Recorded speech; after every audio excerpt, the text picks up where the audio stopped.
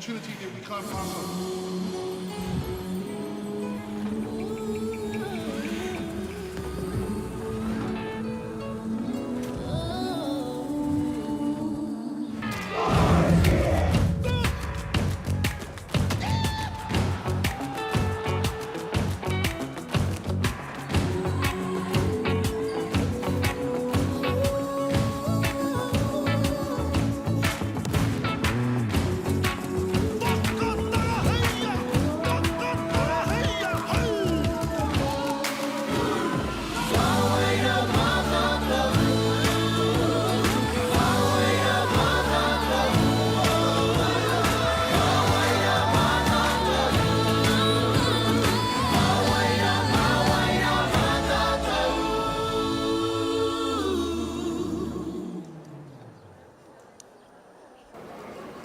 Tēnā rā tātou e te motu whānui.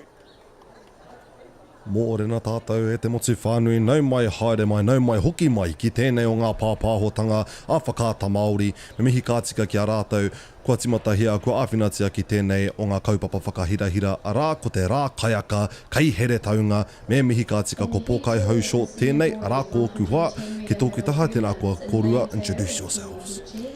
Namihi kai, this is Ko Makarozanoski Aho, and with me here is Kirsten Hellier, our throws expert. Kia ora te whānau. It's a pleasure to be back joining everyone for the start of day 2 here in the mighty Hawke's Bay. Maraina everybody. Kai, kei te peha ko? Ai, kei te pai tēnei ata. Woke up pretty damn excited for the day. Ka rea noa tamanui te rā, kua whiti mai o nā ringa. The sun has yet to shine on our young lads out here. Lads and lasses, I should say. We're going to start off with ngā taupekepeke taiapa i te ata nei. It is the 100-metre hurdles, is that it? Is that correct? 110 for the senior boys. Ka pai. 100 metres for the senior girls who will come up after this, and then we have Kirsten in for the shot put this morning for senior boys underway at 9:30. Nice, yes. Just a quick note before we talk about the weather. We've had the first heat of the senior boys 110 metre hurdles, and it was taken out by Connor Gilliland from Central Southland College, and he won that heat comfortably. We've got a couple of heats for these, and it's the first 3 in each heat and the 2 fastest to go through to the final at 10:30 tomorrow. Sunday, Ratapu. Ai, Ratapu. Saturday today, which I have trouble with actually, Rahoroi. Rahoroi, which is, if you translate it to English, literally, it's washing day. It's Rahoroi. Well, mine's gonna have to wait. Yeah, we're a bit busy this weekend, but you know what? We see our boys lining up, getting warmed up. I believe, seen them doing a few practice goes. Yeah, heat 2, Rua for 6 runners here. Hemi Peachy lane 2, Rianko Haggard lane 3, Connor Arthur lane 4, Paul Stain lane 5, Harry Williamson lane 6, and Donovan Couch in lane number 7. So we've got Hamilton Boys High School, this is inside out, Howard College, St Patrick's College, Bethlehem College, Christchurch Boys High, and Tāre College. Yes, there you go, and that's St Patrick's Silver Stream too, just to denote the two. St Patrick's out of Wellington, St Patrick's Town of course, and St Patrick's Silver Stream. And it's Silver Stream for Connor Arthur in lane number 4. Harry Williamson has an impressive 14.54 personal best, number 155. Closer in, Rianko Haggard running well in lane number 3, and those two taking first 2 placings, and Paul Stein will be 3rd. We'll go through as an automatic qualifier, so the first 3 in each heat and the 2 fastest times after that to go through to that final tomorrow, which is set down for 10:30. And shortly we'll be up with the senior girls, and this will be the 100 metre hurdles. So looking at my sheet, 100 metre hurdles, Taiapa Romita, Ai, tahi rau mita. Ai, tika tau, Mark. Hopefully. Taiapa hurdle fence. Yeah, taiapa being, basically a fence. Best way to explain a little hurdle, or not little, geez. Gotta give props to these, to all these young athletes, especially after seeing a bit more of Brianna Stevenson as well. Seeing a bit of her yesterday as her helping in the commentating booth here. He rawe te kite I nei o ngā rangatahi e peke mai nei ngā taiapa, seeing them jump over the hurdles. Is, I'm sure she would have enjoyed sitting in here watching as well. Yeah, I'm sure Brianna will be out and about, and we'll be in here a little later on for our next session of commentary. So now, of course, the hurdles are required to be moved into position for the 100 metres and the height adjusted as well. So an opportunity just to catch up on the weather situation here, Kai, because yesterday we were talking about warm and sunny, and it's still going to be warm today, but I need a word for cloudy. Cloudy. Te kino o tōku reo, bad. Kia ora whakaro ko ngā kapua I te rangi, kapua meaning clouds, just covering up the sky. That's how it's going to be tēnei ata. Engari, hei te ahi in the afternoon, ka kite ia tamanu I te rā, whiti mai nei. I checked the weather forecast earlier this morning, and yeah, it's definitely going to shine bright later on. Gonna have to, how did you say it yesterday, for putting on the sunblock and getting hydrated? What was The slip, slop, slap. Ai, koera, ka whai. Yeah, it's interesting though, because even though there's a bit of cloud cover, it is a little bit cooler this morning, but it still sucks the moisture out of these athletes. As soon as they start moving, they start using energy, and energy requires fluid to be sort of pushed out of the body, and to keep it cool, and so you can get a little bit complacent, sort of thinking that it's not so hot today, it's not so hot right now, but still need to be really, really mindful of the fact that energy's been used, and you've got to stay hydrated and keep the fluid levels and nutrition levels, keep the fuel tanks topped up. Ai, mō tēnei o ngā mahi te pike taiapa hoki, doing the hurdles to start off the day as well. Definitely going to keep hydrated. Me personally, just watching, I want to keep hydrated, so I can't imagine what they're going through. And here I am sipping on the coffee, draining the moisture out of my body. But it's early, right? And of course, many of these 100 metre and 110 metre hurdlers will be featured later in the afternoon when they go to the 300 metre hurdle. So big day for them. And of course, you're looking through the start list for the senior boys shot, Kirsten, and we've seen I think Connor Brady already in a heat of the 110 metre hurdles, and he's off to the shot, and yesterday he was second in the pole vault. Yes, Connor, there's a number of athletes this weekend that are doing multiple events. It's not uncommon for kids to come to secondary schools and do 3, 4, 5 events, and Connor's definitely a very busy boy, having done the pole vault yesterday, and like you said, just a wee warm up in the 110 hurdles, and then he's going to pop himself over to the senior boys shot put, which he's actually got the top ranking going in. He's got a personal best of 17:59. Wow! So he goes in as ranked number 1 in the senior boys shot put, which is pretty impressive for a young man that seems to have a lot of strings to his bow. Now we've got the field going up for you. Quite a big field. It is a big field. Rua te kau Mārima. We've got 25 boys in the senior boys shot put. So it is a reasonably significant field, and as with the field events that we've seen previously, and if you're sort of new to listening to the broadcast this morning, so all of the boys will have 3 throws, and from those three rounds of throws, the top 8 performances, or the top 8 athletes, will then progress for another 3 rounds. So yeah, it's the first 3 rounds will be a little bit time consuming. There'll be a bit of time between drinks for the boys as they wait for, sort of through those first 3 rounds. But then the last 3 will go pretty quickly, with just the top 8 being. Yeah. Kirsten can confirm too that Connor Brady has made the final of the 110 metre hurdles. Those results just coming through. These are unofficial, but Connor Gilliland The first heat winner, 14:36, was the fastest. Harry Williamson out of Christchurch Boys High. Connor, of course, Central Southland College there in Winton. Ty Gonzalez out of Mount Albert Grammar, third fastest time. Then Rianko Haggard, Howard College. Connor Brady, Takapuna Grammar. Asher Robertson, another who was in the pole vault yesterday, finished third from Hutt International Boys. Has qualified for the final, as has Paul Stein out of Bethlehem College and Donovan Couch from Tairi College. He was one of the faster times to get through, as was Asher Robertson. Our first heat here for the 100 metre hurdles for the senior girls. Got Juliet McKinlay, lane number 2 from Whanganui Collegiate, and 3 Mia Cody, St Andrews College. In lane 4, and Gillette from Papanui High School. 5 Jade Wilson, Otago Girls. Lane 6 India Nash out of St Mary's. Lane 7 Jamie Fell from Hamilton Girls, and lane 8 Riley Gale from Marlborough Girls College as they step to the blocks.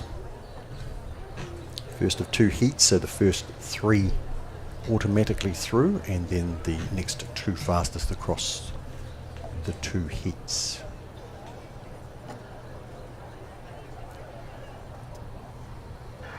And underway first time in the first heat of the 100 metre hurdles, and showing out there is Jade Wilson through the middle, Juliet McKinley in lane number 2. Jamie Fell, India Nash in the hunt for qualification as well.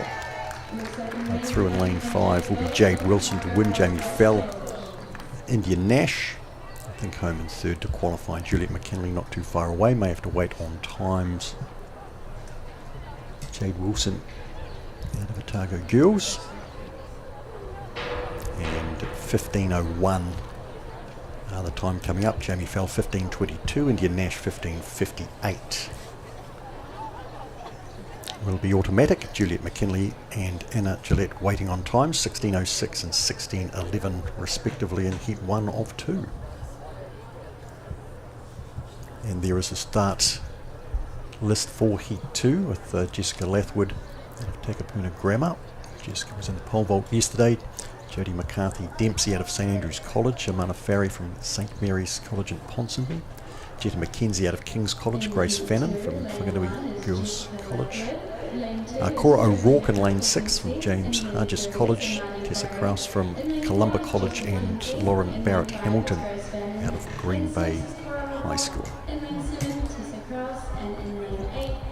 In terms of the shot put warm-up, Kirsten, what tends to happen? What would you recommend for the boys to be doing at the moment? So before a competition, such as this, which is policed down to the letter, effectively the boys and the girls will be allowed 2 warm-up throws. Right. If time allows, sometimes you can get an extra throw. So generally my recommendation, and a lot of these athletes will have done some warm-up prior to coming into the field of play.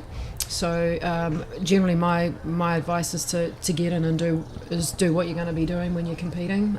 But you will see that some athletes will decide to do a standing throw as opposed to the full version of the throw, whether it be a lineal glide or a rotation, or some of these athletes might be doing a shuffle, or there's a number of different ways that you can actually deliver a shot put, and as the competition sort of progresses, we might be able to give you some insight into what those are when they're happening. But yeah, just making sure that their processes are in check, and feeling good, getting a good feel of the implement coming out of the hands. It's just orientation is pretty important as well. Koetahi āhuatanga e tae ana ki te whakakinoinga whiu. Are there any variables that are able to, I guess, put off any of the shot puts, whether it's the boys or girls throwing it? Are there anything you could say in terms of that could affect their throws? Might just come back to that in a moment, Kirsten and Kai, as we get underway with our second heat. Lane number 2, Jodie McCarthy Dempsey is showing out early. Also lane 4, Jetta McKenzie, and out there in lane number 8, Lauren Barrett Hamilton as well. In fact, Lauren's going to get up for second. Jodie comfortably through for the win, and Jetta through in third for the automatic qualifications, and 15.02, so 1/100th of a second slower than the first heat, so we're going to have a good competitive final. Jodie McCarthy-Dempsey out of St Andrew's College in Christchurch, and hopefully we'll get the other list of times coming through shortly. Kirsten, though, just back to Kai's question there. Yeah, there's lots of things that can affect the athletes and how the ball, in simple terms, how the shot put comes out of the hands. Some, sweat is a consideration, because imagine you've got a shot put which is very it's heavy and it's smooth, and then you've got slippery skin, so you will notice potentially as the competition goes on that some of these athletes will use chalk to sort of mitigate that from happening. Also off the fingers, once upon a time you weren't allowed to have any support sort of around or on the hand, but you will also potentially see that some of these young men will have taping on the fingers, and that provides a little bit of security for the fingers, and also for a little bit of grip. And equally they'll often have a wrist strap on as well, to support the wrist. Wrists are pretty fickle parts of the body with lots of little bones and things, and these young men and women are still growing, and but the shot put is quite challenging on the fingers and the hands, and one shot put being pushed off one finger is a pretty bad outcome for the knuckles here. So we'll look more to the shot put shortly. That due to get underway at 9:30, 9:45 the senior girls high jump we look forward to. On the track now we go into junior boys, junior girls hurdle heats, and then junior girls, junior boys 1500 metre heats.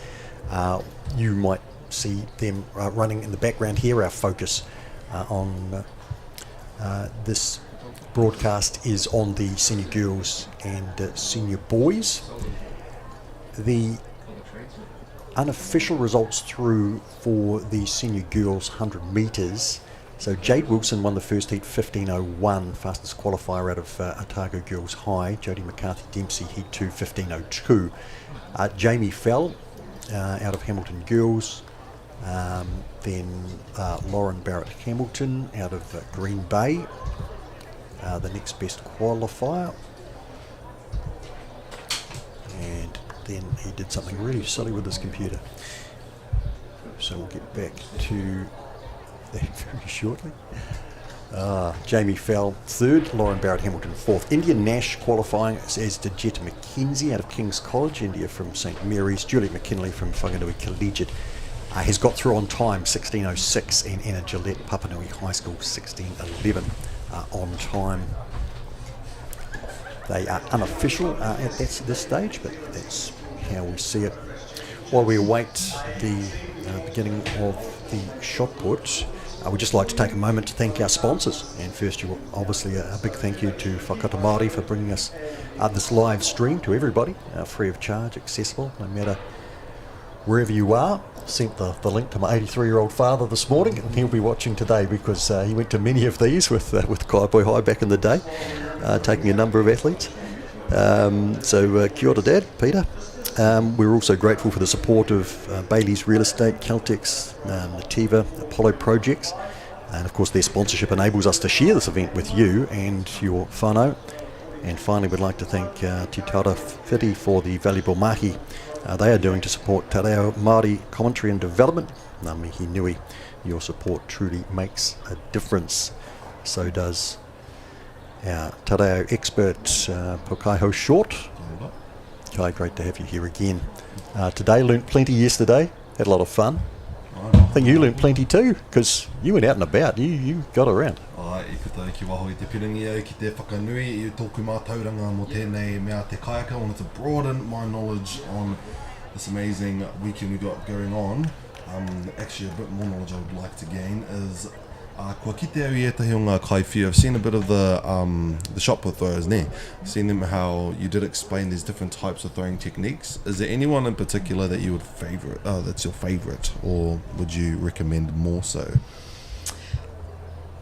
The most popular technique at the moment, or that's evolved, is the rotational rotational technique. And you'll see there's probably a significant, we could probably see what this young man is going to do. But the rotational technique is literally identical to what a discus throw looks like as well. And yes, this young man is doing the rotation.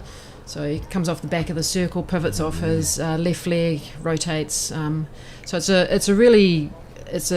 it kind of looks simple, but it's very complicated because you've got does not look simple at all. You've got a range of movements that are happening. So for a right hand thrower, you're pivoting, you're what we call internally rotating as you come off the back of the circle, and then when you hit the middle of the circle, you externally rotate. So you're kind of like a little bit of a washing machine in some ways. Oh my gosh! You've kind of got this, and you'll see that this young man's just doing a standing throw, so it might be his preferred choice of how he's going to throw the shot, or it might just be that this is what he's wanting to do for his warm up throw. Right. He doesn't want to step out of the You front. definitely don't want to step out. Yeah. I did see him step out there on the final, but he released the ball. Is there any rule to that? Yeah, we talked about this a little bit yesterday. That athletics is a very much a constrained sport, and that there are lots of rules and regulations. So, the rules in the shot put are that you basically need to maintain a position inside the concrete circle. And you can see there's a small rim that surrounds the circle. Right. You can touch the inside of that, but you can't touch the top. And then the stop board where the young man was just positioning himself there, you can touch the inside of the stop board, but you cannot touch any part of the top of the stop board or walk out. And then you see there's two lines on the side of the shot put circle there. When the athlete finishes their throw, their first step outside of the circle must be behind that line. So that would have been a foul if that was in competition. Te nui o ngā ture, so you are right. There's so many types of rules and regulations for this, and it's very technical as well. I guess that makes it bring out more so of certain skills, certain learnings that you picked up along the way. So it's awesome to be able to fully understand this and comprehend this. Ngā mihi, Kirsten. So this young man's doing a lineal glide. So he's actually doing what they call a glide. And that was once upon a time the most popular form of doing throwing the shot put.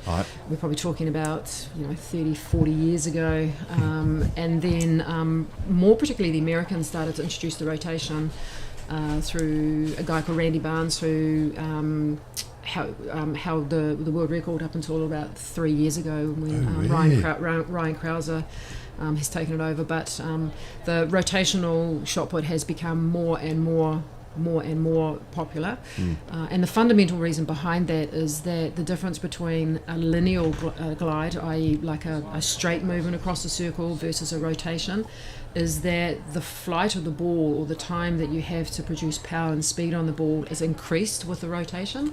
And so therefore your ability to be able to again produce more power and produce more speed is more likely in a rotation. Having said that, it's very technical, and you have to be on the money. But the great thing now is that the rotation is introduced very early into a young person's. If they, I've got young kids that I've worked with that are 8, 9, 10.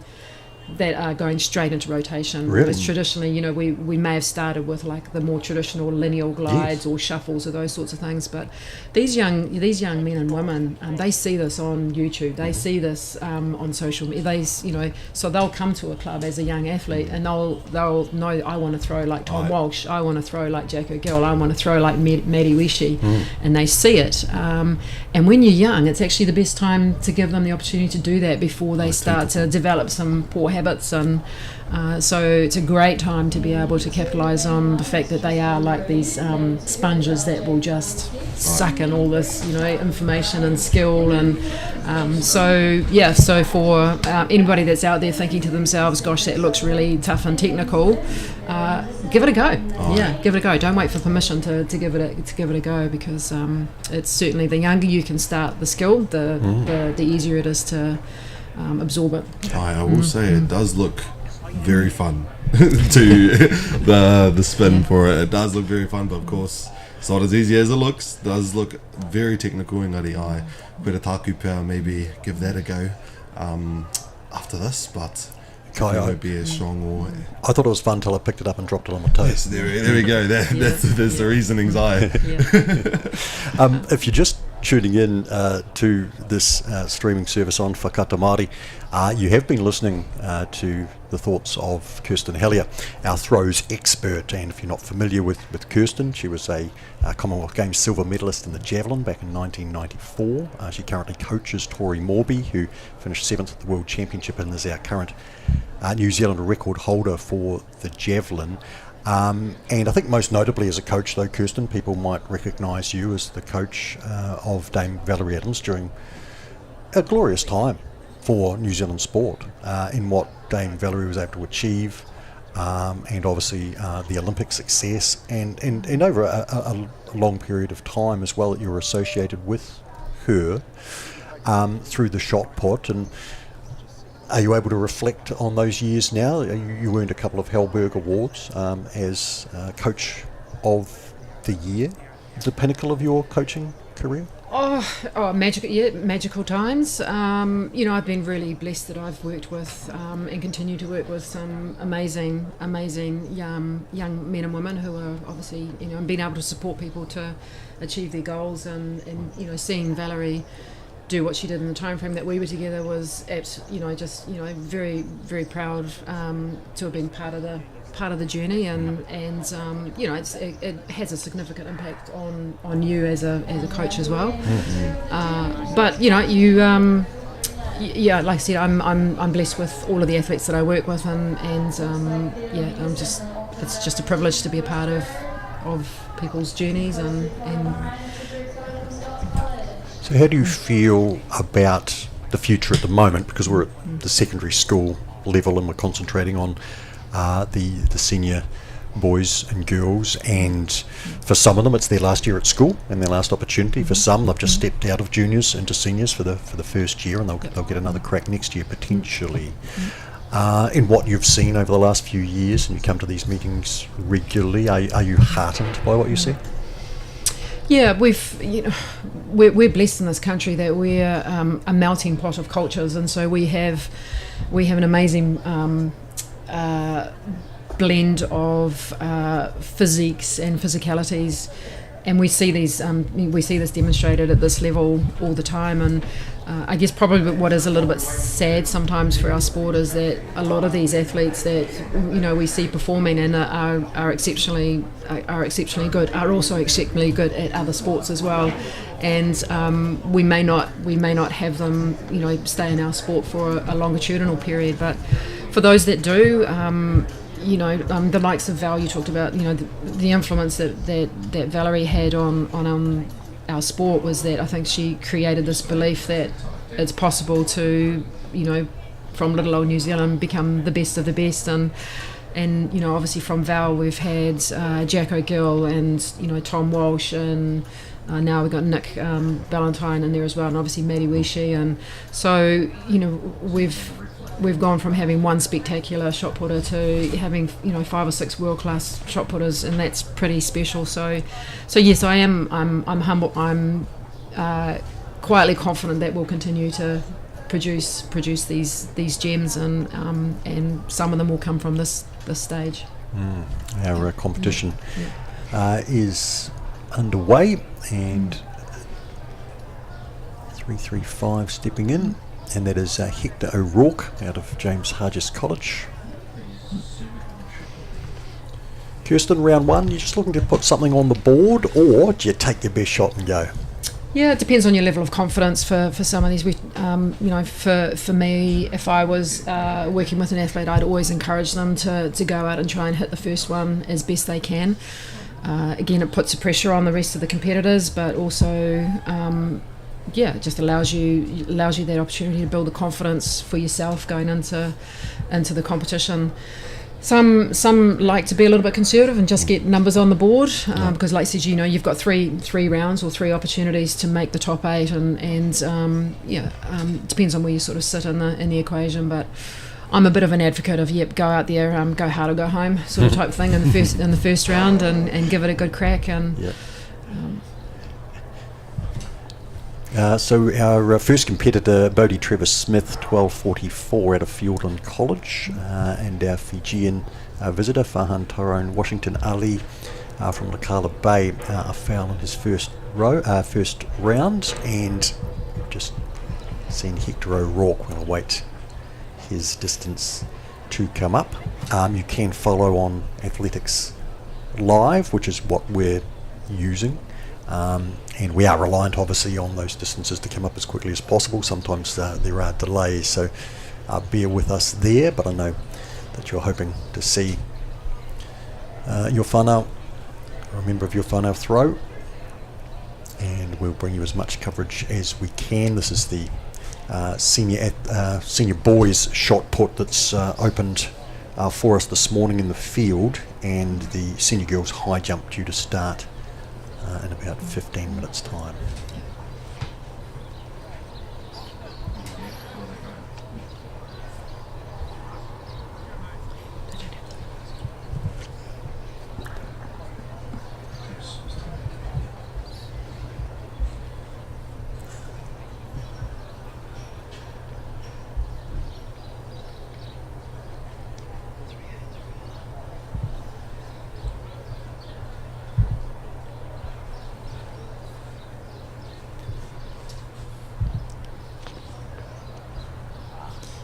Well, unfortunately, a foul throw there for the athlete.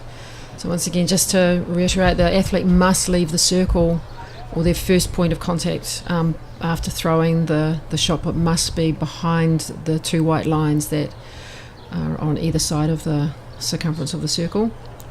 That was Austin McDougall there of Lindis Farm, and got Duke Gilbert out of Mount Albert Grammar.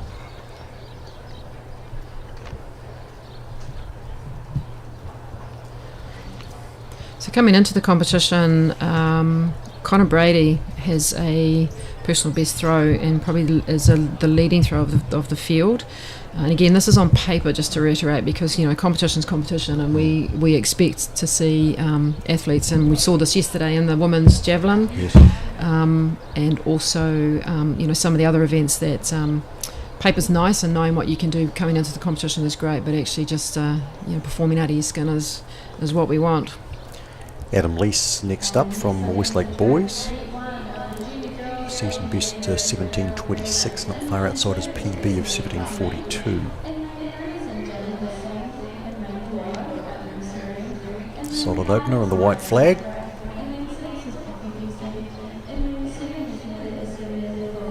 Colours, Kai, need to work on colours. White? Ma. Aye. And then red is Fiddle. Don't want to see that. Fiddle? Fiddle, yeah. Fiddle. That's the red flag, which means a foul throw. So this is Manaia Christensen from Rotorua Boys. Manaia is also a very good rugby player. He's got a current personal best of 17:11 coming into the competition. Yeah. Manai's got quite a tidy rotational technique. He's also a relatively, pretty good discus competitor with a 55 metre personal best in the discus as well. Shot put, discus, they go sort of hand in hand for athletes at this age? They do more so now with the rotation and the shot put being more prominent. So you will often find that athletes will double in the shot and the discus. And at this age group, something that I would absolutely recommend as a coach to give both a crack. Yeah. Martini Coe from Hamilton Boys High next up. And the throw will be registered, so he's on the board. There's almost an element of ballet and ice skating to that rotation, Kirsten. I was hopeless at both. Yes, well, and I'm not sure if people managed to see the final of the men's discus at the World Championships earlier this year in Tokyo. It was literally like ice skating. Torrential rain came down and the competition was disrupted 3 or 4 times, but it was a slip and slide for sure for a lot of the athletes, with them ending up horizontal on the circle as opposed to standing up and watching the discus go. It was pretty challenging. I've been fascinated by that because similar situation at the women's shot put final at the Olympics. Correct. Yeah. And I just thought that they would postpone it, but that doesn't seem to be. Well, they did with the men's discus in Right. Tokyo. They did postpone it, and possibly in hindsight that should have happened in Tokyo. But I think more particularly the what needs to be addressed is that, you know, torrential rain is one thing, but even a small scattering of rain would have created a slippery circle in both of those situations, and they just probably need to future-proof that moving forward. That those aren't the what happens in a competition at that level. Jonty Leary from Christchurch Boys High next in the circle. So Jonty's using the more traditional lineal glide, which you know, all of these techniques are technical, and although the lineal glide is not as popular now as the rotation, it still has, you know, if the athlete chooses to do it, and you know, sometimes it's about what the athlete feels good at doing. But it's also sort of potential considerations around the physique of the athlete as well. Now, just recapping some of the distances that have come through. So Adam Lease, the current leader from Westlake Boys, 16.95. Mania Christensen, 16.12 out of Rotorua Boys. Hector O'Rourke, 13.64 from James Hargest College. Jonty O'Leary, we've just seen 12.59. We've seen 12.44 from Bodie Trevor Smith. And this is Toby Orr from Middleton Grange School. Again, using the more traditional glide technique. Middleton Grange, if I remember correctly, sort of in the Riccarton area of Christchurch. It's good opportunity for a geography lesson. Kai, seeing some of these schools, some of which I've heard of, but aren't actually sure exactly where they are. It's in here. It's the same waka that I'm in, Mark. Looking at some of the kura, I've seen a few that I know from commentating basketball and volleyball, but seeing it all here, I'm like, sure, I've seen some familiar names on the list. Let me see if I can find. What was your high school? You could say 3 high schools actually. Lived over in the Cook Islands at Te Reora College, and then went to Ngātaia Te Wharekura in Hamilton, and then went to Te Kura Kaupapa Māori o Te Kautsu in Rotorua. So a bit of a cultural jump between my Cook Island side and then heading towards the Māori whānau. So yeah, been a bit of everywhere in my cultures, you could say. Yes, and we do have Cook Islands athletes here this weekend, also Niue, Fiji, including in this competition here, and tremendous to have them joining us. Just a little delay here for the next throw. We saw the shot clock before. Kirsten, seems like they have a minute to complete their throw. Yes, once your name is called, you have a minute. But obviously, this is Thailand waiting patiently for his name to be called. Looks like they may have a little bit of an issue with the theodolite, the measuring system that they use. Technology is great and it does speed things up for us, but you know, sometimes it has a wee glitch as well. So again, you know, we talked about the resilience of athletes being, you know, having to deal with these little delays and things, and it's part and parcel of competition. So, Shot clock has started now. So he's quickly into the circle as Taylor Endicott Davies. Out of Rolleston College, that'll be a foul opening throw, but he'll get 2 more attempts. Rolleston, one of the fastest growing areas in New Zealand on the south side of Christchurch. So Kai, you asked the question yesterday around differences between left and right-handed throwers. Status quo here as well. There's no fundamental differences around the technique of what you're using, whether you're a lefty or a righty. So this is a rotational technique. Possibly do a little bit of a step in if he's going to. No, he's just going to use the full. Yeah. So potentially one of the reasons why he's starting a little bit skewed around there is he may have been having some troubles in his warm-up getting the shot. The other constraint that we probably haven't talked about is that the shot put has to land within the sector, and you can see the white lines out there with the markers indicating the distances. Right. If the shot touches the line, it's a foul, so it has to be completely within the sector lines that are marked there. Good point. Kasfata Tolai from Wellington College next in the circle. Te ahua nei he foul tēnā. Both Jura and Case both have pretty strong PBs in the 16 metres plus, close to 17 for Jura, but they've fouled in the first round. They'll have a couple of opportunities to make amends, and here's the busy Connor Brady. Yeah, busy young man.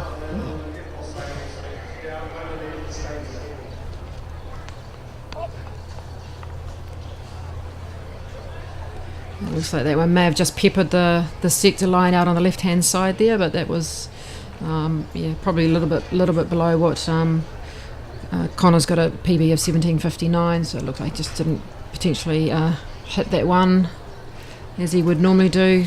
Perhaps still recovering from that 110 metre hurdles Yes. peak that he's just come from. It's yeah. And he has qualified for that final, Connor. Yesterday we mentioned him in the pole vault, finishing second there. Later today, he did the 300 hurdles, discus tomorrow. Ifilami from Dilworth School.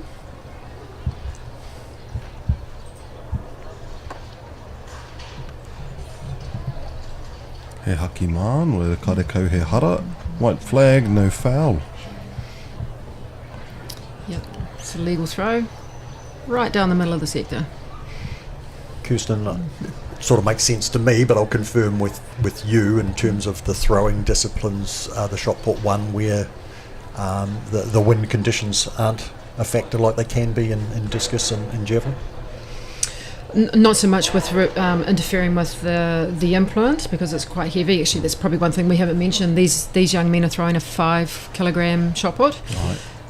So it doesn't really influence the implement itself, but if it's windy and you're doing a rotation and you may be throwing into the wind, throwing with the wind, coming into your face, that can affect you a little bit, with regards to how the body kind of moves. So the wind can affect in that regard, but it's comparative to, for example, the javelin or the discus, where wind has got a significant influence, or can have a significant influence. Right. Both the hammer and the shot put, not so much. He oriti te taumaha o te pōro mo ngā wahine me ngā tāne. Is it the same weighted ball for shot put rather for males and females? No, the women at this level, the schools level, the junior girls throw a 3 kilogram shot put, Right. and the senior girls actually they also throw a 3 kilogram shot put. The boys, also junior boys, throw shot put, so that can be a bit of an advantage for coming back into the schools Aye, and throwing a 5k. Right. And likewise for some of these young women in the senior women category, they'll be throwing a 4 kilogram shot put in the club competition area. Right. Now we're just a few minutes away from the start of the senior girls high jump. There are 13 competitors listed, and including last year's winner Mia Jajaga out of Rotatuna High School in Hamilton, and Mia was in action on the track yesterday, qualifying through the first round of the senior girls 200 and the senior girls 400 as well. And here is the start list with Anna Gillette, who we've seen this morning in the hurdles, Papanui High School, Olivia Norris Spring out of Palmerston North, and there's Mia on the second page alongside Tessa Kraus out of Columba College, Hannah Hickson from John Paul College. So we're ready for some of these athletes. It is their second event of the morning. Is it a good time to compete this early in the morning, Kirsten? Oh, it can be. Power base, generally you're at your peak sort of 2 hours after you wake up So assuming these guys and girls have got out of bed and done the preparation that they need, so our circadian rhythm, our body's natural clock, has a way of peaking and has ebbs and flows as the day goes on. So if they're getting out and doing the mahi within sort of that post 2 hours of waking up in the morning, then generally they should be pretty good.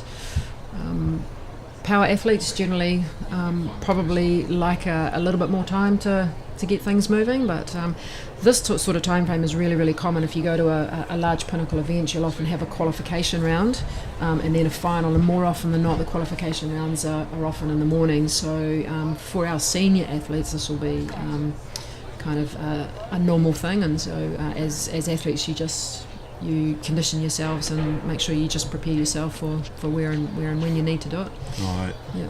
Young people don't sleep so well, so sometimes these early mornings can be tricky. Yeah. Seems as though koenei o ngā rangatahi, they've mastered it. They've managed to beat me here, and I see everyone warming up on the field next door. Yeah. So it's awesome to see that, the passion that you can see i roto i ēnei o ngā rangatahi. So we'll now be alternating between the shot put and also the high jump. Just looking at the shot put leaderboard, Adam Lease 16.95 still on top. David Mora has just put 16.21 to lead to second from Tauranga Boys, pushing Mania Christensen back to third with 16.12. Sione Halafanua from St Peter's College Epsom 14.92. Fraser Hazeldene's just pulled out a personal best out of Western Heights High School, 14.52, so congratulations to Fraser. And also Lachlan McCurdy, he's sixth at the moment, and a PB 13.83. And that throw of David's was 16 minutes off his personal best, yes. So that bodes really well for a first round opener for David. It comes from Tauranga Boys.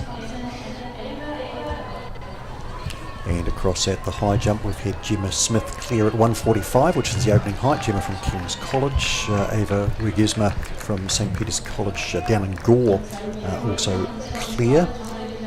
Maisie Simpson has had a first round miss, as has Willow Gouge. And they get two more opportunities, of course. Can tell you that a number of athletes have passed at 1.45, and in fact some of them have passed through to 1.55, including defending champion Mia De Jager.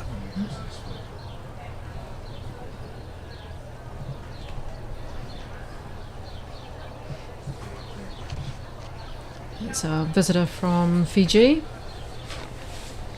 taking his second round throw. We've had a few athletes that have either selected not to participate in the boys' shot put, so we're actually down to 20 athletes now. So, and we've just started the second round, into the second round. Kai high jump Tupiki. Right. Tupiki. Tupiki. High jump Kai Tupiki. Kai Tupiki, ai. Tika tau, Mark. Pai te rongo i tō reo. Been hearing your reo.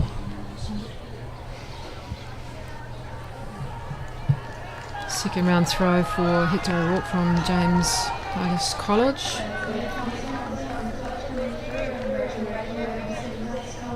Looks like it might be out around the 13 metre mark. First round throw of 13.64.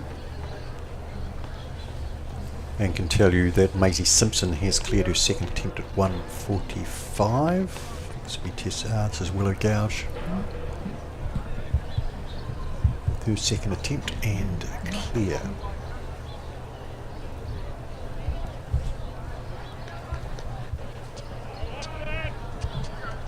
This is Austin McDougall from Lindisfarne College, so just down the road from where we are here at Mitre Park.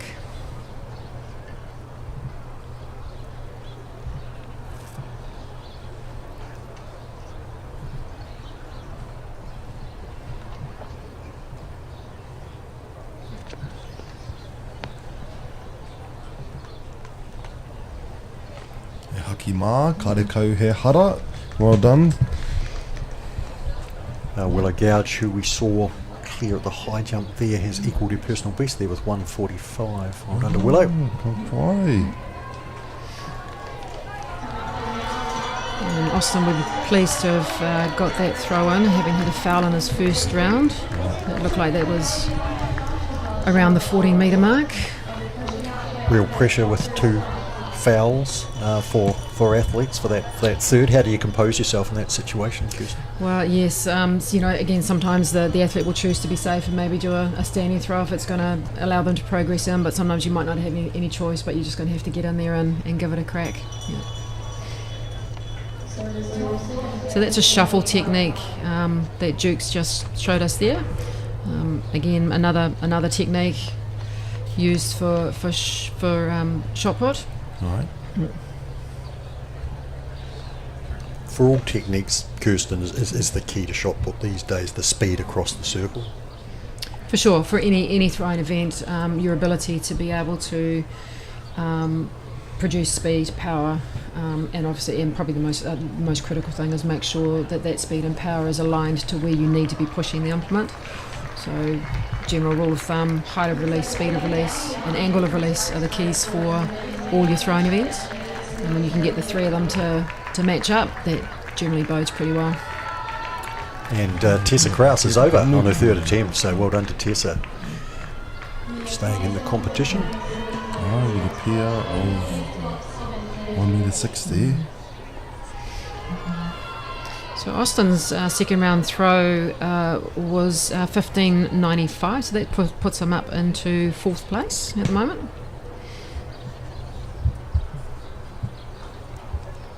And Adam Lees, the competition leader, awaiting his second put. Adam has a personal best of 17.26, opening round of 16.95, so pretty close, and it looks bodes well for some of these guys popping out some personal best performances today.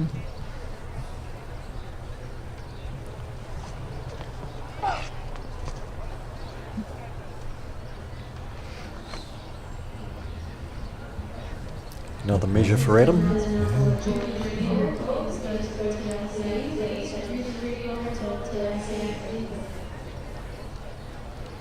So while it appears that these guys are actually turning around in circles as they go across the circle, while they are rotating, they still need to be moving in a straight path into the direction of where you're throwing. Adam's last throw, he was just a little bit cramped over on the left-hand side, the right-hand side of the circle. So probably just a little bit of constraint there for him to be able to really apply speed and power onto the ball. Just not enough time. Manai Christensen, his second round throw.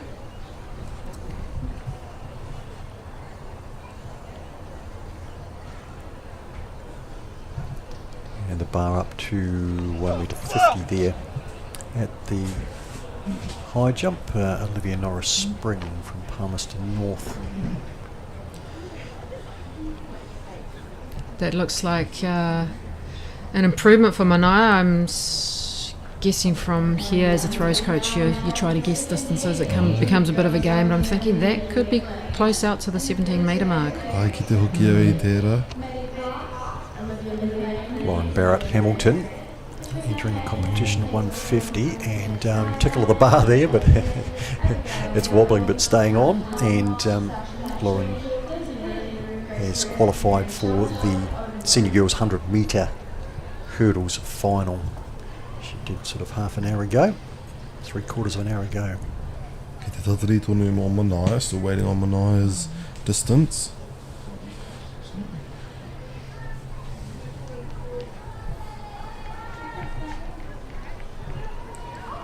High jump, Gemma Smith from King's College.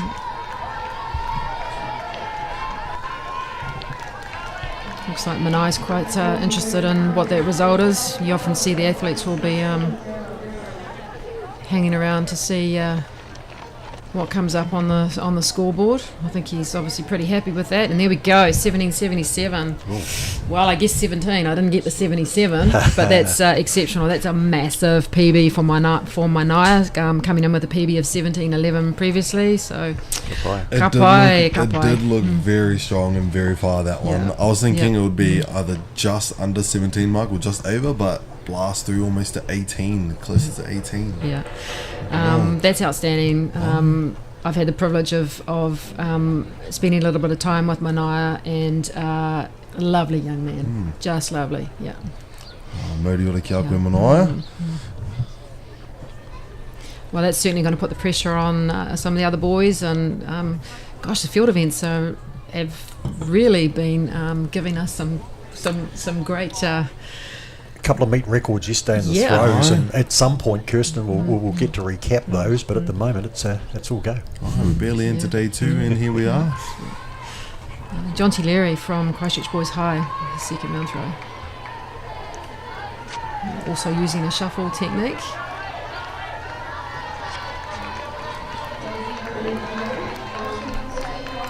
This is Widow Gouge from Scots College. Her attempt 1 metre 50. Willow was able to get over a metre 45 at her second attempt, and she'll have a second attempt at 1 metre 50. So far clear at 150, Lauren Barrett-Hamilton, who passed through 145. Olivia Norris-Spring also passed at 145, cleared 150 first up. Ava Bergsma also clear through. Toby Orr, second round throw. His first round of 13-16. So marking the high jump, we've got the ladies are coming in from either the left or the right hand side, and it's generally determined by, well, pretty much determined by what their dominant leg is for takeoff. Right. But there are, obviously for those of you that are watching from home, you'll see them coming from different sides to attack the. So obviously that young lady there is coming in from the right hand side, and then you'll see some of the other jumpers will be coming in from the left hand side. So that was Tessa Krause with her attempt at 150. She'll get 2 more. Tessa out of Columba College.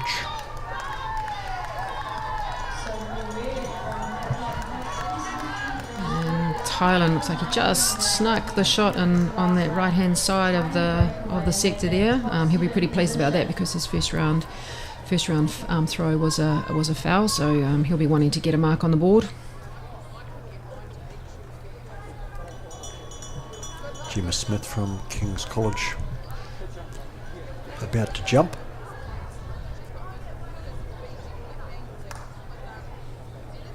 And comfortably clear at 1 metre 50. The high jump apron's on the outside of the track here.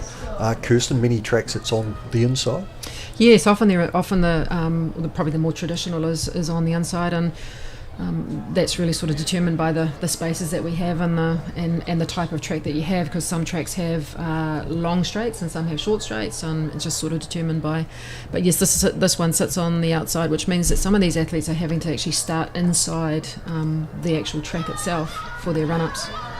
Maisie Simpson there attempting 1 metre 50, and yes, obviously have to be very conscious of the 1500 metres going on at the moment in the junior events. So Jaira Isakia also foul on the first throw, so he'll be wanting to get a mark on the board, and that's a much better effort for him, so should be happy with that.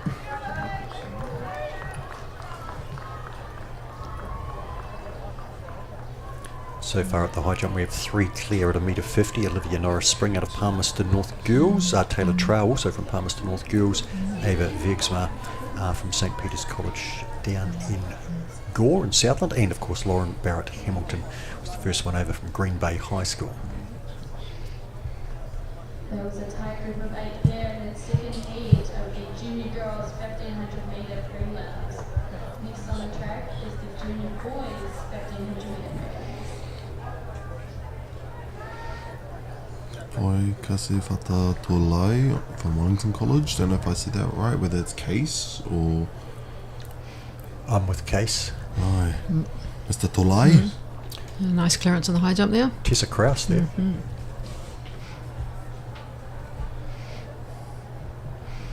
And I would imagine that young man there probably trains out of the Solar Power Throws Academy in Lower Hutt. Lower Hutt, just down the road from me. It's a really impressive setup there. It's a great setup. Yeah, and the Solar Power Throws competition will be held on the 30th and 31st of January next year, so for anyone interested. It's a really good Beautifully fun day. cleared. Maisie Simpson clearing there. Tessa and Maisie both responding under pressure at the high jump. Here we have our busy Connor Brady coming in for his second round throw, first round foul, so he'll be wanting to get something on the board as well. And again, that's a much better effort. We'll be sitting somewhere around the 16 metre mark. With a PR of 17, almost 60, 1760. Yeah, 17:59. 59. Yeah. Who is eager to see. Should be coming up any time now, whānau.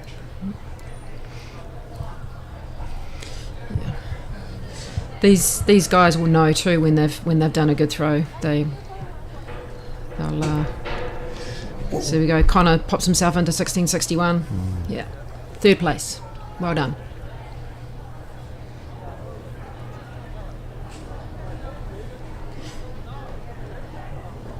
Falami from Dilworth.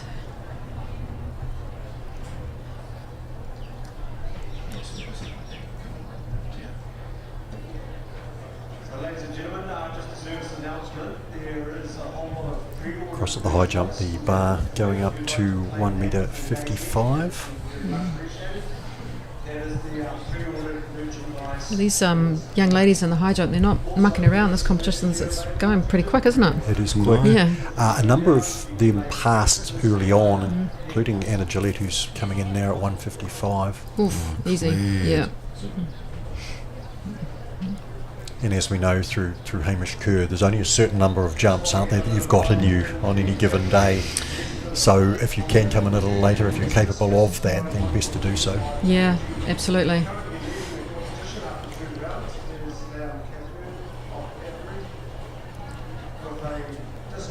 That's Hamish from Christchurch Boys High. Again, he had a foul in the first round, so it's great to see these guys that didn't get a mark in the first round getting something on the board.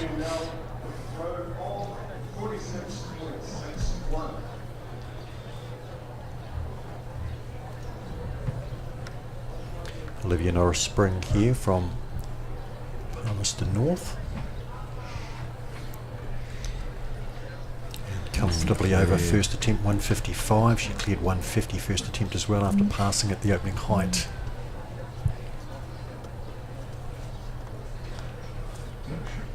So Sione from St Peter's College in Epsom in Auckland.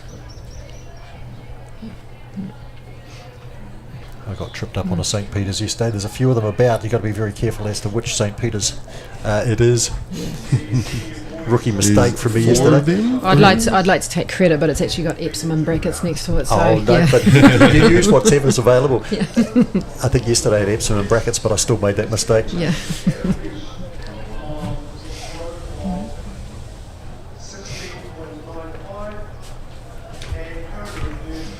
So over 155 at the high jump. And Gemma Smith awaiting her first attempt. And just in the background there, Lachlan McCurdy from Rathkeel College with his second round throw. One of our personal besters, I think, in the first round for Yeah, it was, Lachlan. yeah. And Personal best of 13.83 in round one, which is a great way to kick off the comp for him. you just can't ask for better, can you? Can't, yep. Yeah, we talked about the trickiness of getting all the stars to align on competition day, and it's pretty difficult to do a personal best performance or record-breaking performances in events like this, because you kind of got to get everything right. But again, yesterday we saw, I think in the girls' javelin, of the 15 competitors, there were 12 personal best or season's best Yeah. performances, which was pretty good. Could be the excitement Yeah. of the first day, Yeah. even the crowd having its effect on everyone. Kind of that nervous feeling, but wanting to shake it out here. That's the type of feeling I get with the volleyball boys when I was commentating. David Moore just had his second round throw, so his first round was 16.21. A little bit of a narrow base on the delivery of that last one, and it's really important that when you're throwing that you have a really good, what we call a solid double support position. Double support meaning when both legs are on the ground. You can't apply force and or power or generate speed if you've only got one leg on the ground. Right. So it's a little bit trying to jump for a volleyball spike. Just off, you want to have that real good strong power position. And Jodie McCarthy Dempsey from St Andrews over there at 1.55 metre. And Fraser Hazeldine from Western Heights High School.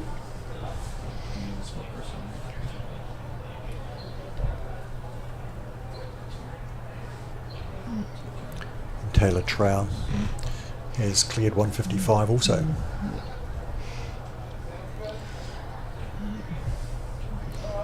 The throw of Fraser's doesn't quite look as if it was as good as his first round throw of 14.52, which also was a personal best performance. Hannah Hickson from John Paul College is just entering the competition, having passed at the first two heights. Oh, that was cleared easily by the looks of it. Bodie from Fiordland College.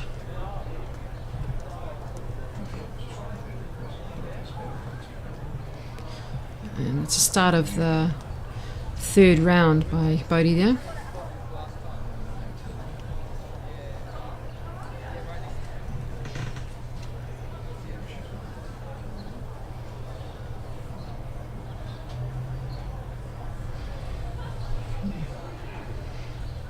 So, quick knowledge quiz, Kai. Right. Rules of shot put. Can you touch the top of the stop board? You cannot. You cannot. And your first step after you throw must be where? Must be. Oh, is it behind the centre line there? The white line's perfect. All right. Very good. Kapai. Kapai, thank you. Oh, I'm going to start remembering everything now. Oh, heat's on. Kapai. Yeah. All right. This is good. This is really good. I'll come back next year and I'll know everything as well.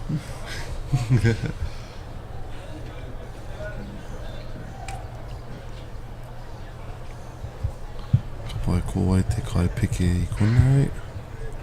Lauren Barrett Hamilton from Green Bay, deep in concentration.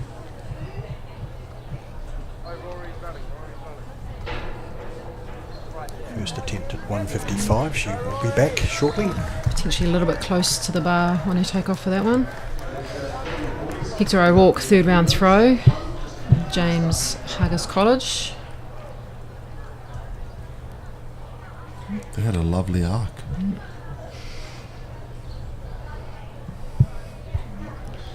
Yeah, it's pretty important. We talked earlier about the three components of a good throw: height of attack, angle of attack, release, and release velocity. Right. And those all determine exactly what you just saw there. You set an arc. If you want to be really technical, we call it a parabolic curve. Parabolic curve. Parabolic curve. Good Yeah. stuff, So if you go back to your maths class, you might. Oh, God, Yeah. boy, that wouldn't be me now. Yeah. Ka titiro mo te kapu. Austin McDougall from Linda's Farm. So he had a big second round throw of 15.95, which was a personal best. So let's see if we can advance on that. Again, using the glide technique.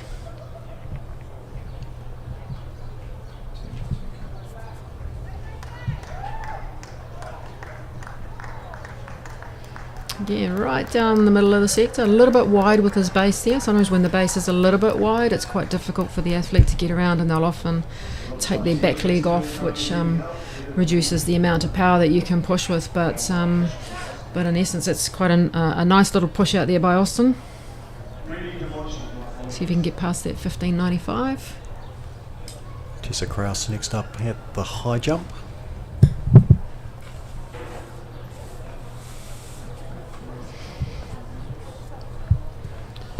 So Austin's third round was 15.67. And we now got Duke Gilbert. He's from Mount Albert Grammar. So Duke's PR is 10.51. He's been out to 10.27 in the first round, so he's not too far off that. It'd be great to think that we can see most of these young men at least get out to their personal best performances. Would be great. All right. And you can't say that that's anything but a success.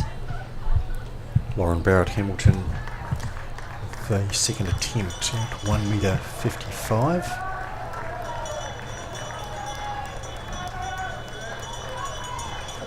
it looks like Jack Stern is leading out here in the first heat for junior boys prelims at 1,500 metres. Adam Lees, Westlake Boys. Can he reply to Mania Christensen's 17.77?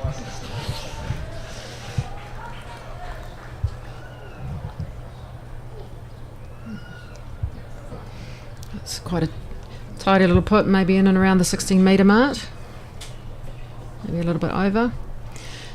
The other thing, Kai, you'll notice that the shoes that these gentlemen are wearing, that they have specialist shoes for throwing, and they're specialist shoes for if you're doing rotation, and they're effectively, the shoes are kind of hard soled and have a smooth surface on them, so that they can move really, really quickly and nice and slickly across the circle. So there's not, so you don't want to have too much friction on the circle when you're trying to rotate.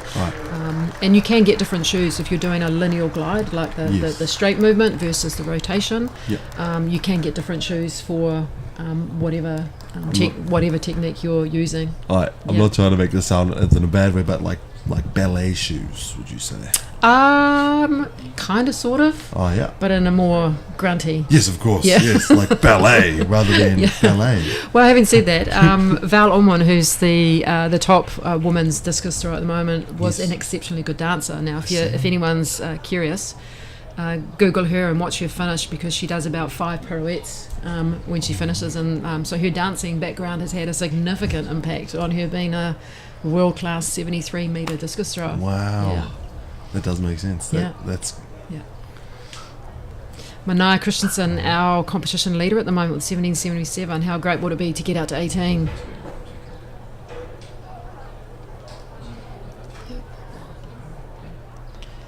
So possibly a little bit high with the angle of release on that one. Again, it's a real fine line between, so the angle of height is determined by how tall the athlete is effectively, and how high they can get their arm to extend on their release. But it is pretty much determined by how tall you are. So if you're a taller athlete, you're obviously going to have a higher height of release straight away. But the angle of release for shot put, generally somewhere around 43 to 45 degrees. If you go too much and too high, you obviously lose power, and it's headed upwards and not out faster. Yeah, correct. Yes. Yeah. Because gravity pulls no matter where. So if you throw too low, gravity's still going to pull the ball down. Yeah. So 17.43 for Mania. Again, 2 PBs in one competition. Outstanding. All right. Yeah.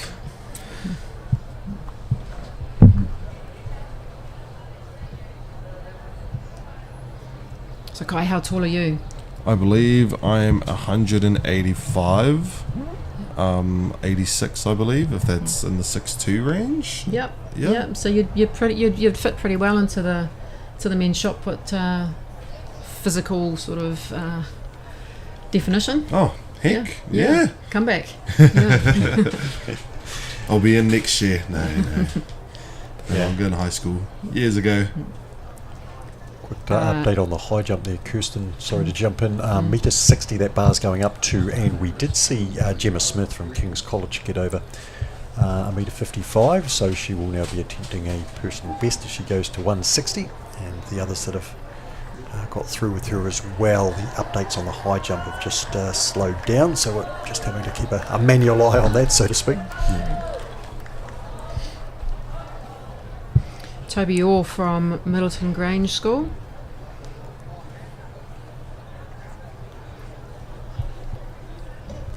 Currently leading in the second heat for junior boys 1,500 prelims.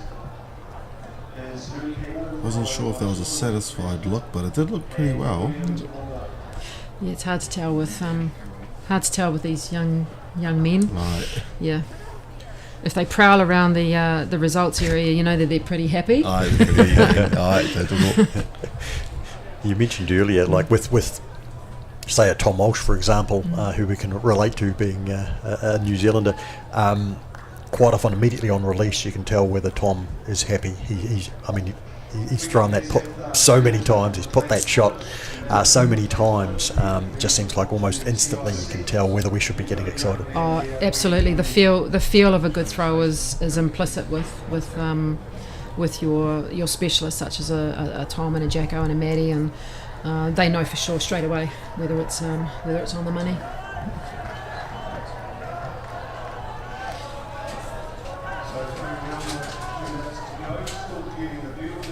So unfortunately a foul for Tillen's last throw. John Dresler of MΑORI High School is here in Munster, along with William Warner.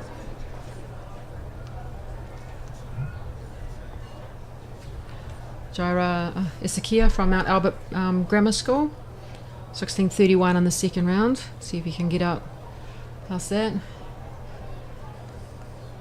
Yeah, again peppering the 16 metre mark. No, actually might be a bit more than that.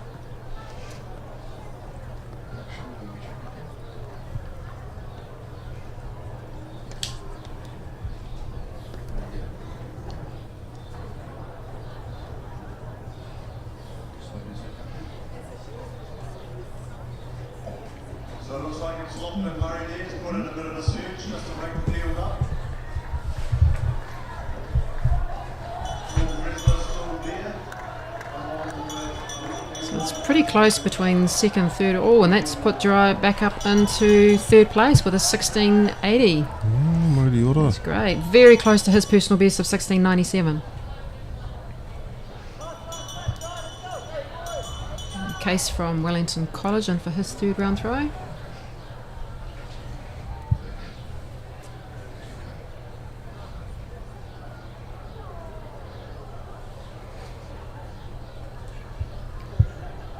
Kirsten, when the put is straight down the middle, is that an indication of a good put, or does it not really matter a great deal? Obviously, if it's within the cone, then that's what we're aiming for. As Anna Gillette gets ready for her first attempt, 160 and clear.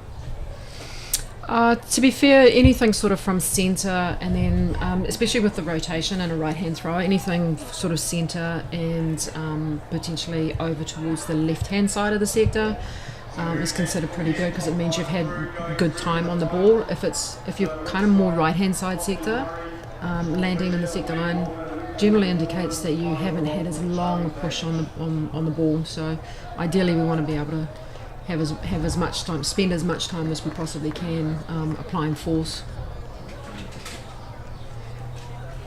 And the magic of split screen allowed us to see Connor Brady's latest put, and also Olivia Norris Spring clear at 160. Yeah, I'm thinking that looks like it might be another 16 metre put for Connor. Gemma Smith's now into PB territory. If she can clear 160, she'll get a second attempt shortly. Alright, just over 16 from Connor Brady.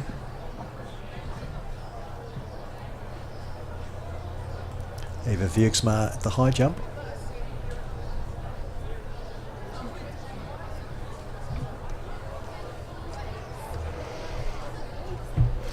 Ifilami from Dilworth School.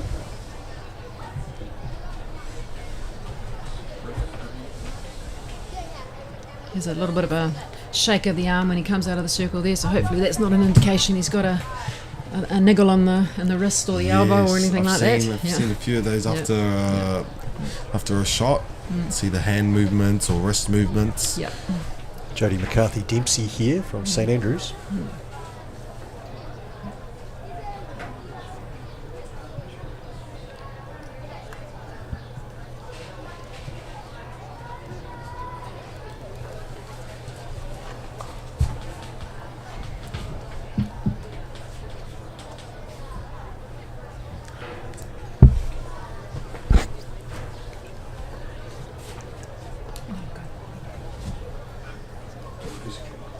here we get the third on here.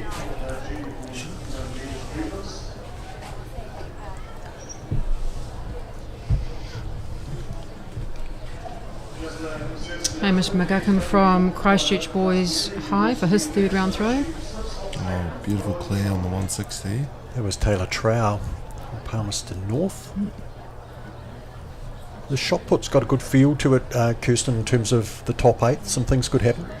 Yes, well, it's at the moment we are looking. 8th place is Sione from St Peter's College in Epsom. We'll get that one right. Sitting with a 14.92, and then leading the competition is still Manaia at 17.77. But having said that, we've got a group of athletes sitting within kind of half a metre of each other, which bodes well for the last 3 rounds. Mia De Jager is entering the competition at 1 metre 60. She is the defending champion. Just a quick service announcement. The manager for Paramaru would please report to TIC. And a comfortable height for her. She has already been busy. She's qualified to the next round of the girls 200 and 400 yesterday. So currently in amongst it for this third heat is Ronan Dickens. So Sione's last throw was 13.49, so his first round throw, 14.92, still has him in 8th place. But we've got a few throwers to potentially challenge that magical 8th place mark. Who was the thrower just then in the green? So that was Lachlan McCurdy, Lachlan. yeah, from Rathkill College. Ava Viergesma attempting 1 metre 60. St Peter's College in Gore. Her PB is, her personal best is 161, so she's close to that if she can clear this height. So this is David Mora coming into the circle now. And what's that? Metre and 14 maybe? And that looks like an improvement for David, although my track record for predicting distances hasn't been great so far in the competition. But I do think that will be challenging his first round throw of 16.21. Hannah Hickson through the high jump there just prior to her. Jodie McCarthy Dempsey cleared 1 metre 60 at her second attempt. Oh, very close. 16.17 for David. That still maintains his current sitting at 5th. So at the moment, David will progress for another 3 into the top 8. Well done, David. Gemma Smith there at the high jump. She just clipped over the heels. And young Fraser from Western Heights in Rotorua, who's already had a PB performance in the first round.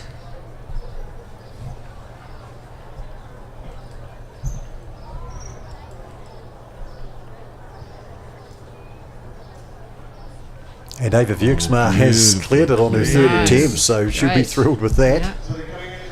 Yep. That body control in mid-air is very elegant. That's what I've been thinking a lot throughout this entire, these 2 days rather. Just all the effort that these rangatahi put into these sports is just amazing. And Hannah Hickson's done the same. Done the same. Great, so things are heating up. All right. Yep.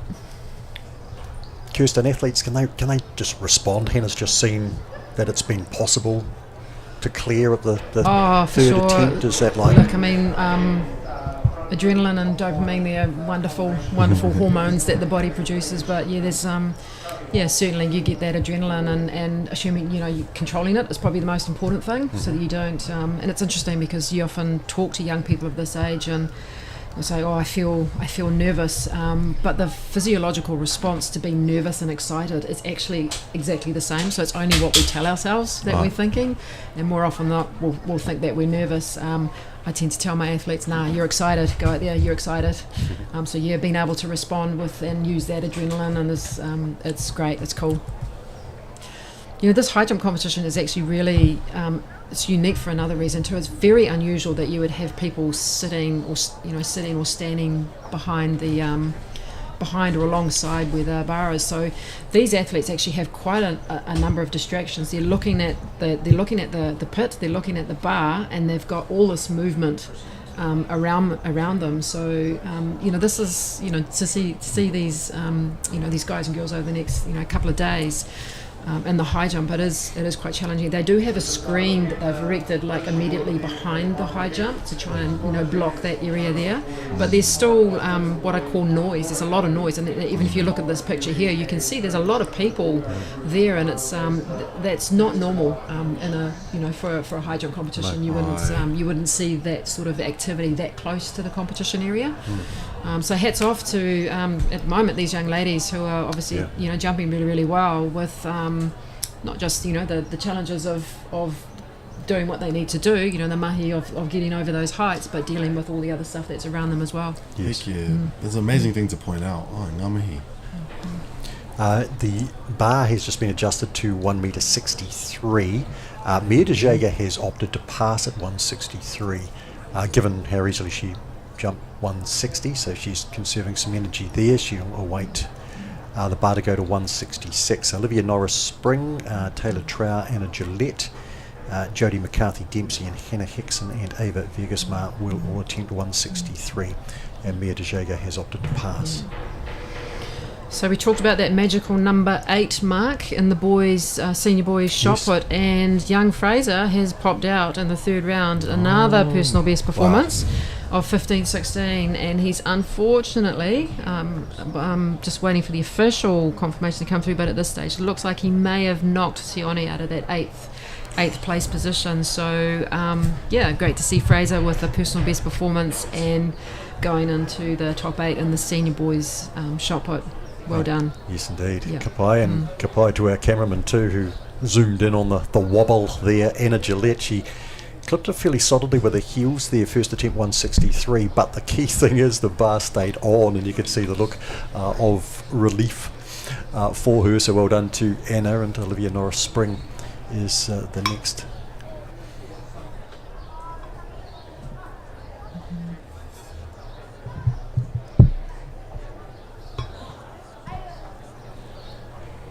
Tāhua katoa tēnā.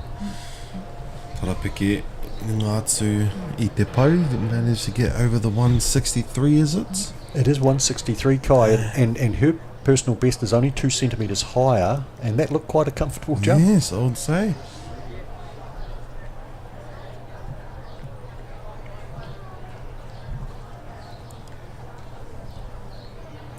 Ava Vegasmar, who left it late to clear 160, but she got it third attempt, so we know she's got that in her. Ai, te kite aia e ngana ana ki te pāhi te 160. Seeing her past the 160 actually made me think she could get past this one, just based on the arc that she was able to create with her body in midair, being able to dodge that, the pou. So I reckon she's got this in her 3 attempts.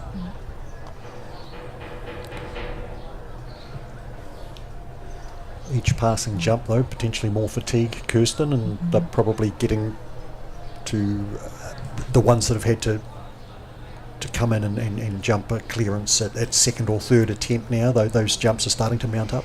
Oh, for sure. The accumulation is, and I said that there's absolute strategy in this event, as there is in pole vault as well. When to come in, when not to come in, what do you need to jump to ensure that you've got that confidence, and each athlete will have a different sweet spot, I suppose. So it's been able to them to be sure, and probably had a bit of a conversation with their coaches prior as well as to what they're going to do and how they're going to come in, and some of that's determined by how they've actually warmed up as well. So if they've warmed up really well. And they'll often set the bar or the bungee, whatever they're practicing with, to they'll set that at whatever height they want to sort of get a feel or a gauge of how they're feeling on the day. And so there's lots of I guess tactical intricacies for these events. Now, see, just some repairs being made there at the high jump. And was it Dan or Chris? Chris, our cameraman, has lent them his multi-tool, and we're back aligned, all going well. Kapai Chris and Dan for the camera shots you're providing us today. We think we're busy. What about those boys? Yeah. And Kai, you'll see that they always measure. They measure in the middle of the bar. What do you think that's for? Ko tera taku pātai hoki, I was just about to ask about that. Is the bar itself actually is quite the flimsy type, so of course in the middle it goes a bit lower, which is the point where they would measure, which makes sense, and they also make sense for how the jumpers ngā kaipeke rānei ki te uru atu ki taua pau to get over the pau. I was literally just about to ask that. Funny that. Is that correct? You are correct. Okay, yeah. okay. I mean, the bar is supposed to be obviously, but because it's over a reasonable width, you are going to get gravity works, and so you do get, and so you measure at what would be considered to be the lowest point of the bar. And these guys and girls that officiate these events, they're very, very precise in what they do. Me mihi ka atika ki a rātou mō tō rātou āwhina mō tēnei kaupapa. Give them big props to them for being able to come out and, I guess, put all their good effort into making sure this event runs smoothly and properly. Yeah. It's very professionally done. I can say that much just from in this commentating cabin.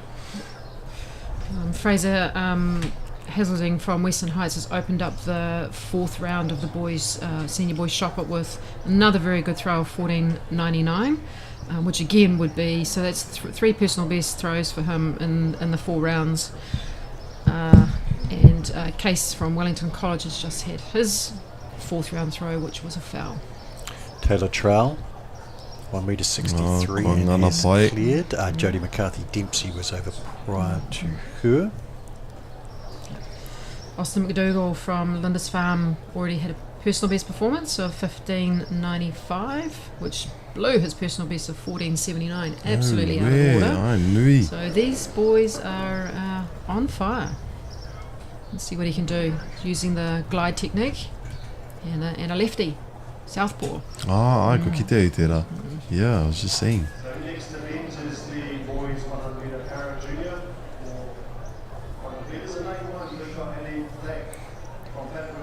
Pai te taupanga rere, and he haki mā. It's good arc on that one. What was the technical word that you brought up for the arc? The parabolic curve. Parabolic curve, Kāre ka hukupu Māori mo tēnā. I've really enjoyed our concentration on the field this morning, Kirsten, with these 2 events. Things are going to get really busy shortly because we've got 8 heats of the senior boys 100 metres coming up, so we're going to be looking at 3 different directions. But anyway, we are coming towards the conclusion of these 2 field events, and obviously we'll be interspersing with our 100 metre heats when they get underway, but they're still 1/4 of an hour away, hopefully. David Moore from Tauranga Boys from the Bay of Plenty. He's currently sitting in 5th place. He rere takahuri tērā.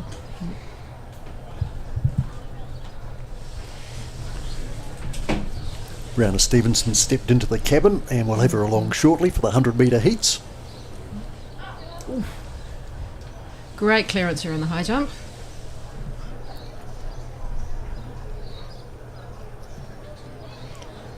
That was Hannah Hickson there clearing, Kirsty. That's all right. Just waiting on David's result, 16.08. So he still maintains his 5th place position with 16.21. And then I'll apologise again for calling you Kirsty instead of Kirsten too. That's sorry. Quite all right, actually. only my friends can call me that. So exactly. You're on the mark, money. I got a bit of work to do before then. Connor Brady, 4th place.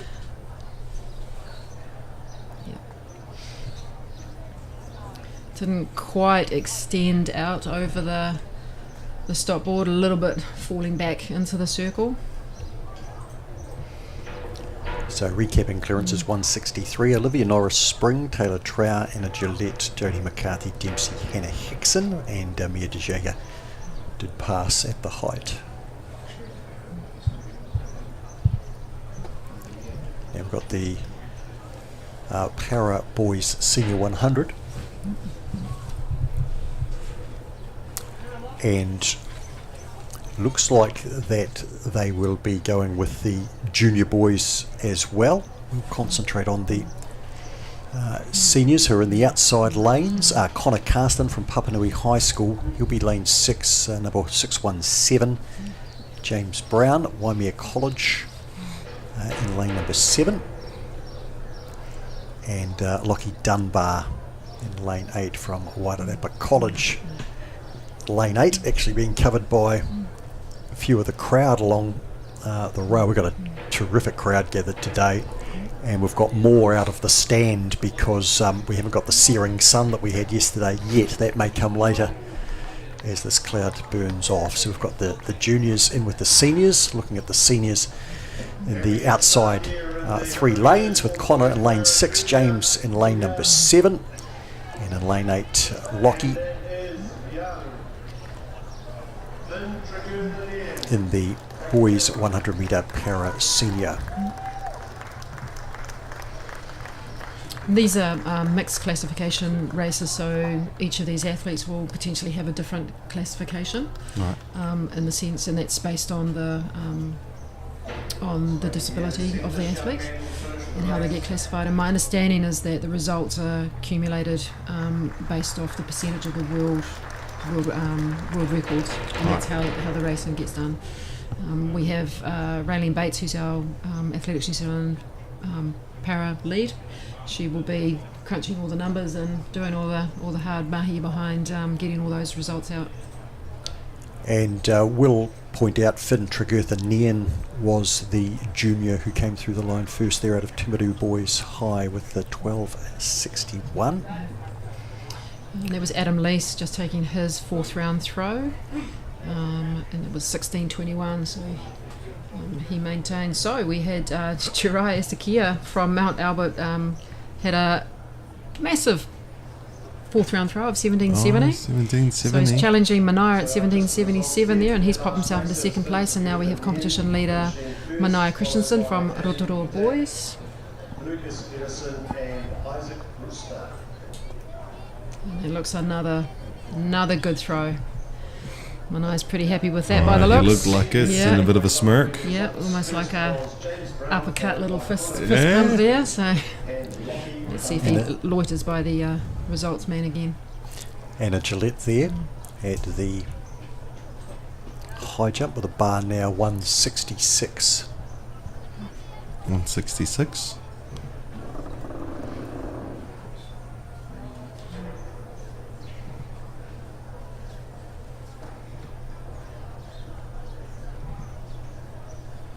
Olivia Norris Spring next up.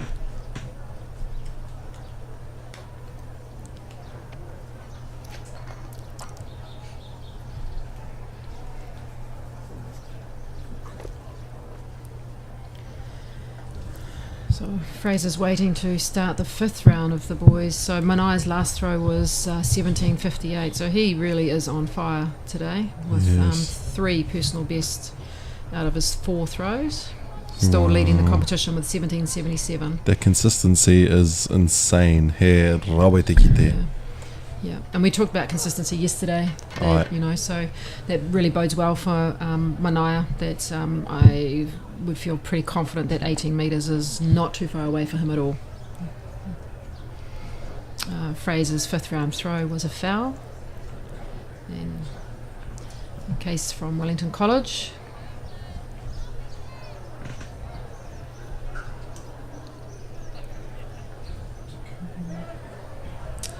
He's just fallen out the front of the circle there, so it's a foul throw for him.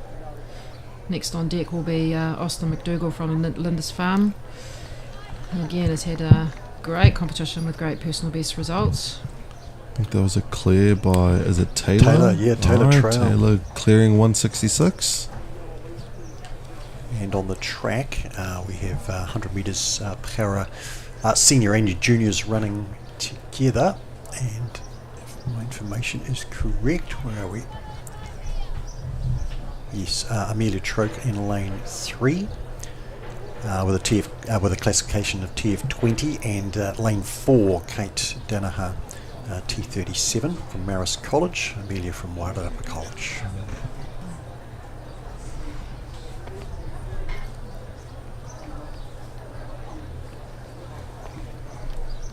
And once again, they will compete in with the para junior girls.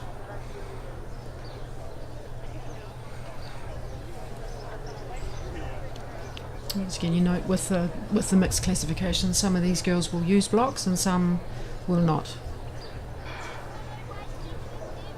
And they're underway with Amelia in lane 3 and in lane 4, Kate for the senior para 100 metres.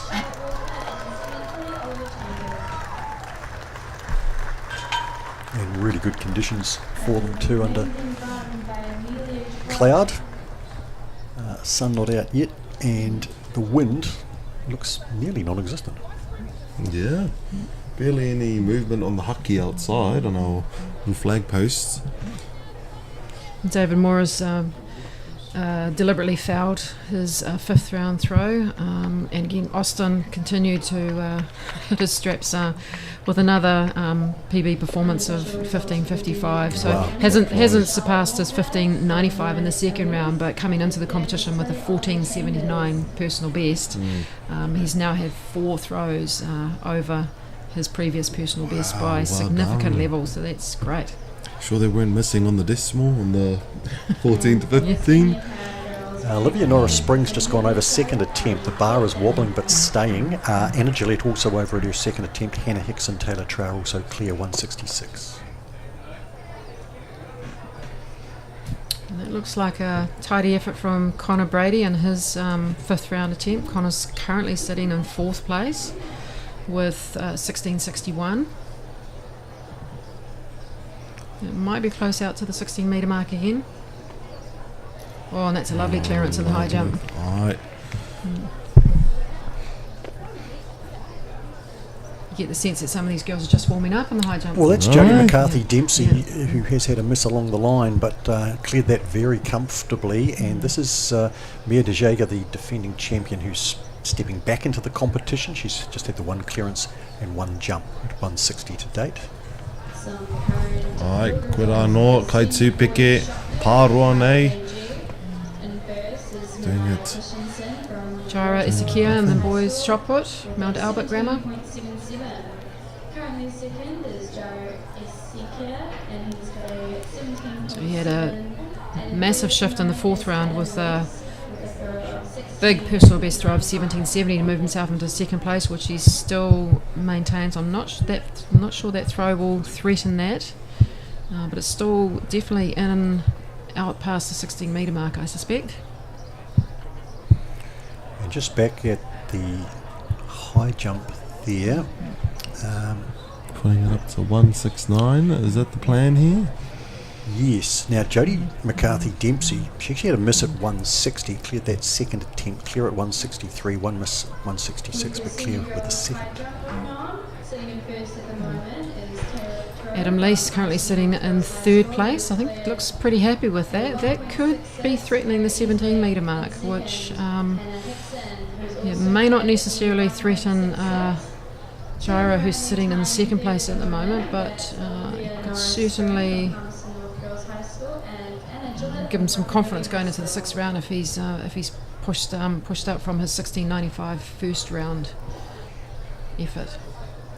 Now, at some point I missed a jump from Mia De Jager. She actually missed her first attempt, 166, but she was clear at her second. The train of people going to the 100 metres is the senior boys. Back with them shortly as we get back to the shot. Adam Lease has just completely blown his 16.95 with the 17.72, and he's just well pipped out done. Jariah by 2 centimetres. So Wow. this is very close for 1st, 2nd and 3rd.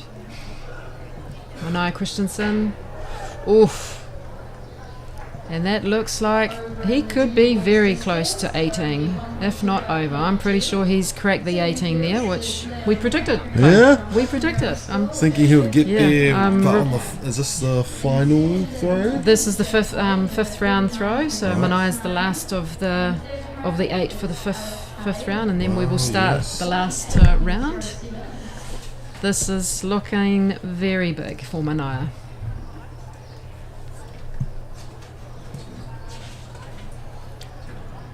It looks like there's going to be 9 heats of the senior boys 100. They were listed as 8, so just have to check up the progressions as to what happens with 9, because they do have 4 rounds of the 100 metres, 2 today, 2 tomorrow. Next up on the track is the senior boys 100 metre prelims. In heat 1, lane 1 is Daniel Mandingo. Lane 2 is Adam. Seems as though everyone's quite eager to see the toss made by Manaya. In lane 5 is Julia 7. In lane 6 is Harshatchik. In lane 7 is Kurababa. And in Te tere te whakātu mai o ngā kaiwawao. Feel a bit nervous sitting here just waiting for it.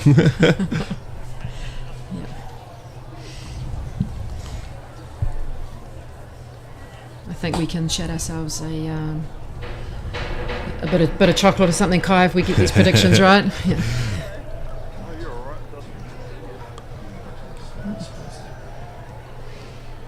Oh, waiting tentatively. 1936. Oh my goodness. Oh my goodness. Way. Outstanding. I'm actually Incredible. speechless. That's 4 metres away from world Wow. record. Yeah. That's insane. Yeah. In what year is Manaya? Is he in his last year of high school? Ooh, testing me there. Maybe second to last. Wow. Yeah, I'm not sure. Outstanding. 1936. That is really getting up there, and it's been a minute or two since we've had an athlete throwing a 5K that far. So that's great. And we just had Anna Gillette over 169 as well. Heat 1 of 9, first 3 in each heat and 5 through on time here. And they're underway. Daniel Mandingo on the inside, but it's a pretty even line. Ollie Anderson out of King's College running strongly, and right down the outside Finn Hawkins. Anderson, Hawkins, Mandingo look to be the 3 that will go through automatically and 5 to go through on time. So Fraser Hazeldine from Western Heights has completed his 6 throws, but Fraser's had an exceptional competition with 4 personal best performances, finishing with 14.99, 15.16. My apologies. Currently sitting in 8th place.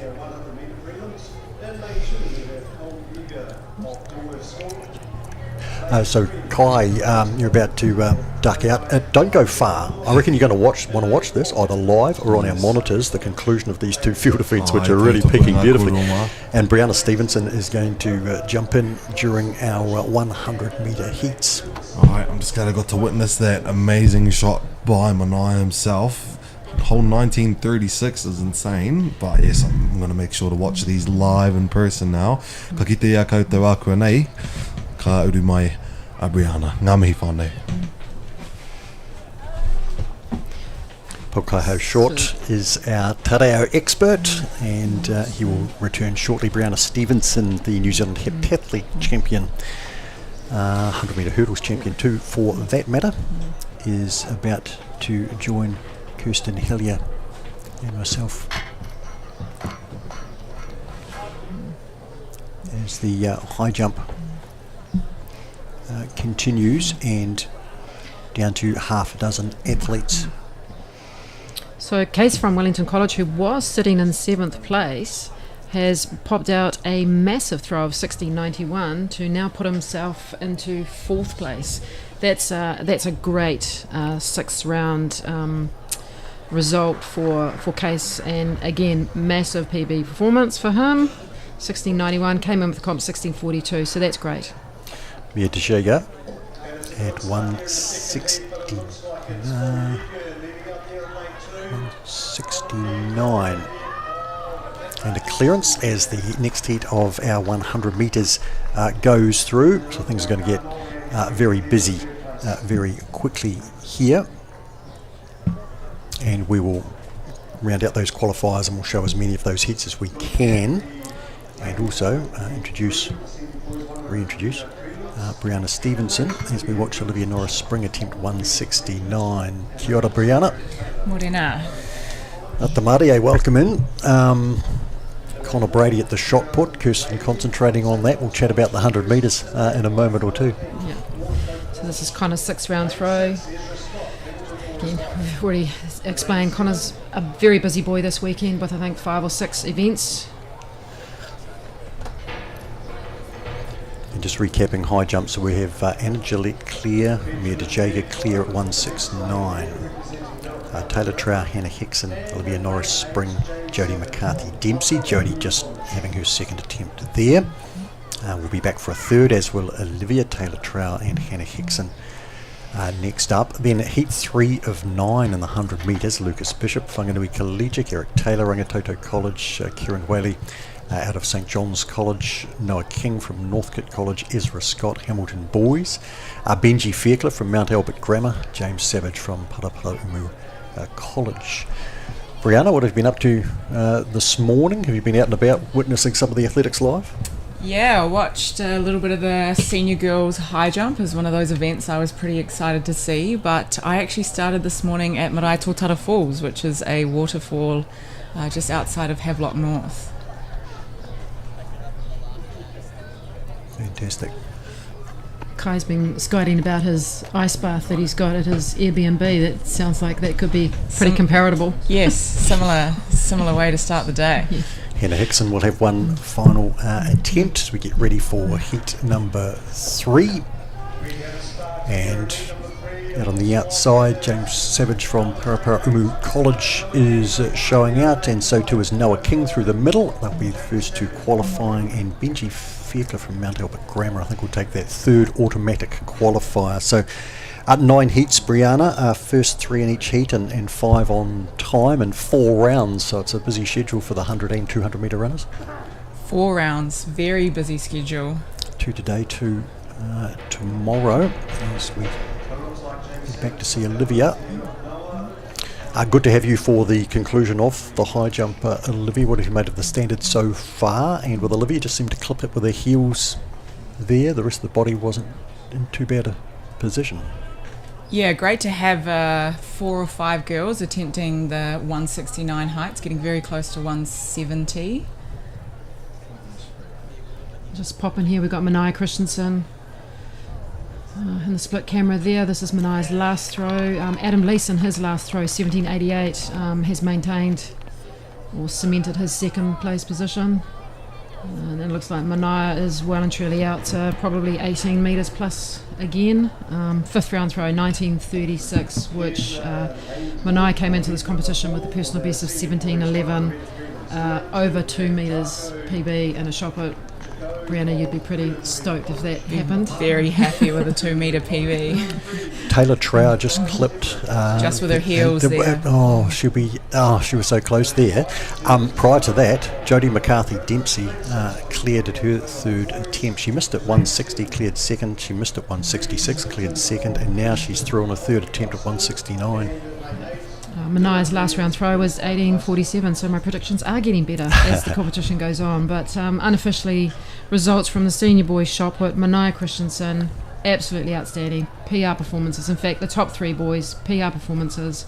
Mania 1936, Adam Lee 1788, and Jaira Isakia from Mount Albert Grammar 1770.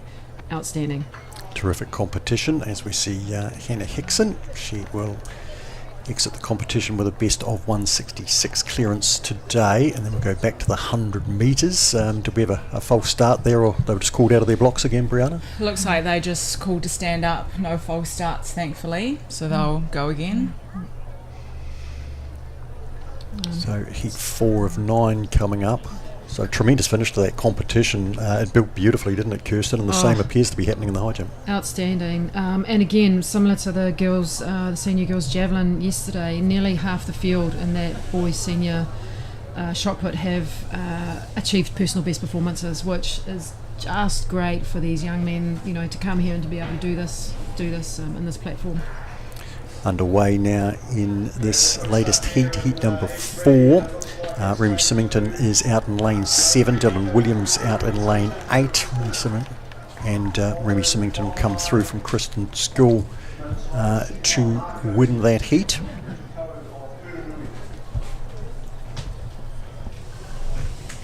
.11.22 Remy's time.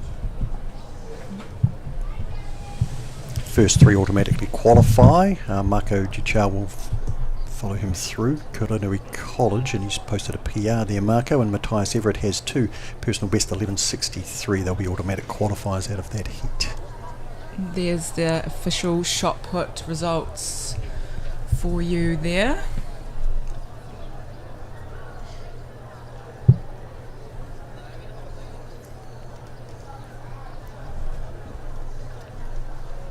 Peppered with PBs again, Kirsten? Peppered with PBs. I see. I might just did it. Yeah, I think 8 of the 20 starters all recording personal best performances, and some of them by significant amounts. I mean, obviously, Manaia just completely blew his out of the water by over 2 meters, which is that's not common. So it's great to see. But we could see from the consistency of what he was throwing that he was. I think I predicted 18. I didn't quite get to the 19, but stoked for Manaia to see him obviously get the rewards of all the mahi that he's put in to preparations to come here. You've got to know something like that's building, surely, to throw a 2 metre PB. You'd think so, yeah.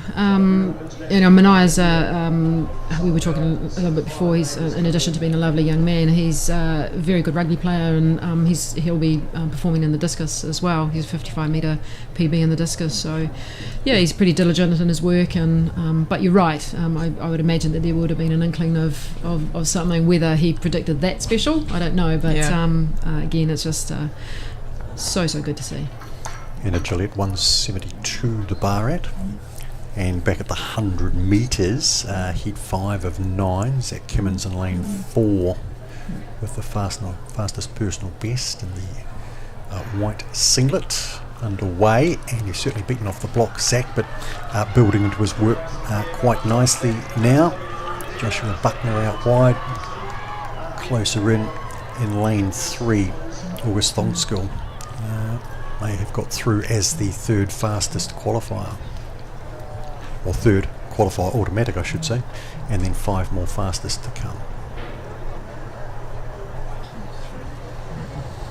Run through for Jodie there. Sometimes she's already attempted a PB and cleared 169 as a personal best, and sometimes when the bar goes up it takes a little while to adjust to that bar lift, so she'll go back and reset. We've got Mia DeJager also attempting 172.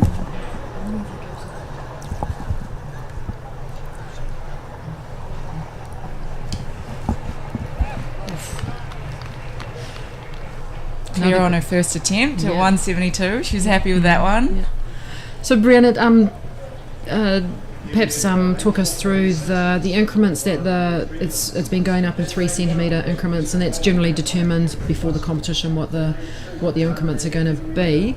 When does the bar continue to go up in 3 centimetre increments, or as the athletes, or I think there's 5 athletes still in the competition, so when we get down to maybe 2 or 3, does the increment start to decrease? Do they sort of go down to 2 centimetres or 1 centimetre, or does it continue to go up in 3 centimetre increments? Yeah, so it'll tend to continue with 3 centimetre increments. When there is 1 athlete left in the competition, then they may be given the option to go up in different increments as are the final athlete left, and that means you can attempt a 1 centimetre PB, 2 centimetres, depending on how the athlete's feeling. But yeah, towards the end of competition, 3 centimetres is pretty standard. Jodie McCarthy, second attempt at 172. She'll have 1 final attempt at that height. Both Jodie and Anna Gillette are attempting personal bests at 172. Mia DeJager, the defending champion, clear at 172 so far. She has a personal best of 1 metre 80 as we go back to the 100 metre mark, heat 6 of 9 here. Regan Wilson, Tauranga Boys, has a quick PB, quickest in here of 10.64. James Lowther in lane 3, also sub 11. Here's Anna. That was a great attempt from Anna. A little late with the legs, but she's got to be happy with that attempt. She'd have the confidence to know that she can do this. So one final attempt. Taking their blocks for heat number 6. And underway. James Lowther out not too badly, but activity coming out wider there from Regan Wilson, and wider of him Dominic Dube, who's going to take this from Regan Wilson, and Joshua Ennis down the outside into third. Final attempt for Jodie McCarthy. Not to be today, but that will be a medal for Jodie. I believe we have 3 remaining in the competition, so she's got to be happy with that result, a personal best and a medal for her final New Zealand Secondary Schools. Dominic Dube in the 100 metres has just posted 10.84, Regan Wilson 10.91, Joshua Ennis 10.97, heat 7 about to get underway. So for Jodie, Brianna, is a case of now going away, getting her head around the fact that she can jump this high, and now she needs to take the next step, and she can? Yeah, I think so. I would look at that as maybe a bit of a confidence thing, just needing to practice with a higher bar at training, just getting used to having that bar higher than she's had before. I always find that helps me just mentally preparing to run towards a bar that is up quite high. So yeah, I know she has had a few niggles through her back and everything, so 169 PB here, she'll be really happy with that, and I know her coach will be stoked to see that she's finding her form again in that event. And she had the fortitude. So Mia's raised the bar to 181, so she's going to have a crack at a personal best. According to our director, Ben Rogers, who hasn't been wrong so far. And we're also getting ready for heat 7 of 9 at the 100 metres. Jodie showed some real fortitude, though, to come back. I think she had a miss at 160 and 166. Absolutely. And to come through and clear 169 ultimately. As we get ready for heat number 7, Troy Waldron we saw yesterday to the 4. He's out in lane number 8 now with the fastest personal best here, and he looks to have a comfortable lead in this, and also comfortably through Noah Moss and Coasting David over the Mandingu. That's the ultimate coast, isn't it? Yep. And with 4 rounds, and most of these boys will go over the 200 metres as well. Significant number of races for them across this weekend. Yes, jam-packed sprinting weekend for those athletes, especially who are progressing through to semis and finals. So as you can see, easing over the line there, they're conserving energy for the latter rounds of this weekend. The junior boys discus has just completed, and unofficial results at this stage has Leon Caffrey from Auckland Grammar School with a throw of 55.07 to take first place. Jade Boyd from Christ College 50.73, and Adrian Nell from Tauranga Boys College 48.42. So again, unofficial at this stage, but once again great to see some personal best performances for those young men in the junior boys discus. That's the voice of Kirsten Hellier, our throws expert on our coverage here on Whakaata Māori. Brianna Stevenson is also with us. We're talking sprints, jumps, throws, you name it, because she is the reigning New Zealand heptathlete champion. And we get to heat number 8 of 9. Can tell you the time for Troy Waldron was 11.06 in that previous coasting down over the line. Top 3 go through, so no extra effort required, but then the others will be looking to become one of the fastest 5 across the heats. Prepare for this heat.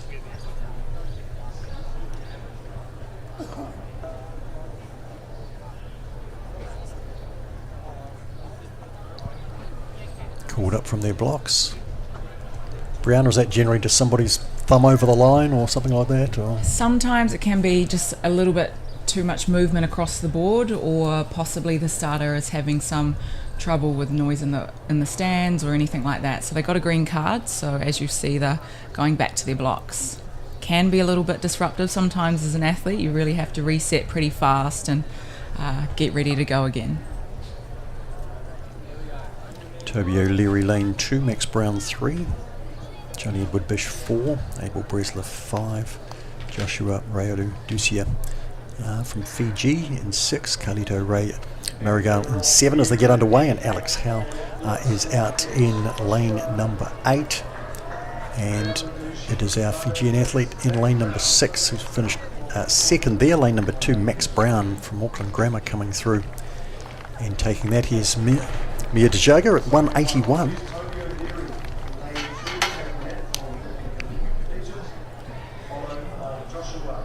Final jumper there, Mia Dejaga. So as we're saying, when there's one jumper left, they can opt to jump any height that they like. So I'd assume they've gone for a bit of a tactical approach here. Mia's already secured the gold medal with 172, and she's probably wanting to attempt a personal best while she's out there in good form at 181. She also has the 200 and the 400 this weekend, so definitely a bit of a energy conservation attempt. And just in that previous, it was Toby O'Leary who came through from Whitby College, my apologies there, and 11:29 his time, and that's a personal best for him. And now we go to heat 9 of 9. Brianna, it's really encouraging to see the depth and the number of heats and depth that we've got with just looking at the 100 metres, 9 heats. It's pretty good, bodes well. Great depth. It's almost unheard of to have 4 rounds. So, as we were saying yesterday, it's awesome to see so many young athletes pursuing the sprints, and similar in the 200 as well, having, I think, there were probably about 7 heats yesterday. So great depth, both in the girls and the boys too. The senior girls will have one less round, 6 heats for them listed, so first 3 and 6 fastest to the semi-finals. That'll be at 2:15 this afternoon. Round 2 for the boys is 2:25 this afternoon, and this is heat number 9. And just having a quick scan of the PBs. 11 seconds, Luke Thompson, Auckland Grammar, out in lane 8. 11:27, lane 2, Jeremy Habwe of Christchurch Boys High. Good even line early, but Luke Thompson out wide looks to be going well, and so too Brooklyn Boyd, and they'll be the first 2 through, and Kieran Lawson coming through in lane number 6 from St Peter's School in Cambridge to be an automatic qualifier. And hopefully we'll have for you shortly the list of 5 who will get through on time to round 2. Looks like Mia might have decided to leave it there. 172 for gold, and retaining her title. I believe she won last year as well. With the same height, 172 last year, so that's consistency. Anna Gillette second with 169. She had 1 miss at 166. She gets second on count back from Jodie McCarthy Dempsey, who recorded a personal best 169 at her 3rd attempt. Also had misses at 160 and 166, but was able to overcome them. While we wait for the senior girls to get ready for the 100, we'll just recap some of the junior long jump results. Super tight competition for the top 3. Gold medal has gone to Eden Moyle with a jump of 564. Second has gone to Casey Day with also a jump of 564 and a personal best. So what happens in that case is it'll go to count back, so depending what their second best jump of the day has been, and clearly with that result, Eden's second best jump will have been further than Casey's. Third to Juneau Island for 562, so that those top three within 2 centimetres of each other, and quite an improvement on last year's result as well. So great to see that these juniors are really building their long jumping ability, and I'm sure we'll see them in various sprint and jumps events throughout the weekend as well. Senior. Mark, just encourage you if you're looking for the live results to jump onto Athletics Live, so you can watch the live results pop up. It's a great way, obviously, being able to. We don't cover everything on the live feeds here. Unfortunately, you can't. But you can keep track of what your athletes are doing throughout the day, and it's a great way to keep in tune with the results. Yes, indeed. Maya Masters coming through there from Waitakere College to take out the first heat of 6. Izzy Blades and Bao Zintan in the outside lanes, looking to also qualify automatically. 12:46 is the winning time there for Maya. It'll be the first 3 in each of the 6 heats plus the 6th fastest on time, and we might have an opportunity just to get back. Dominic Dube with 10:84, the fastest qualifier for round 2 for the senior boys, and the 5 who have got through on time. We have James Lowther, Ethan Hull, Zach Nanestead, Ezra Scott have got through on times, with Ezra's time 11:52 being enough to get him through. Just looked at the second heat for the senior girls, and it looks like Mia DeJager has showed up to the start line. We had already said she has a busy weekend with the 200 and the 400, so clearly she's thought I might as well add a 100 to that as well. You will have seen her winning the high jump, and I'd say that's why she opted to stop jumping and get to the start line for this 100 metre heat. I think we've seen her through into 400 and 200 from yesterday as well, so keeping up. So Brianna, it's bread and butter for you to do multiple events on a day, so you're probably the best person to explain the challenges of being able to do that, and how do you mentally prepare yourself for consecutive events. I mean, obviously you're a heptathlete and it's part and parcel of that is your event, but there's a number of guys and girls here this weekend that are doing multiple events. So can you talk us around what the challenges of doing that is? Yeah, so I guess it's being able to stay warmed up, for such a long time, or warming down, warming up, making sure you're fueling and rehydrating between events. There are a lot of challenges that come with just having enough energy to actually do all of the events that you're doing, but then there's also a mindset shift you have to do as well, going from field events to different sprint distances. So I was saying yesterday that these kind of transitions between events is maybe something I felt able to do at high school age, but as you get older it's not quite as easy. We're given at least a 30-minute turnaround in a heptathlon, so credit to all the athletes out there really pushing themselves this weekend. Mia DeJager out in lane 7 coming through, with Ingrid Stripling out in lane number 8, and in lane 4 Zara Bint will be the 3rd automatic qualifier. So Mia continuing with a successful morning. She's now through to the next round of the 100, the 200, the 400, and she's retained her high jump title. So shoes off, feet up, Brianna? Shoes off, feet up. Yeah. If you can get a bit of a massage or a light flush or something would be super helpful as well. Off the top of my head, I think Mia probably has 200 and 400 this afternoon as well. So yeah, I'd say she'll have a good team around her trying to keep her ready for the next event of the day. And the semi-finals are 2:15 for the senior girls for the 100 metres, and Mia DeJager's recorded 12:56 there. Did have a season best from the 3rd place getter there, and a couple of others down the order as well. Congratulations to them as we go to heat number 3, and 6 runners to line up here in the blocks, with Tessa Seymour in lane 2 out of St Cuthbert's College, Ella Meir in lane 3 from Kapiti College, Daisy Goodman lane 4, Parapara Umu College, Emily Cowan in 5, Diocesan School for Girls, Lily Morrison out of Kaiapoi High School, who's through to the next round of the 200 as well, as a number of these senior girls are. She'll be in lane 6, and Mia Bentley out in lane 7 from Long Bay College, who does have the fastest season best at 12:43.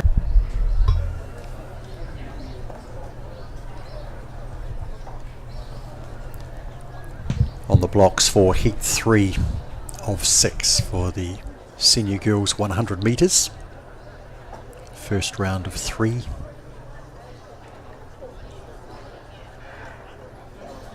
And underway with a good even line. Lily Morrison looking to come through in lane 6 with Mia Bentley to her outside, both prominent, and so too is Emily Cowan. Emily Cowan will come through and take it from Mia Bentley and Lily Morrison. And closer in, Ella Meir wasn't too far, Tessa Seymour wasn't too far off them either. Really strong run across the field there, almost a blanket finish there. The top 3 will progress to the next round with the next 5, is it? Yes. Yep. Oh, sorry, next 6 on time. Next 6 fastest times. 12:74 there for Emily Cowan, and Mia Bentley 12:79, Lily Morrison 12:85, the automatic qualifiers. Daisy Goodman posted season best there. As we look down, it was Tessa Seymour 4th, 12:97, so she'll be looking to hopefully be one of the 6 fastest of the non-qualifiers. Lane 2, Brian Nicholson in the next for Wellington Girls College.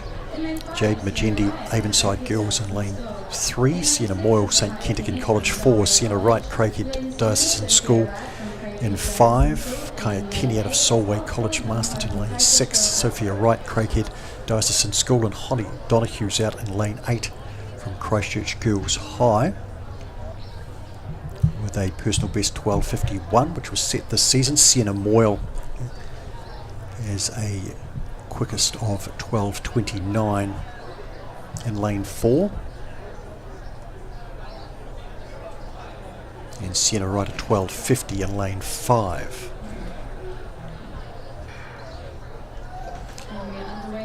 Underway, Sienna Moyle and Sienna Wright coming through the middle, and they will be the first 2 qualifiers, as well as out in lane number 8, Holly Donohue. 12:67 and 12:68 for our 2 Siennas crossing the line in the first 2 positions, followed by Holly Donohue with 12:85 as our automatic qualifiers for the next round. And 2 further rounds, or 2 further heats to come as we look to advance through to the semis. On the, or out in the field, senior boys long jump we will be bringing to you a little later. They were looking to do that in 2 pools. I think they may have combined that to 1. So that's going to be a straight final of 33 about to start. So we'll be scrolling up and down for names here. For those following the live results, we see a positive 0.8 wind for the previous heat, and then a negative 0.1. So negative is a headwind and a positive is a tailwind. So pretty stable here wind-wise at the moment. I know sprinters love to sprint here in Hastings because the way the track is built generally means you've got a tailwind down the 100-metre straight, which is exactly what you want as a sprinter with the wind behind you, ideally legal. In this upcoming heat we have Kendra Skelly, who has a personal best of 11:57, and she was the fastest qualifier through the first round of the 200 metres yesterday. Caitlin Black also a sub-12 second runner out in lane 6.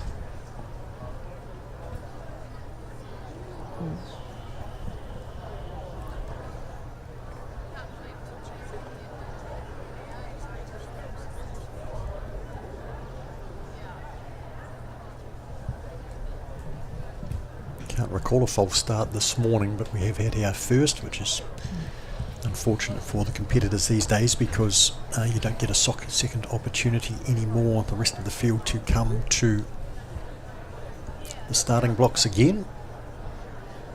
So Kendra Skelly in lane 3, Caitlin Black in lane 6.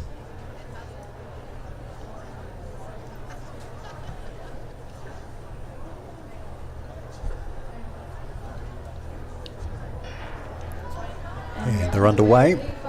Kendra Skelly upright now and running hard. Maddie Early next to her and Caitlin Black. Kendra wins from Caitlin, and Maddie will be the third automatic qualifier. Looks like that clock stopped at 11:81 to a negative 0.4.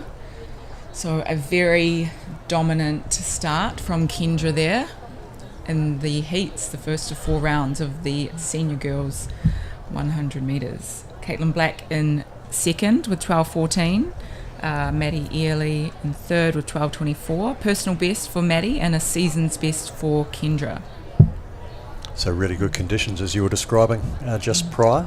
Perfect conditions to run fast, but as we've spoken about quite a lot this weekend, there's so many rounds, so trying to conserve energy is going to be important for these athletes.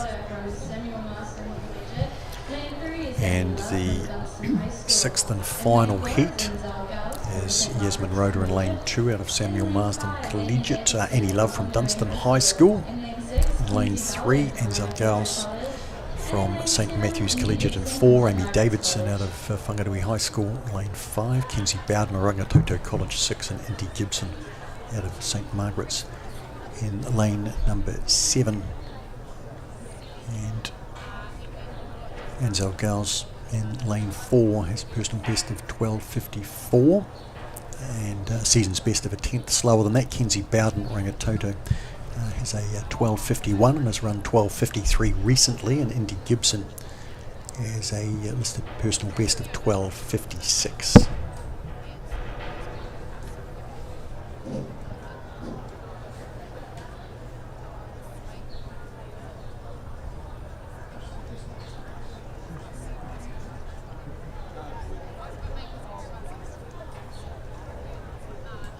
They take their marks.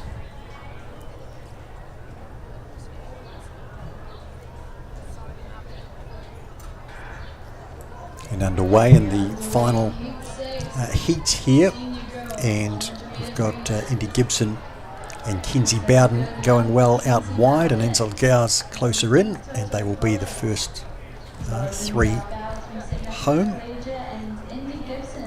with Kenzie leading in Ansel and Indy.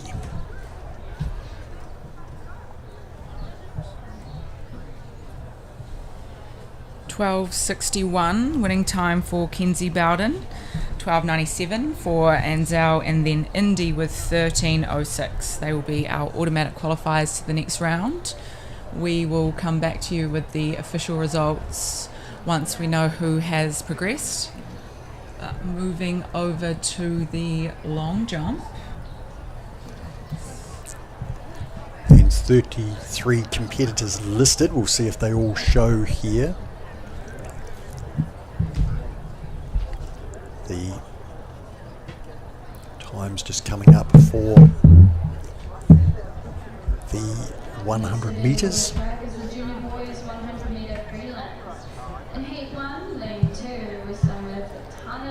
Kendra Skelly, 11:81, fastest qualifier through the 100 as she was in the 200. Ahead of Caitlin Black and Maddie Early. And just scrolling down the qualifiers on time.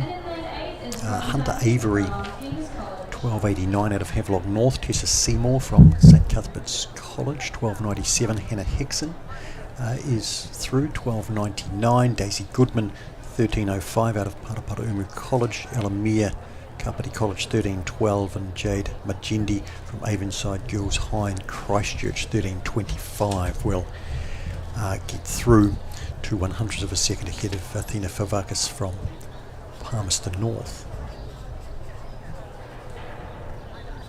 What are the long jump conditions like today, Brianna? Have you been over in the back straight there? Should be favourable along with the sprinters?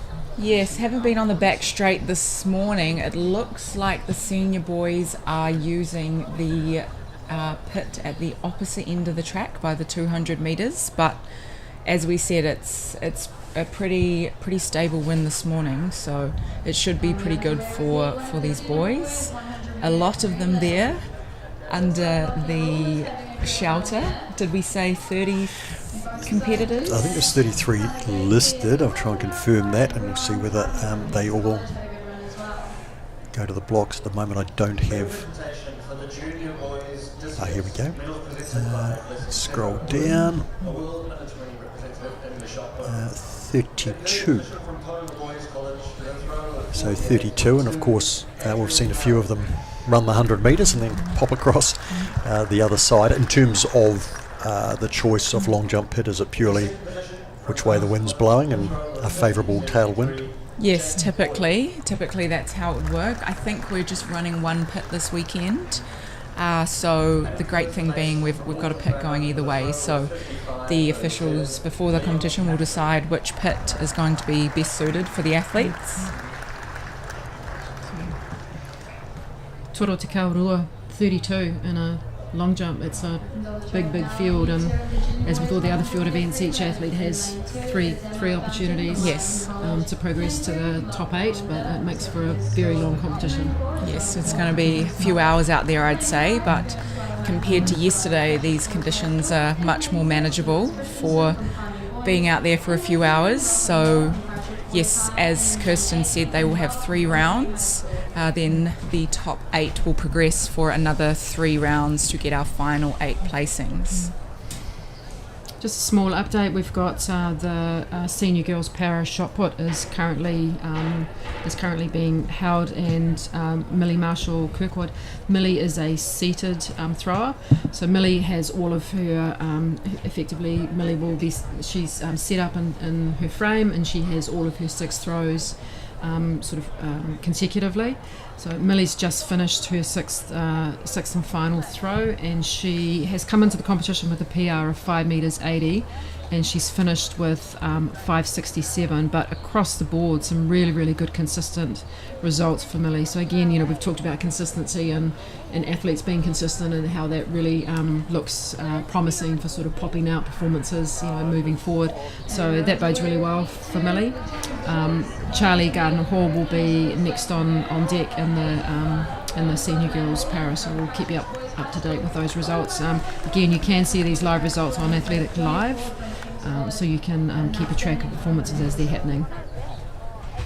And just on the live results as well, you'll often see that there will be an unofficial that may be, even though the event is finished, there may be an unofficial that's next to the event, and the reason being is that official results, there's 30 minutes post a competition for anybody to potentially put in a protest, which could adjust the results moving forward. So where it says unofficial, it just means that 30-minute window is still open, and then once that 30-minute window closes, assuming no protests or anything have been lodged, then those results are then made official.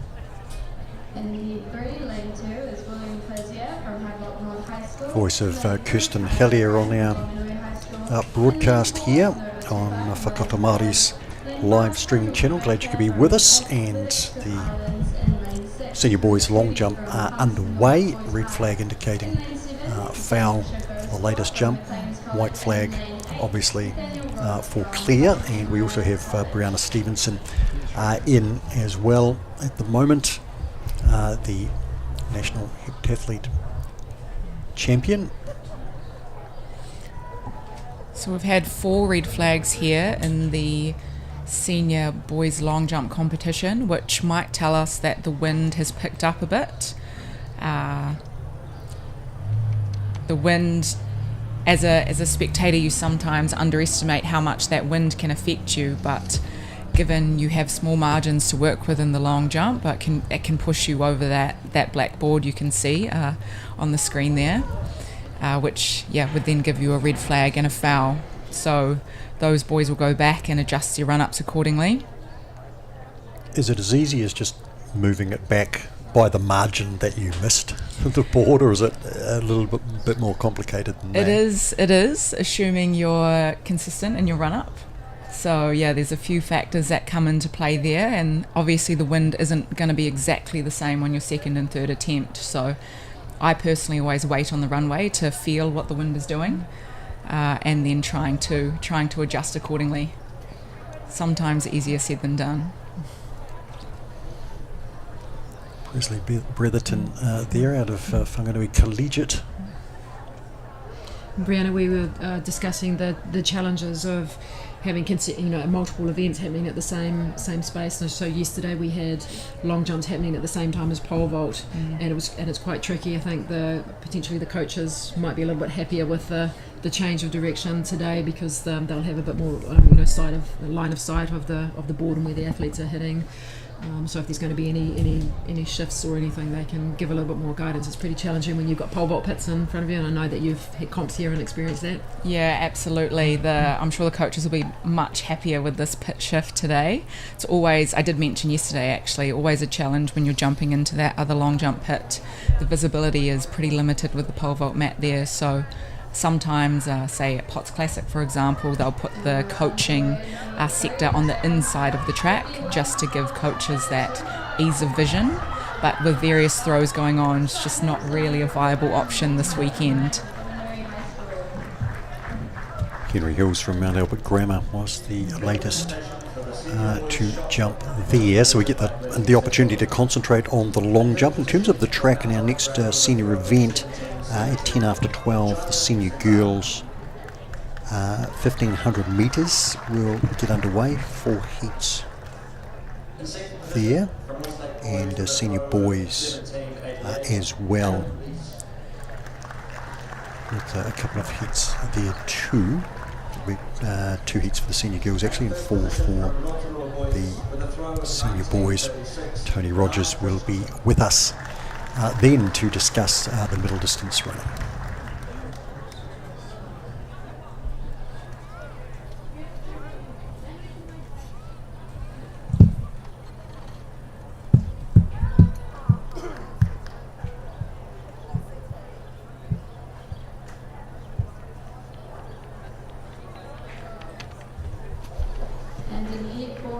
Plenty of height on that jump there, and a white flag, which we love to see for, what was our jumper there?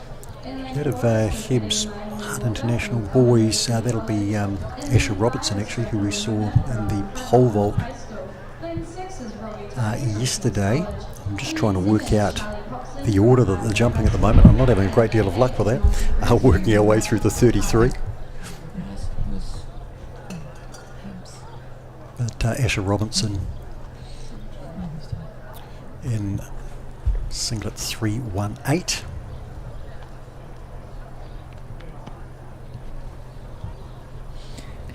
Asher Robertson with a personal best of 6:79. So we will wait for those live results to update. The live results have been pretty good this morning, just occasionally, though they are a little delayed.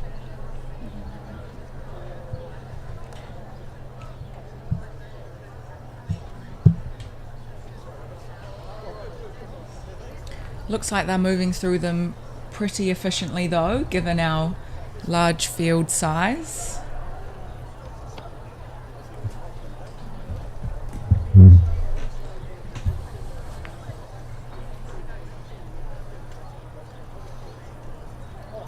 There are a few junior field events on at the moment. The junior girls javelin is currently on, so please jump onto Athletics Live if you want to see those results coming through live for you. And we will recap on some of those results when we get towards lunchtime. There's a lunch break for us today between sessions, and also the opening ceremony to take place at lunchtime at 1:05. And we are underway in heat 4 of the junior boys 100 metre prelims. Hemi Peachy from Hamilton Boys High. Hastings College is having an awesome run, as well as Robbie Tahe from King's College. White flag. So Brianna, recommendations around a static start for your long jump, or a rolling start, or? Yeah, I think it's really personal preference. I guess with a rolling start, you obviously have more momentum going into your run up, and speed is a really important factor in long jump. However, that can bring about a little more inconsistency, making sure that you're taking off at the right mark.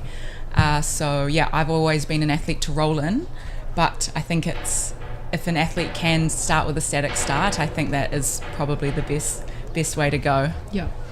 And we can see markers along the side of the runway there. How many markers are you allowed? You're allowed 2 markers. So a lot of the time athletes will have their starting mark, and then they might have a check mark a little bit further down the track, just to check that they're where they're supposed to be getting into the board. If an athlete stops before the takeoff board, although this isn't very common, you can go again, as long as you don't break the plane of the black board. However, you also have limited time to complete your jump, so it has to be within your 1 minute time frame. Ruben Wheeler from Roncalli College is our next jumper.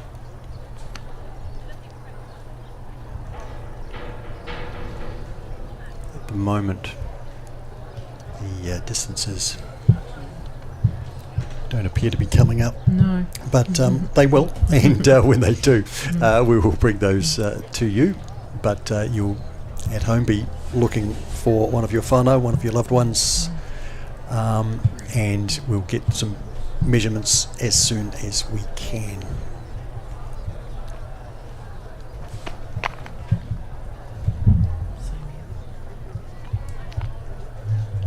Harsh Tree out of ACG Tauranga, our latest jumper.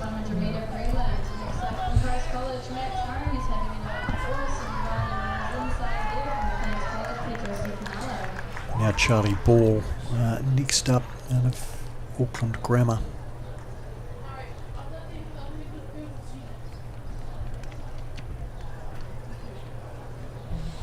So you'll notice some of the athletes have different jumping techniques. So what we saw there was a hitch kick, which essentially is when an athlete jumps and cycles through the air. You then also have the sail, which I will point out when we see an athlete jump that way, and then a hang. So if you're wondering what the different jumping techniques are, that's what the boys are doing this morning.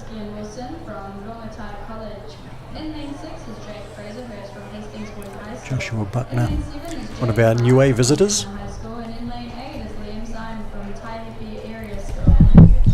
So this was a sail technique from our Niuean athlete. As you jump, drive your knee, hold in that position, and then go into your full extension on your landing. I think my technique was called the skid. Yeah? Yeah, just no height at all. Right, yeah. just making up your own thing. Just dragging my heels. As a thrower, the extent of my long jump career was a couple of standing long jump tests and maybe the odd 3-step or something, but didn't quite have the prowess to be a jumper. Yeah, you see a lot of throwers doing standing long jumps and those kind of tests. What does that measure, or what is the purpose of that? Predominantly power, Yeah. and the ability to sort of develop static power and reaction sometimes as well, reaction speed, but essentially power. Yeah. Throwers, like jumpers, are power based, like sprinters are power based, and there's lots of synergies across our event groups, isn't there? Yeah, absolutely. There's lots of there's not too many throwers that enjoy a distance run. No. Having said that, I did go to the dark side once and did a half marathon, so I was Wow. pretty proud of that effort. But nothing too much to skate about. But I did finish. So, Yep. Was that post career? That was post career. Yeah. Yes. Yeah. I think we probably all find our way there eventually. Yeah. I'm still working to it. Will Brown from James Hargest College. He's got a PB of 6:29 and he has jumped 6:19 this season. And he gets a mark here in the first round of our senior boys long jump competition. And it will be a long jump with 33. So, Brianna, there was some discussion around changing and having a sort of a variable takeoff.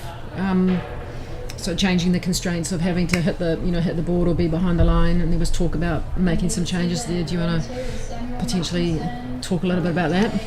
Yeah, I mean, for me personally, I'm against it. As you and I often speak about when we're throwing, we are a constraint sport, and I believe that's a factor that comes into it is being consistent and having these restrictive parameters. So I personally am for the foul and red green flag, white flag jumping area. I think it keeps it exciting. And it means athletes need to be consistent, and that's important for our sport. So, yeah. Ollie Collier has been the latest through the pit from Tauranga Boys.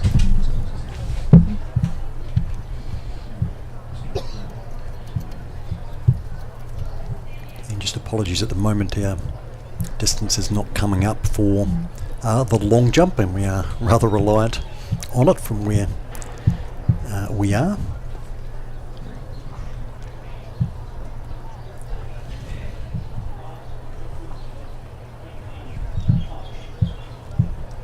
Now, things have just popped up here. Asher Robertson, 7 metres 2.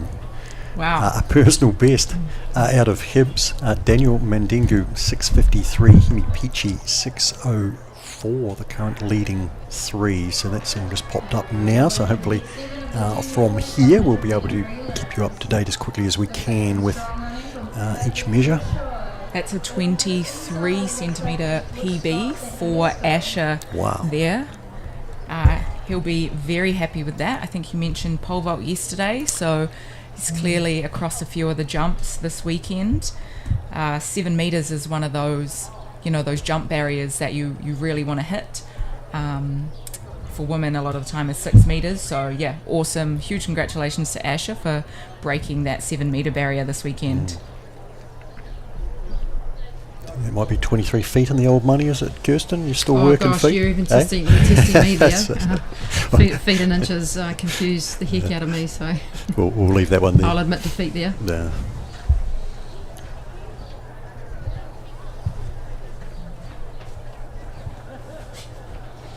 Looks like we also saw Asher in the hurdles this morning. 6th fastest qualifier in the senior boys 110 hurdles. Excellent. And third in the pole vault yesterday? Sorry to test. Testing us this morning. Oh, it's just a memory test for me, really. There you go. Yep. No, that's correct. Good. Third with a height of 3:15. So another decathlete perhaps in the making. Yes, possibly. Come to the dark side.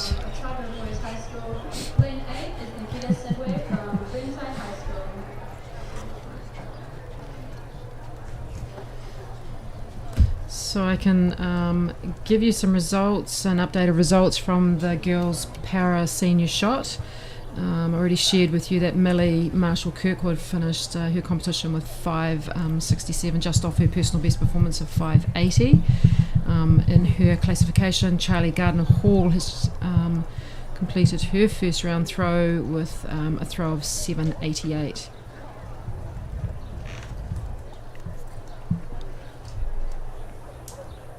Harry Williamson from Christchurch Boys on the runway. Personal best 675. Look to be good on the board there too if he gets the white flag. And we're underway with the 8th heat of the Wrap with that. 100 Look to be a good prelims. launch point. Lane 4 is Aidan Fleming from Scots College, as well as Wellington College's Rakitha Gadiawasam and Nikita Sidaway. Looks like we're using the electronic measuring system this weekend for the jumps. So previously you may have seen a measuring tape. That's gone and been replaced by technology. I missed the tape. I do too, yeah.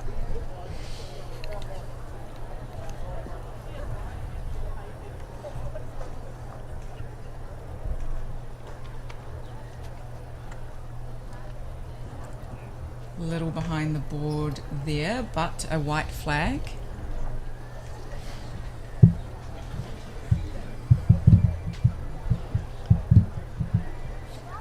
So, Brad, when you approach a long jump competition, potentially outside of heptathlon, you have the constraints of only having 3 attempts.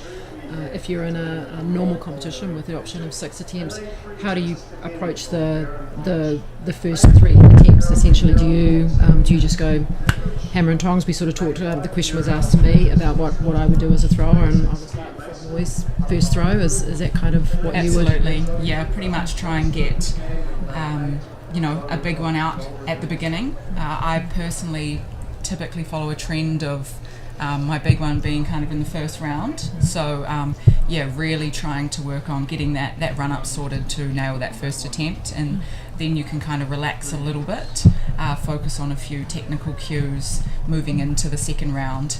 But obviously if you take it a bit too easy in the first couple rounds, you risk not progressing. So full noise. Yeah.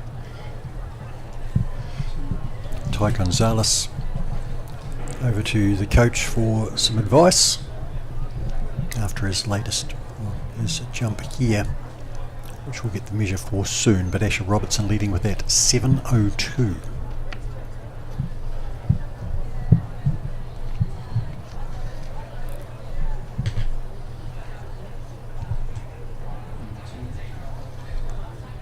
And just to give you a bit of an update on the track, we've just finished the junior boys 100 metre prelims.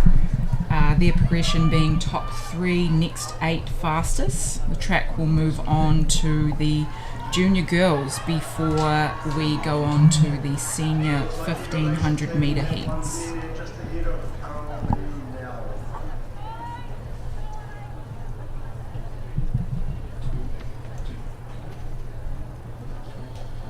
Plenty of height there from our jumper.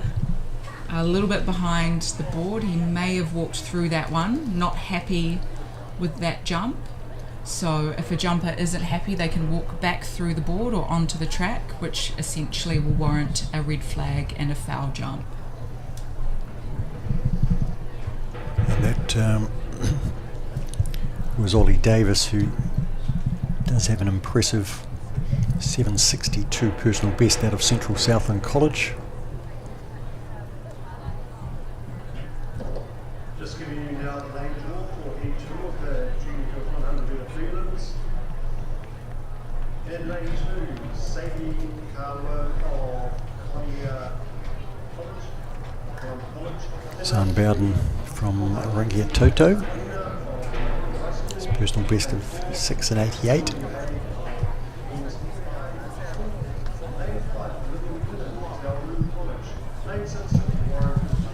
Looks like we're nearing the end of the first round. 2 more to go for this field size of 32 athletes.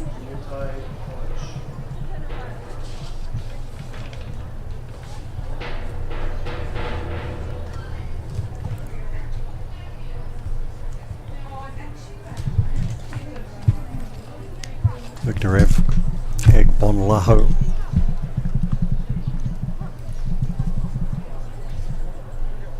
with the latest jump out of fielding.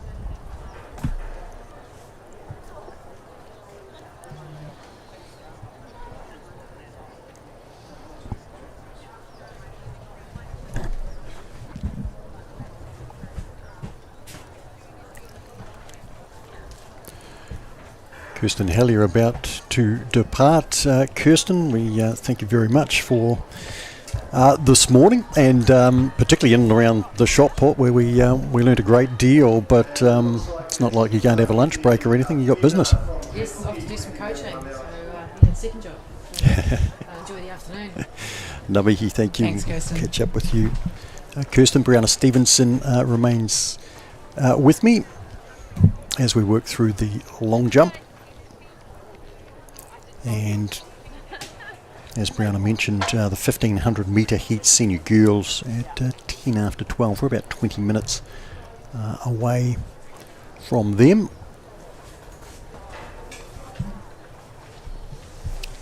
And Kai, out and about, enjoys his walkabouts, Kai. He does. I'll appreciate finding out where he's been this time. He's learning a lot this weekend. He loves it. President of the New Zealand Secondary Schools Association is just sitting in. Olympian Tony Rogers, looking forward to the 1500s and working our way through a big field for the long jump. Tony initially looking to split into two different pools, but decided to go with the one. What's sort of the rationale behind that situation? Yeah, kia ora Mark and kia ora Brianna. Thanks for your work this morning, and it's pleasantly a good temperature for athletes out there at the moment, and not too much wind is predicted yet as well. But coming back to your question on the long jump, Mark, yeah, we have a shut-off sort of mark of 32 as our benchmark to whether we split to pools for qualifying. It's always difficult, but there was enough scratchings. I think we got to 33 yesterday, so we made that decision, and there's probably been a couple of withdrawals. I'm not sure how many have actually... I think 32 have started. 32 have started, so we usually lose another one or two, as you've just said then. And yeah, so that means we can run them all in one competition. They all have equal conditions, if you like, for the qualifying, rather than having to split a pool and having one qualifying pool using conditions first and then another one later. So as of today, we're expecting the wind to pick up as well, which means the second pool could get a better tailwind advantage for those performances, and we have to count those. It's not necessary if we've got dual runways going in the same direction, which we did have in I think it was in Christchurch 2 years ago, but we only have the one runway with the same direction, so that's why we have to do this. And it just means that the athletes, the whole 32, go through and get their 3 jumps. Some of the athletes, if they've done a good jump early on, might elect to sit it out until they can, if they think they're going to make sure that they make the top 8 to go forward for their final 3. Okay, so the long jump senior boys final set down for 4:30 this afternoon, and that'll be the top 8 jumpers then? No, they will continue on in this competition, so it actually frees up the program a little bit as well, because a lot of the long jumpers are also doubling up. There's some doing the 300 hurdles and some doing the 100 metre races, so it actually helps free up the athletes that are trying to manage their events if they're in more than one event. And I heard you talking about Asher Robertson. He's probably one of those. I haven't actually checked that he's in this 100 the long jump, but he's definitely in some of those other events. He is, and he's just cleared 7 metres too, Tony. Well, 7 metres too. He'll be pretty happy about that then, yeah. Brianna was saying it was a PB by 23 centimetres. Yes, Yeah. so that'll give him another Wellington record at least, and he'll be real chuffed about that, yeah.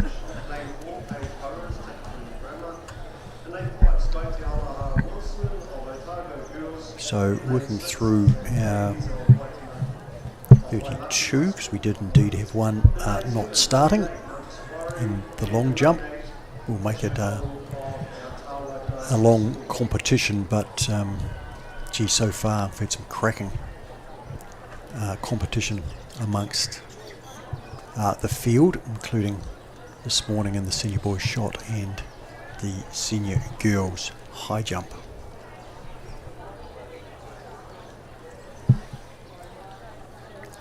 Yeah, there's some fairly accomplished competitors in the senior boys long.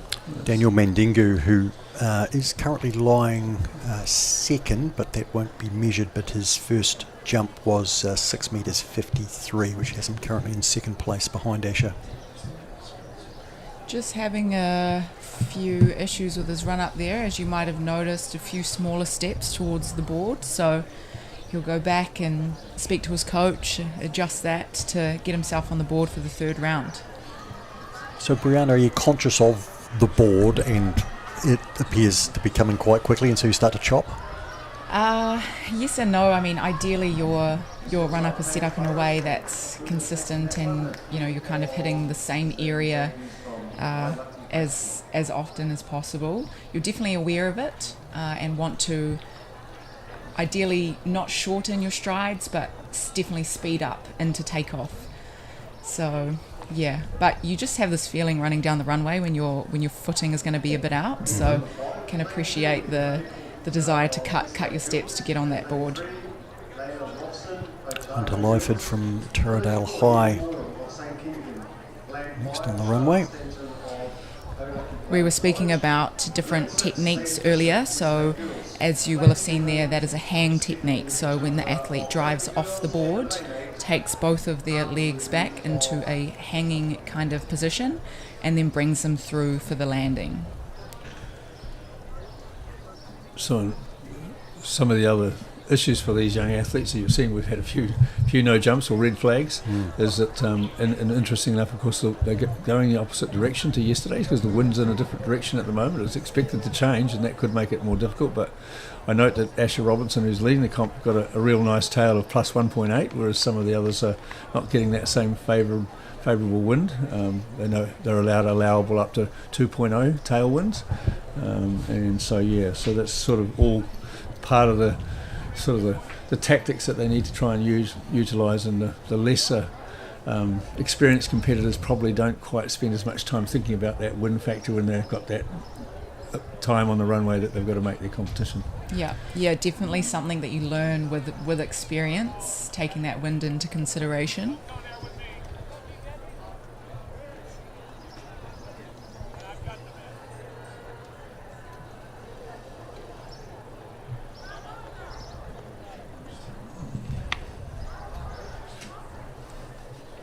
Of course, Mark, I'm sitting here in the seat, eagerly looking forward to the most important race of the day, the senior boys and senior girls 1500 metres, which is coming up soon. Yes, indeed. Now, 4 heats, I believe, of the senior boys. So the senior boys, as I expected, we had a bit of attrition after that very hot 3,000 yesterday. We originally had 62 entered, went down to 53, which means we now only have 3 heats. There'll be 3 heats of around 17 athletes. And it'll be the top 5 go through, so it's using World Athletics qualification progress, so it'll be 15 in the senior boys final. So much anticipation there. Probably from some of our point of view, we're not disappointed he's made his call, is that our winner of the 3K yesterday has decided he's going to just opt for the road race, so that's his last race on the track for his school Tauranga boys was George Wiley after that outstanding 3K with Caleb Wagner yesterday. So for the other boys in the field, they'll be pleased, but George is going to take on the road race for the senior boys tomorrow morning out at Park Island. And for the senior girls, 2 heats, and I believe that means top 7 for them? That should be the same. I just got to actually do a quick check on that, but I think that's right. It's just the 2 heats, which means, top 7, that's right. Presley Bretherton from Whanganui Collegiate, the latest jumper, gets the white flag. That'll keep one of our colleagues happy, won't it? Helen Macbeth. Mr. McNabb. McNabb, yes, sorry. And telling us a lot about his one of his best pupils, which is Daniel Natush. He was a great long jumper out of Wanganui Collegiate. We've heard a few stories about him over the weekend, haven't we, Mark? Including at a very cold national champs, going back to a tent, climbing in a sleeping bag, setting his alarm clock for an hour prior to the event, and it's pretty remarkable for maturity. I think he was 15 at the time. Yeah. Boy there from Mags, I'll just pick up his number, 441. Good to see Mags. They've got a new kit. I was just talking with one of the junior boy sprinters about their new colours. They've changed their colours a little bit. Henry Hills. And their smart SAS tops. It's a nice crew sort of neck shoulder on them, so they're looking pretty sharp, Mags. Easy to identify them. Just not sure if these distances are updating at the moment, Brianna. They don't seem busy to be there. Can't refreshing. see updated results, so But they tend to come in a rush, so I'll keep an eye out. yes. As Kirsten said, if you're wanting to follow along with the live results, you can go to Athletic Live. On the runway, I think we have Riley Wilson. Hoping for a white flag. There we go. First round from Riley, we had 567, and that looks like it should be an improvement.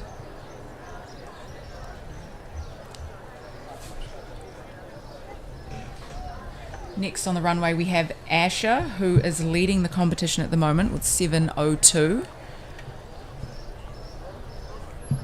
Sometimes when you've done a strong opening jump, you often get a bit excited in the second round, trying to jump even further. So it'll be good to see how he manages those nerves, but he's got a great first round jump to progress to the second round.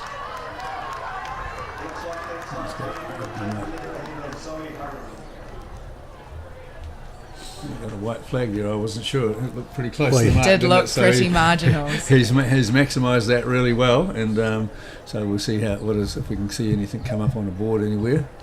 Or our results. Would he consider, because he's in so many competitions and having pulled out a 7:02, he's safe to this point, and leading comfortably, would he consider passing a round or two? I'm not sure if you would in this situation, just given how big the field size is. If Asher decides to pass around, he's going to have quite a big weight between, which, you risk cooling down and struggling to kind of fire up again for the latter rounds of the competition. So I think in Asher's case, he'll just keep going through each round. Conrad Fundufler from Mount Hutt College, our latest jumper.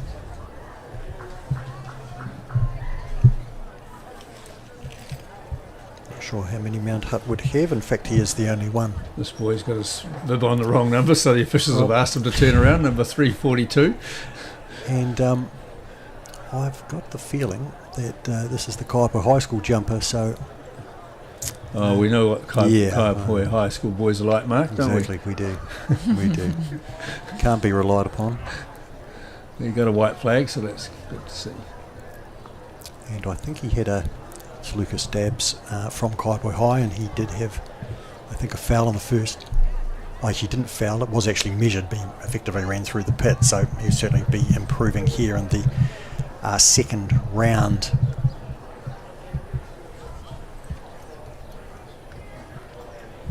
I also had a habit of stabbing myself several times with safety pins, so could be Lucas's problem as well. Hamilton boys high jumper there.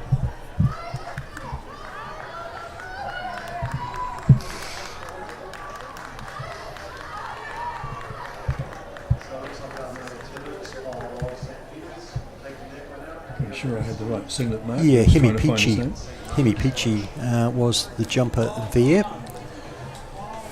A lot to scroll through. On Athletics Live, when it's up to date and you are following it, it will have who the next jumper is, but unfortunately it's just a little bit behind at the moment.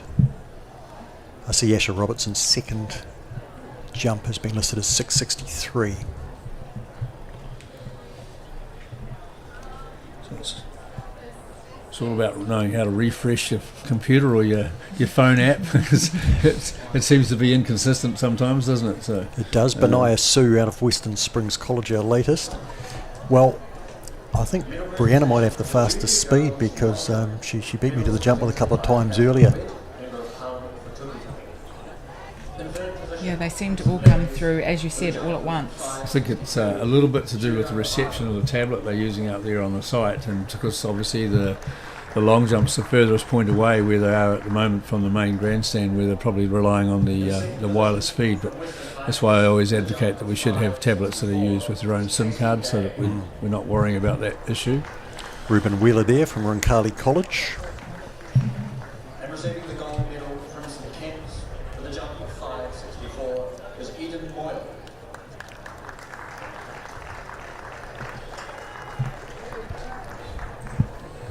You can see the team there raking the pit with precision. It's pretty impressive how they work together to get that pit all flat and ready for the next jumper. Number 7, our next athlete on the runway. That is Harsh Atri out of ACG Tauranga. Personal best of 5:42, which he set recently.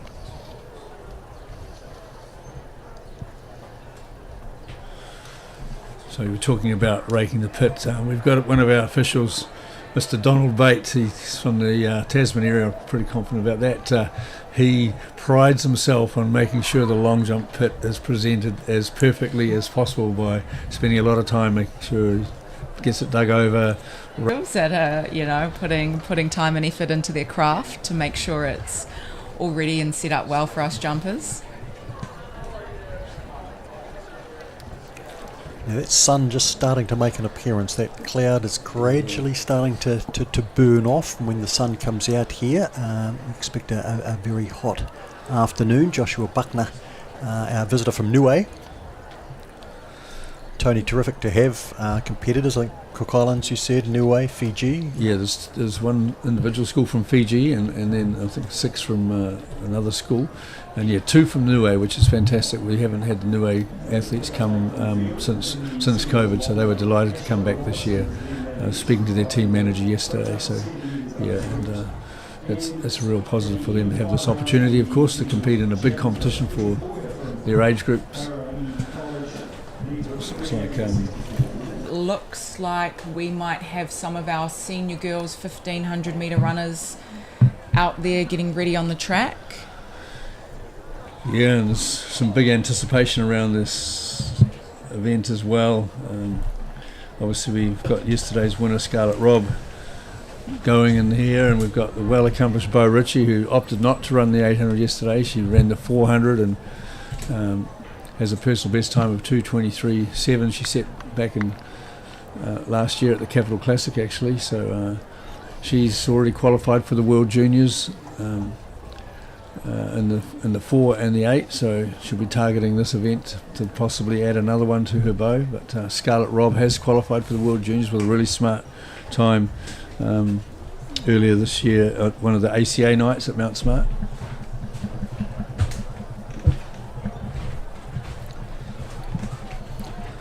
Brianna Stevenson is off for a well-earned lunch, and she will return a little later in the day. Will Brown was our previous jumper out of James Hargest. As I say, just apologies the not getting the updates on the distances at the moment, but when they come through we'll let you know. This is Ollie Collier out of Tauranga Boys.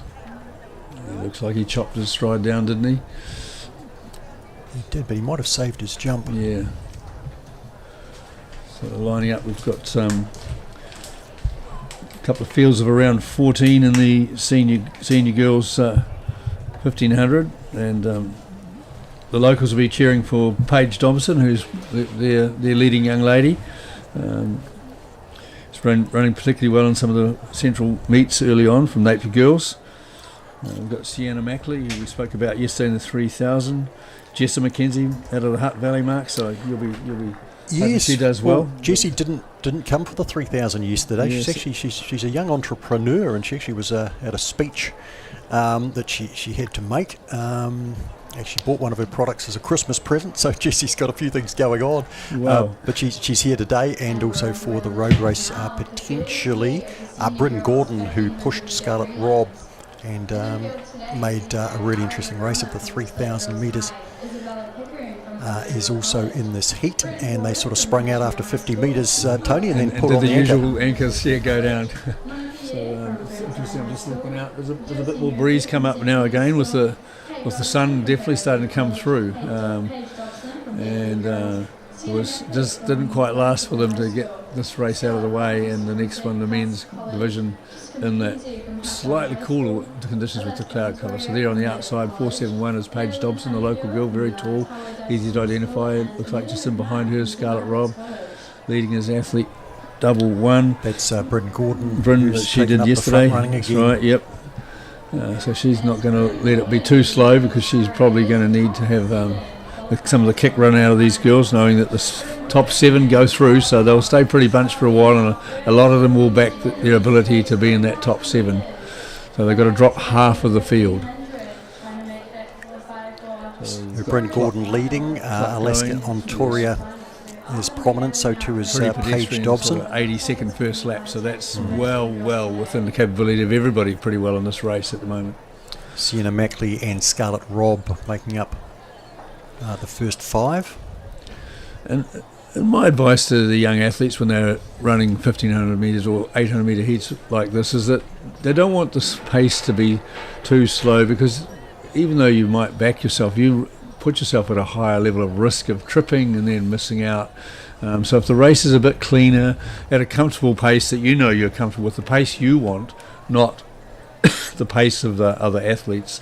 When you're in front, then make it the pace you want. Don't just get to the front and then don't go any faster.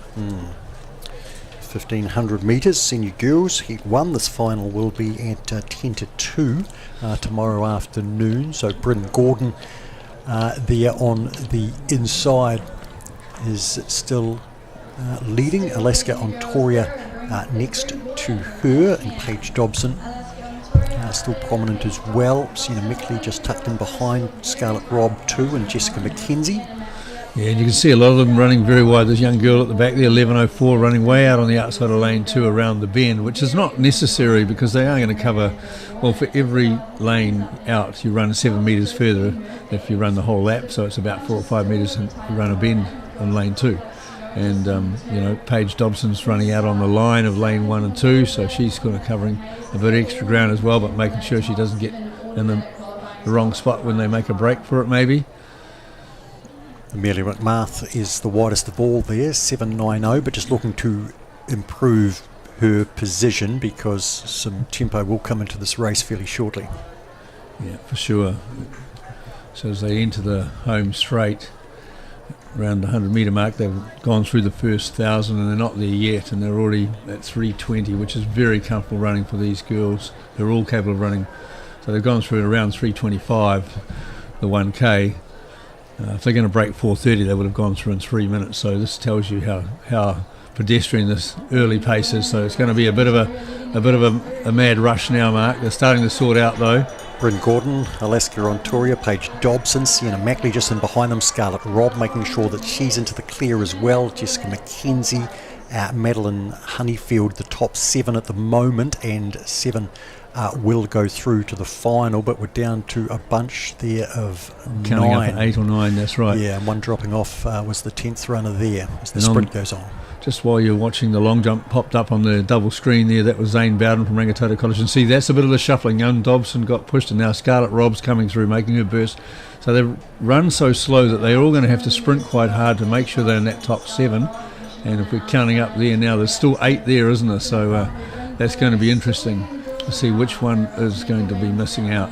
Indeed. So Bryn Gordon is leading, Scarlett Robb moving to second, Sienna Mackley still there, Paige Dobson currently in third, Jessica McKenzie just beside her as they come to the home bend. So this is going to be tight right to the line. Isabella Pickering down the outside as well. Yep. So one to miss out And of it looks these like 8. that's been decided now. There's one girl that's just dropped out of the 7, hasn't she? So tough running, but that's the risk that they take, and the time, as we can see, was around 4:50. Not fast at all for these girls, but obviously they're trying to conserve a bit of energy in the warmer conditions now as that cloud cover's really lifted out there, and you might even be home able to notice on your screens that it's got a bit brighter. So Kate Robinson was the runner finishing 8th there. Valiant attempt from her. She hung in there for a long way. Top 7 going through. Scarlett Robb the winner, 4:51.51 ahead of Bryn Gordon. Jessica McKenzie claims third. Not that the placings are important at this stage, just the fact that they qualify top 7 in the second heat to come shortly. So Scarlett Robb, Bryn Gordon, Jessica McKenzie, Isabella Pickering, Paige Dobson 5th, and we'll wait for the 6th and 7th to come through officially. And just while that was going on, they progressed through the round 2 of the long jump, senior boys long jump. No changes in positions at this stage in the top end of the field anyway. So yeah, it's steady as you go. They've got a couple more athletes to have their second round jump, and then they'll be into the third and final round unless they make the top 8 to go through further. And just back to that 1500, Sienna Mackley was 6th, and Alaska Ontoria the final qualifier in 7th out of heat number 1. Field for heat 2 about to take to the blocks. Well, starting line, no blocks, of course.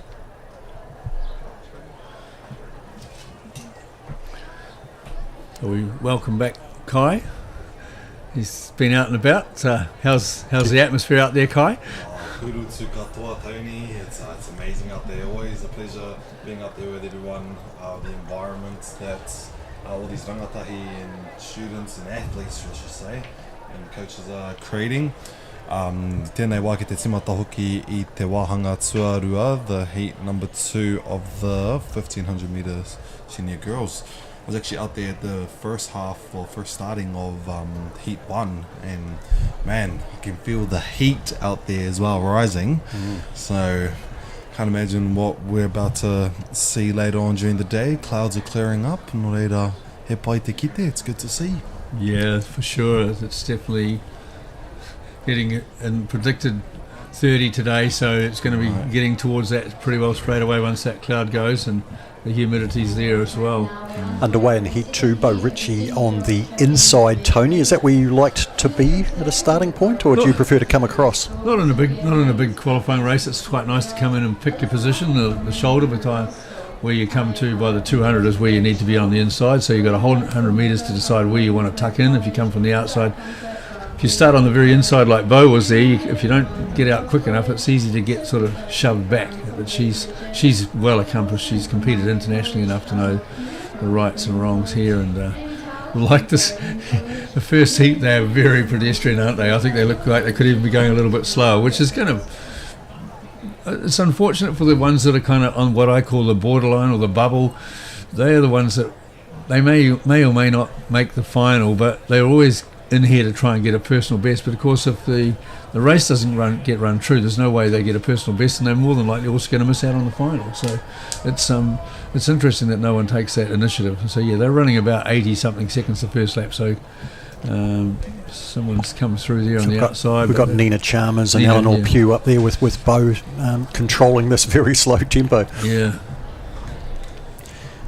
So as we said, Bo Ritchie's the top ranked in the group, and she can control it, and she's got plenty of speed. She's run a 54-second 400 and qualified for the World Juniors over 400. We know how good she is over 800 mark, and now the 1500. So she's going to have the speed. That's no problem for her. So it's a matter of making sure no one upsets her by tripping her up or anything like that. Sophia Haynes there in singlet 214, and Elisa Buchan out of Rangiruru is also prominent as we're in our second lap of the second heat of the 1500 metres for the senior girls. And we're going to see a copy and paste of the first heat, it would seem, in terms of tactics. It's very much copy and paste. The 600 after 600 metres, they hadn't run any faster. Probably around 2.5, I think they were. Bo Ritchie, Nina Chalmers, Amy Towers, Sophia Haynes, Eleanor Pugh, Elisa Buchan in 6.40. So there's 10 in that group at the moment, and there's sort of a little gap at the one towards the back there. So there's 9. There's Juju Moore there with the blonde locks and the ponytail. She's from Wellington College, so she's reasonably well experienced, although 1500 is probably the bottom of her range. Been pretty successful at cross country, having been away with us to the World Schools cross country. But yeah, the pace is going on a little bit now, which is good, because that means that there's going to be cleaner running for these girls. And they're 3 minutes now, but they're nowhere near the 1,000, so they've even run slower than the other girls. They've only but it's good that it's going to be a bit of a good stretch from home from the young lady up front. And it certainly means that they can stay out of trouble here, the top runners. And Bo Ritchie is running cleanly in second behind Nina Chalmers, who's leading into the front straight, and behind them we've got Amy Towers still prominent. Millie McLean's also moved into this as they get the bell. Nina Chalmers leading from Bo Ritchie.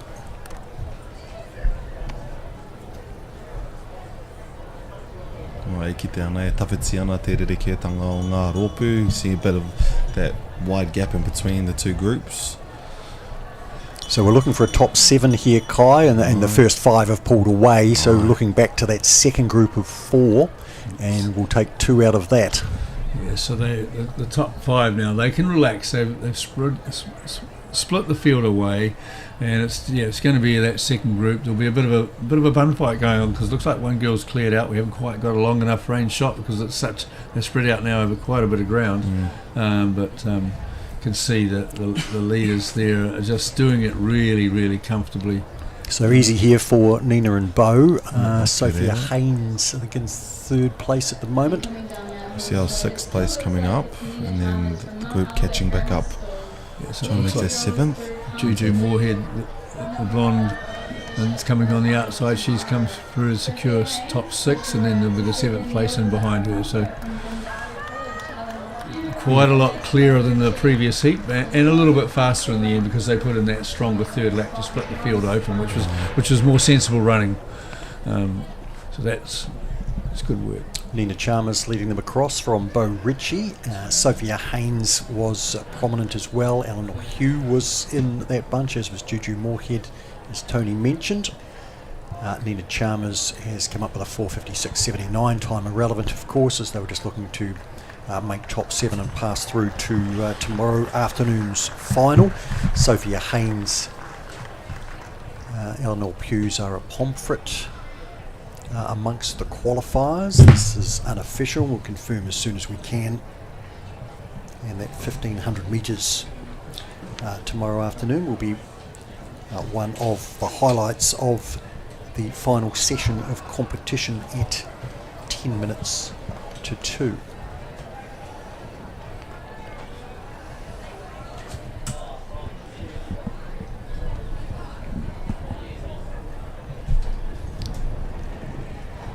While we await confirmation there of the qualifiers, just back to the long jump.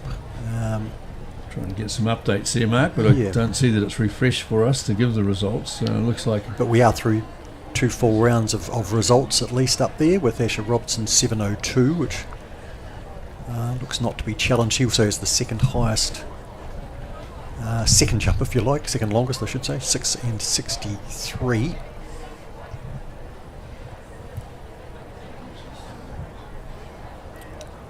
Now, just going back. Henry Hills tērā e peke roa nei, long jump. Ki te ai tōna āhenga. And just confirming the top 7 as we get ready for the first of 3 heats for the senior boys 1500. Nina Chalmers, Sophia Haynes, Eleanor Pugh, Zara Pomfret, Bo Ritchie, Juju Moorhead and Amy Towers, the 7 qualifiers out of the second heat. So here we go in the first of the lineup of the first of the senior boys 1500. You can see Sam Ruth there, number 950. I think we've got picking it up from long vision. Looks like his blonde hair.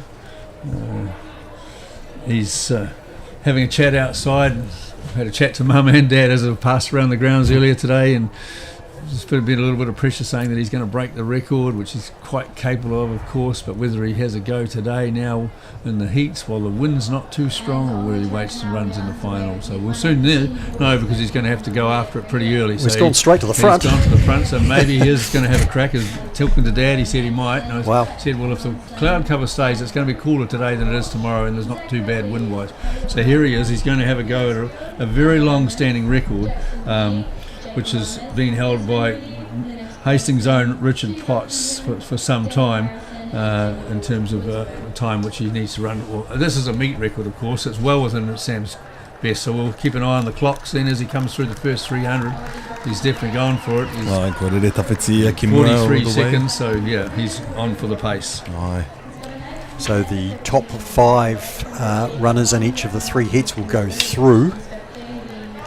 I think because Sam's gone so far out in front, just getting an update here, I think it's James Webber lying second And he's caught of a no man's land a little bit, Tony. So the benefit is, there's not a lot of benefit to the others in the field, but Ruth here he's looking for 3:46.97, which is Richard Potts' record set right back at, how many years ago we're talking now? We'll do the maths, Mark, and it was 1989, so it's some time ago, just before Richard Potts actually qualified to run in the Commonwealth Games in Auckland in 1990. As a young schoolboy, he ran 3:46.92, so he's on target. He's got to basically run 60-second laps and he'll be well within range, so he's coming through and well under that. He's going to really blast this record at 1:42 going through with 2 laps to go. He's under that 60-second pace, so yeah. And he had talked about doing it, but he wasn't sure what the weather was doing today because it was predicted to be much windier today at this time. So he's gone through the bell in 1:56. That's top world-class running of any athlete, let alone a 16-year-old schoolboy. And Carlitos Merlin was lying second there, Anderson, although just looking for an update there.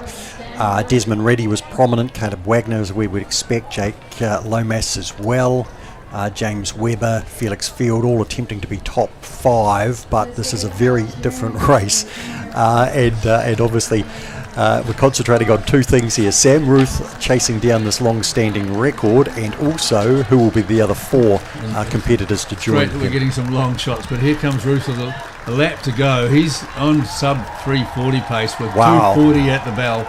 So that's outstanding running by a time trial, really, isn't it? But obviously he's got a great atmosphere here. The conditions are pretty good. A bit of crosswind, which means he's got some favour in his favour. Caleb Wagner off the back of his 3,000 yesterday, where he finished second to George Wiley, Desmond Reddy, Jake Lomas, James Webber, Felix Field, all in the hunt here for top 5. Here's Sam Ruth down the back straight. Yeah. He's got 200 to go. He's had a little glance at his watch. So I don't know whether he's got any timer's bell set or not, but he's going to definitely eclipse this record in a remarkable fashion here as a solo run rather than as a championship type run. So, of course, the risk is that he recovers well enough to do what he wants to do tomorrow, which would be fantastic, of course. Here he is, Sam Ruth. Sam Ruth, exceptional time for a young 16-year-old. 3:38 something and change. That's Mauri ora ki aia. took me a long time to run that, Mark, so I know how good that is. Sam Ruth, Taraga Boys High School, has broken a long-standing 1,500 metre record, and now we have Caleb Wagner. Caleb Wagner and Jag Willers. Pleased to see him in there. No, it's not Jag Willers, sorry. Caleb Wagner. I'm trying to pick up that. Yeah, Felix Field, Jake Lomas was there. Desmond Reddy as well.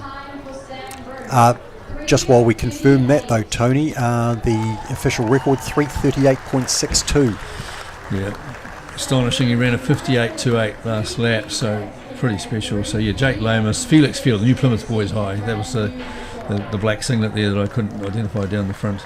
Desmond Reddy from Rongotai College and James Webber. They look like Reddy will be the 5th one to go through. So that's unofficial at this point in time. I think that's what we've got. The times are coming through. No, actually they've changed over a little bit, and that was now we've got 2 people with first at the top, James Webber, so we've got a little bit of something going wrong in our results, of course, which is one of the issues of the timing system. Caleb Wagner, we can determine, was second 4:04.37, and hopefully we'll get updated of the remainder.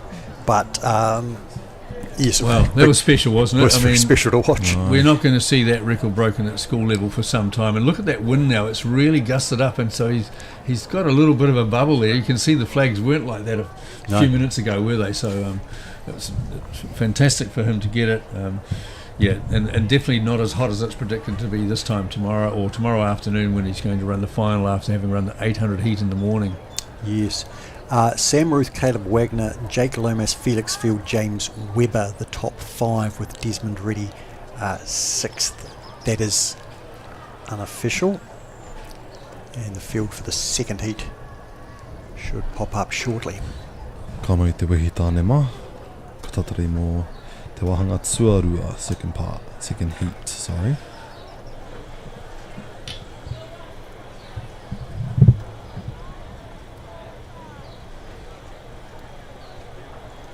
So second heat of 3, and again the first 5 to qualify for the final on Sunday afternoon. Set down for 2 o'clock. So it'll be interesting to see Richard Potts is here on the ground to see how what his impressions was of that record he set. Was it 36 years ago at Mount Smart as a the games were held this event was held at Mount Smart as a pre-runner to the 1990 Commonwealth Games, and as I say, Richard Potts qualified for that by running that time back then.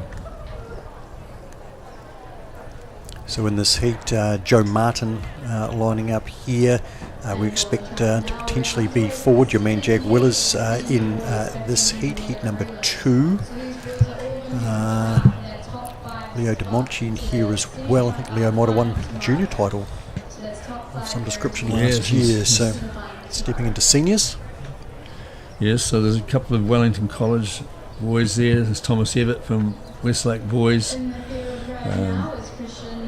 Reed Scampion, who's done particularly well over the winter as well. And Ben Oxford is from McLean's. So it's a pretty strong field. Joe Martin, of course, is in this field, and he'll be probably the one that's going to give Sam Ruth a bit of a test tomorrow in the 800, which everyone's looking forward to, having run under 150 as well. So Joe Martin tucked in behind Jag Willers is doing the leading at the moment. Is he under instruction to lead, Tony? Not really, no. But at the same time, it's better to be out in front than to be at the back in a race. But try to tell my athletes if they're going to lead at the pace that you want, not the pace that you're just doing the job in front for others. You've got to be careful about where you end up. So they run 70 first lap, which is pretty slow. It's Leo De Monchi out in number 109. Joe Martin having a bit of a look behind, but there's no action happening. So on his shoulders, Logan Hoffler. He's probably might be the one that goes through and takes the lead, because Logan won't have the same 800 metre speed as the likes of Martin and Willers and some of the others in the race. Thomas Everett, Red Scampion, Yusuke Chow prominent as well. Leo De Monchi currently 7th. So they're not going very quick at all. So there's going to be someone who will heat up the action, I'm sure, soon. And this is where you can get in trouble if you're not in a good position. So Justin Cunningham, number 36, Justin Cunningham. string left. And the wind has really got up now, hasn't it? How lucky was Sam Ruth when you look at those flags now? It was a meant to be moment, ne? It was a meant. Pakaru, that was his to break.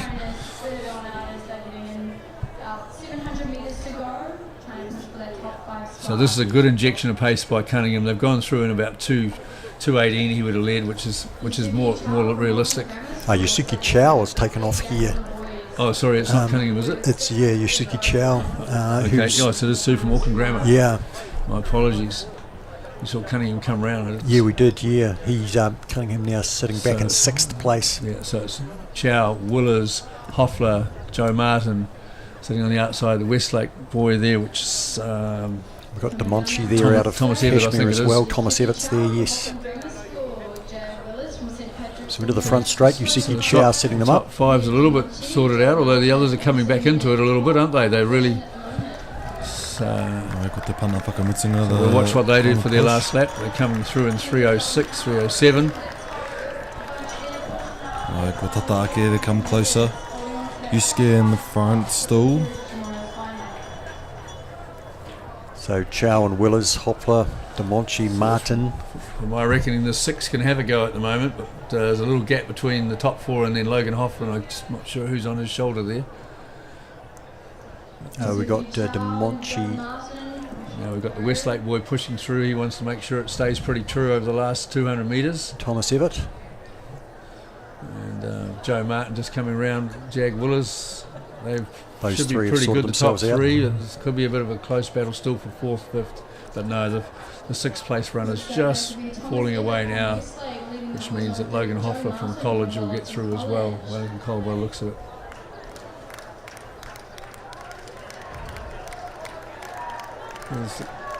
Still a bit of a gun going on in the finish for that 5th place, and it looks like Hoffer's going to need to work hard, but the top 5 are through, and Hoffer's got overtaken in the final stages. It's a bit of a shame for him. His teammate has definitely got through there. Athletes giving their all, including those in behind, looking for their personal best times if they can find it. Thomas Evett going through to win that heat. Not that it's have any great consequence, but top 5 was the key.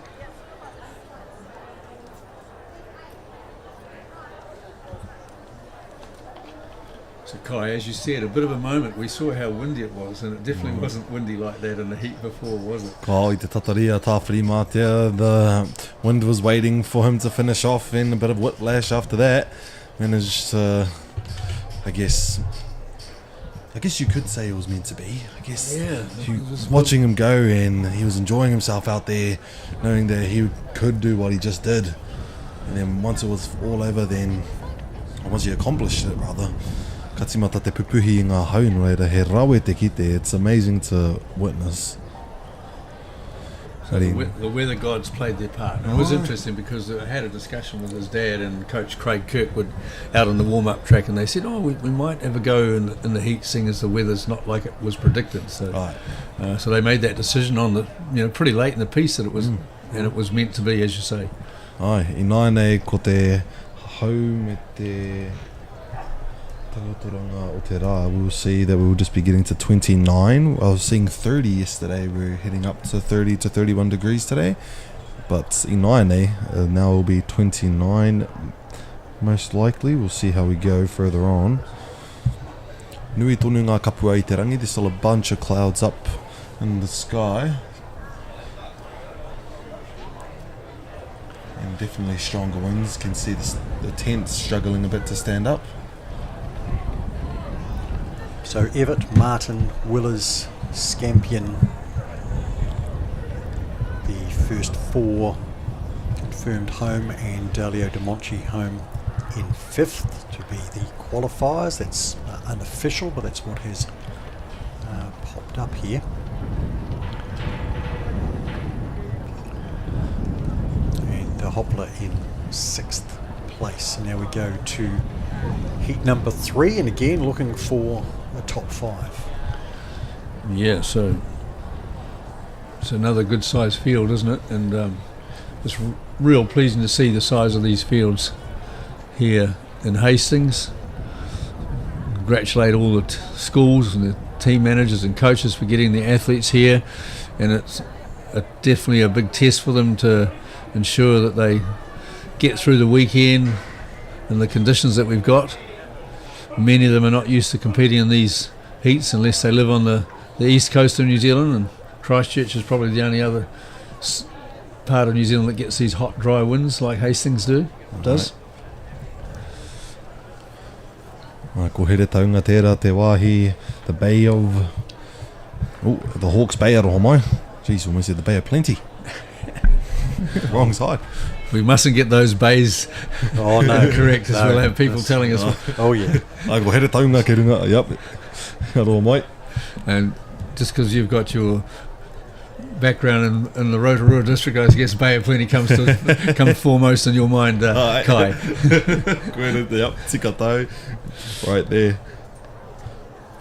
So the 3rd heat, and we have 16 starters here.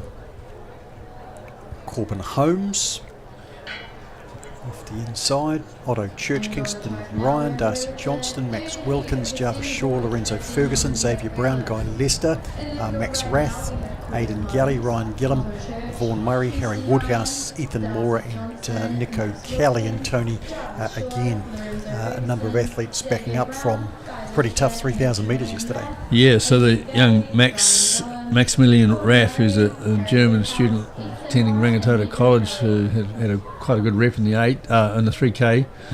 He came 4th yesterday, so he'll be looking to make sure he gets through. In the front there, we've got number 84. We'll pick up. That's Corbin Holmes. Corbin Holmes, of course, he did pretty well yesterday as well. And behind 775 Vaughan Murray. Got a couple of Westlake boys in there. We've got Lorenzo Ferguson.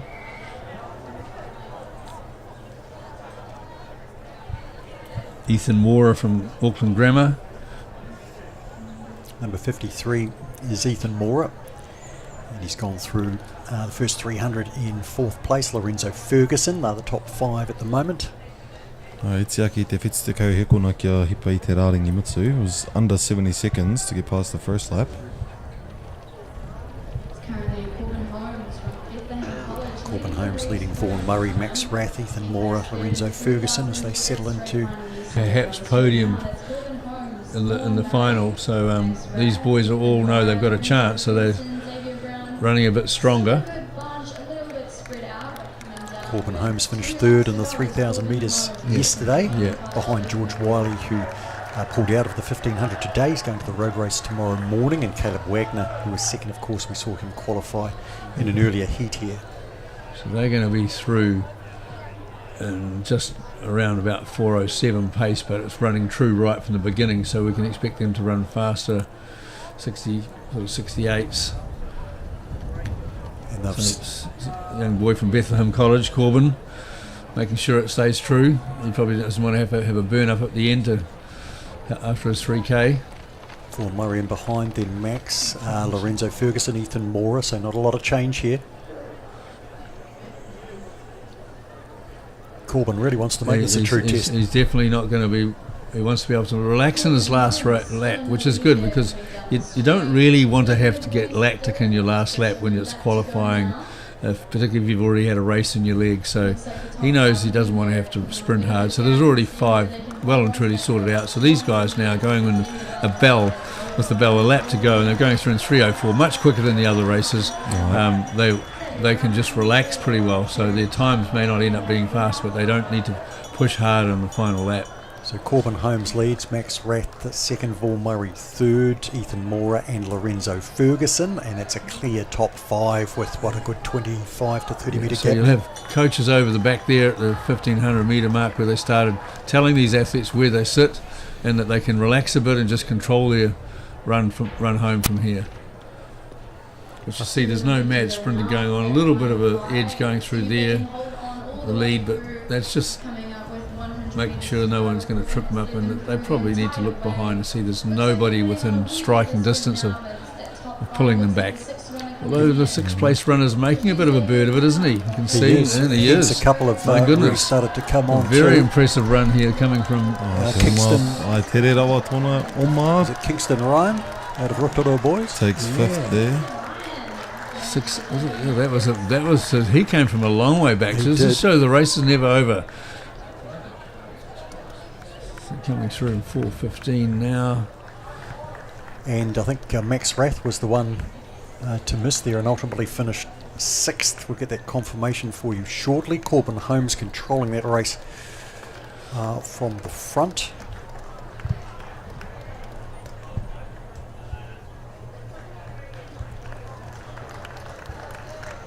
I think it was Kingston Ryan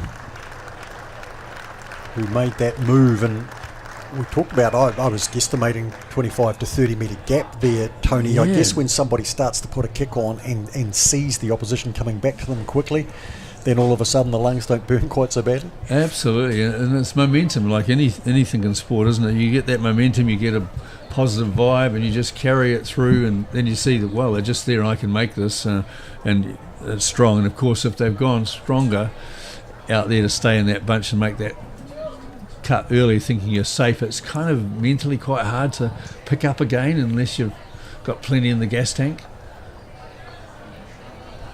So we'll await the official confirmation there and then take you back to the full list of 15 qualifiers. And of course the long jump has been continuing with the 32 contestants over there. Now the last time I looked, there had been no update there for some time.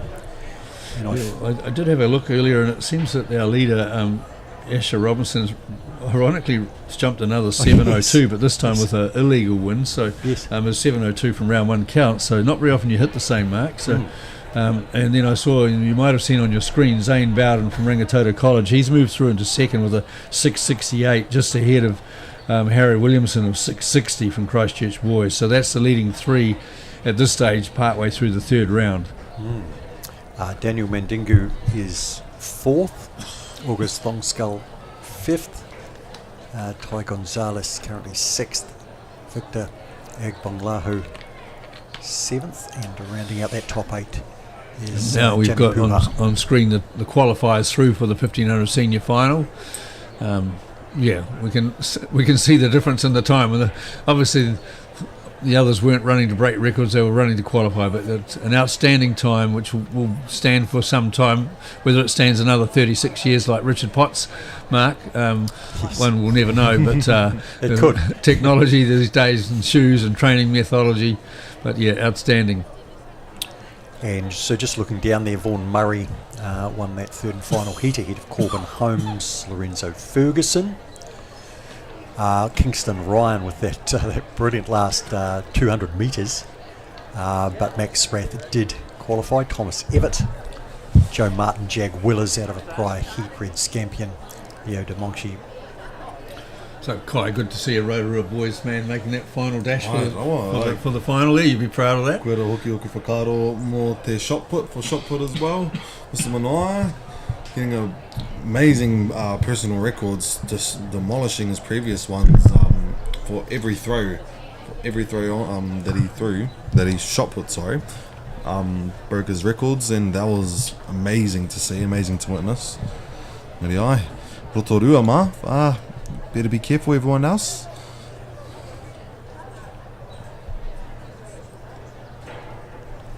Just looking through here, we have Jag Willers, coached by Tony Rogers, our co-commentator for now.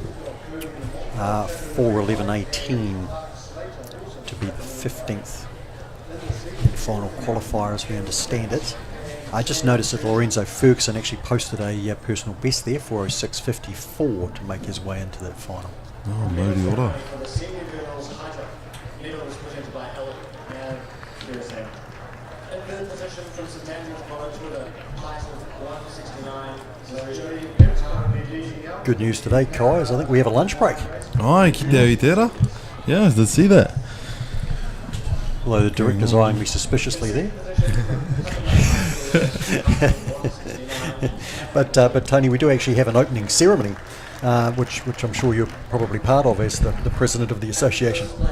Yes, I was just thinking I need to go and catch up with our local board member Rachel Hulls to see which guests we've got, so I can do a little bit of prep for our opening ceremony, which is due to go just after 1 o'clock. So I might farewell you lads, haere mai, till a little later in the program, but it's good to come in and watch those 1500s with you on the screen. I get a better look here than being out there being a coach on the sideline, that's for sure. I did. Yeah, so obviously it looks like they're re-watering the long jump pit there, putting a bit of water on to help with the keeping the sand down now that wind has definitely got up. Everyone sees those flags, they're really billowing now. So very lucky with our conditions for those distance heats. Most certainly, Mihi, Tony. And so the next event that we will cover on the track will be at 1:57 this afternoon, so just over an hour away, and it'll be the first of three heats for the senior girls 300 metre hurdles. We'll see a lot of the same competitors that were in the 100 metre hurdles a little earlier, and the senior boys 300 metre hurdles will follow off the back of that. And then we'll have the second round of the senior girls 100 metres, which is their semi-finals, and we'll see the second round for the boys. They've got 4 rounds to crown a 100 metre champion. And in terms of the field, it is that long jump that we are waiting for the final 8 competitors here. Kai, Ki te titiro ki te rei 9, just having a quick nosy at our results, trying to see ahia rātou e haere mai ai.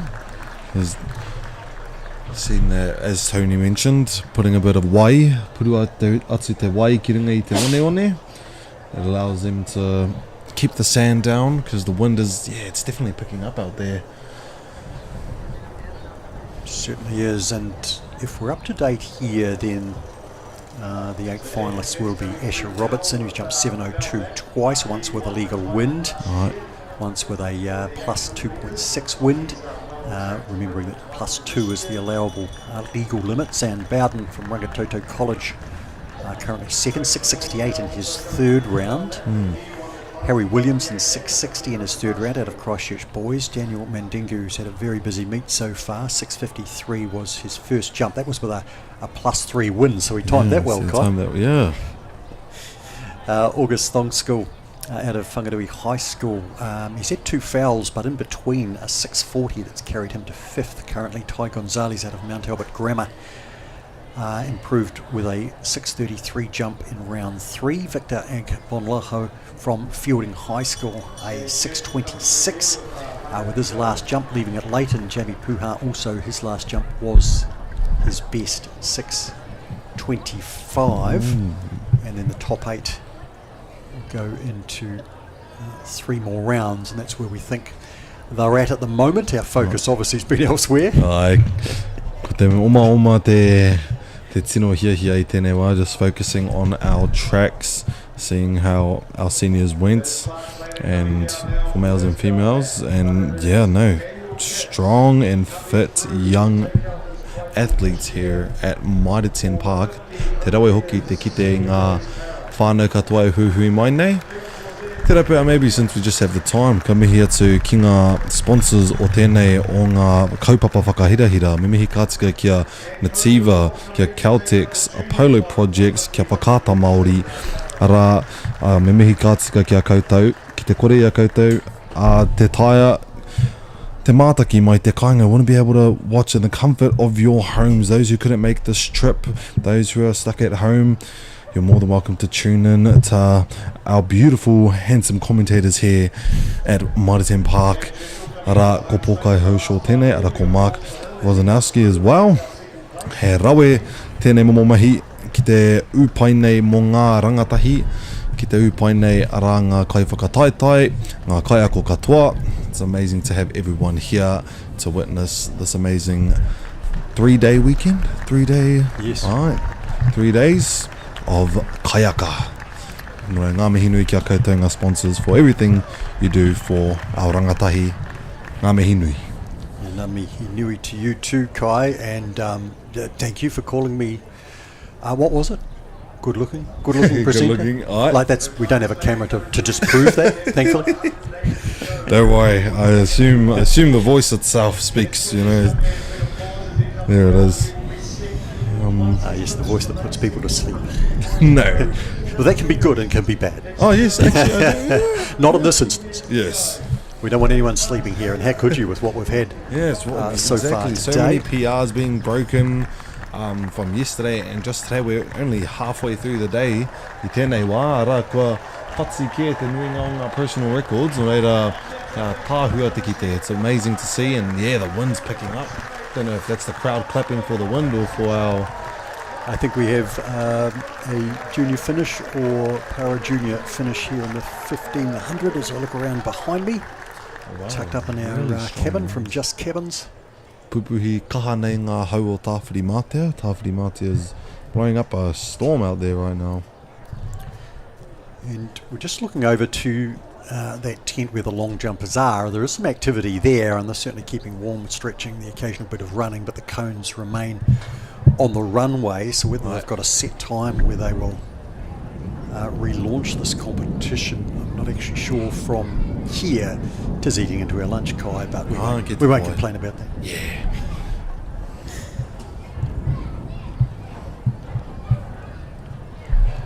But just reflecting on the morning, obviously there was the remarkable time set by Sam Ruth, who earlier this year became the youngest ever 4-minute miler in the world, and has continued with his form obviously today, breaking long-standing record of local Richard Potts, the New Zealand Secondary Schools Athletics Association record for 1500 metres in a heat. 36 years of holding that record and managed to break it with a 3 minutes 38 and change. And just before that wind got very strong, so it worked out perfectly for them. 338.62 is now that official record for Sam Ruth from Tauranga Boys. Tōna kaha, tōna. Of course, he has to come back for the final tomorrow, and obviously he spent a lot more energy in his heat than the other qualifiers who were able to take it more casually, as Sam chased that record, determining that the conditions were ideal for that. And the 1500 metre final is tomorrow afternoon at 2 p.m. He'll have the 800 metre final though as well, and it comes up earlier at 9:52, so big day tomorrow for Sam, so we'll see how he recovers from that. The 800, 1500 double potentially for him tomorrow. Looks like we're getting close to a resumption. We've got the man with the flags in position. Remind me the colours again, Kai. Ko te whero, the red, ko te mā, the white, and haki is flag. Haki? Haki, yes. H-A-K-I? Haki, flag? Aye, yeah. Well, I had to spell that out. And Asher Robertson resumes the long jump. He is our current leader now. We have had a little bit of delay with some of the marks coming through, but hopefully we'll be okay this time around. Wai tatari tonu ana mō tōna peke roa, just waiting for the distance.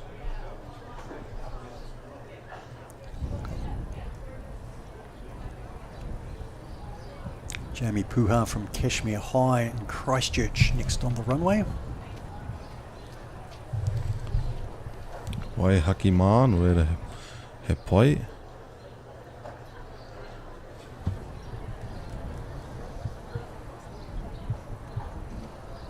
Medal ceremony for the boys 100 metres para senior.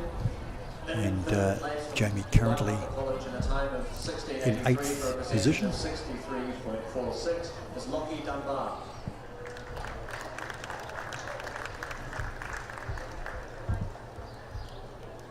In second position, Ty Gonzalez a time of 14.14 for a percentage and of Albert Grammer 65.53 is Connor Carter. will be next. And in first place from Waimea College in a time of 13.04 for a percentage of 81.90 is James Brown.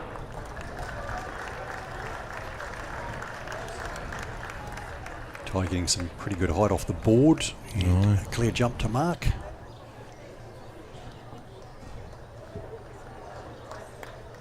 Have him down with a best of 6:33 in the competition to date, but again, just waiting for things to update.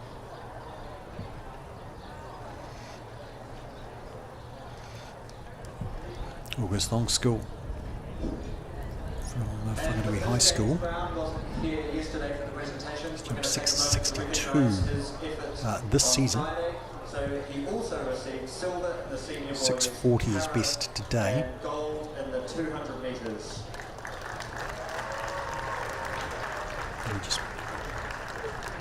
Might be an issue with order here, potentially. The officials coming together. Aye. I was struggling to follow the order, I've got to say, Guy. So, yeah, I'm glad I'm not the only one scratching my head here. But a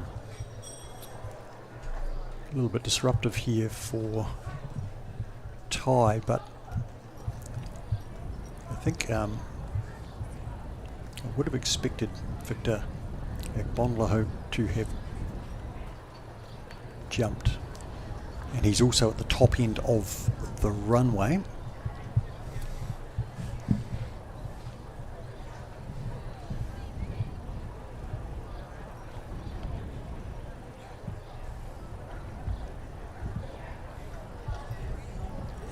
will jump now. Victor?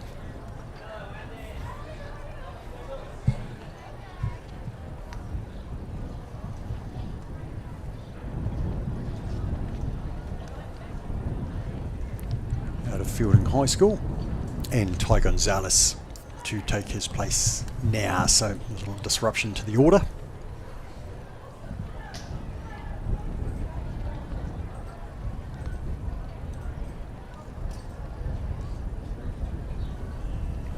Ka pai. Ko timata tōna oma.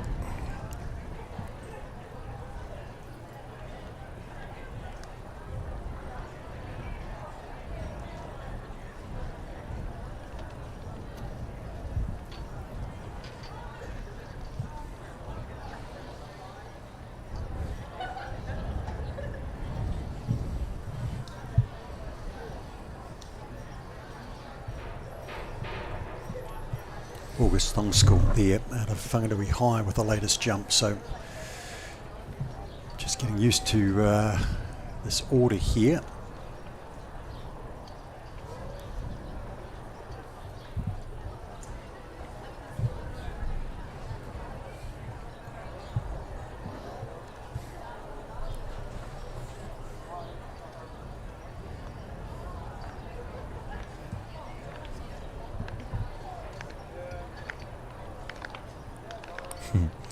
Pai tōna āhua, te hia o te pakipaki.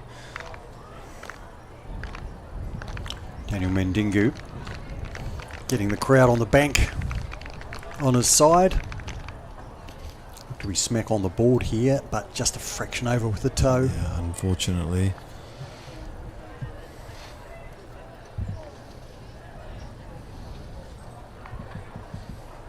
Now Daniel, I think currently lying fourth. Ki te ana e whakarite ana mō ngā taiapa peke, seeing that we can set up our hurdles.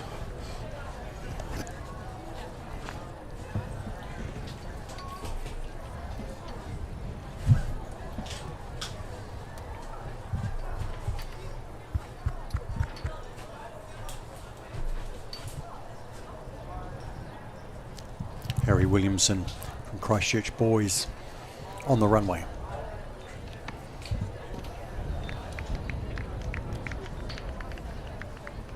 It's the all clear. As Brianna Stevenson mentioned earlier, Kai, when that wind gusts up, it can play a bit of havoc with your run up, because you're not used to be necessarily running as quick as you were before. Friction as it pushes from the you air. from behind. Yeah. Right. So either way, if you're running into it or if you have it behind you, sometimes you have to make those adjustments to your run up. Koe te mea o tēnei o ngā hākinakina. That's the thing about these athletic sports, is that there's many variables that come into play, whether it's the weather, how the wind blows, what kind of day it is. There's so many things that can change exactly how our athletes can play out later.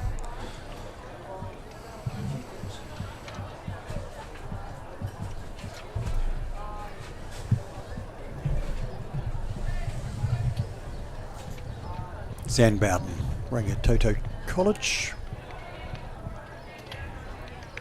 Currently lying second.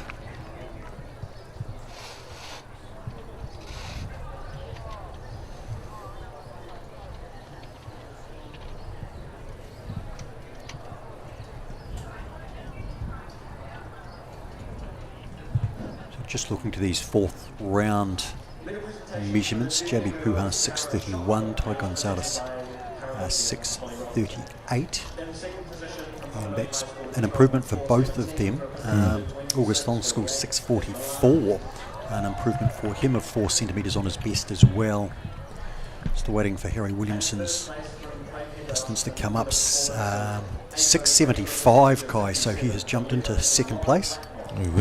Ahead of Zan Bowden, who has just jumped 6:72, of course. Yeah.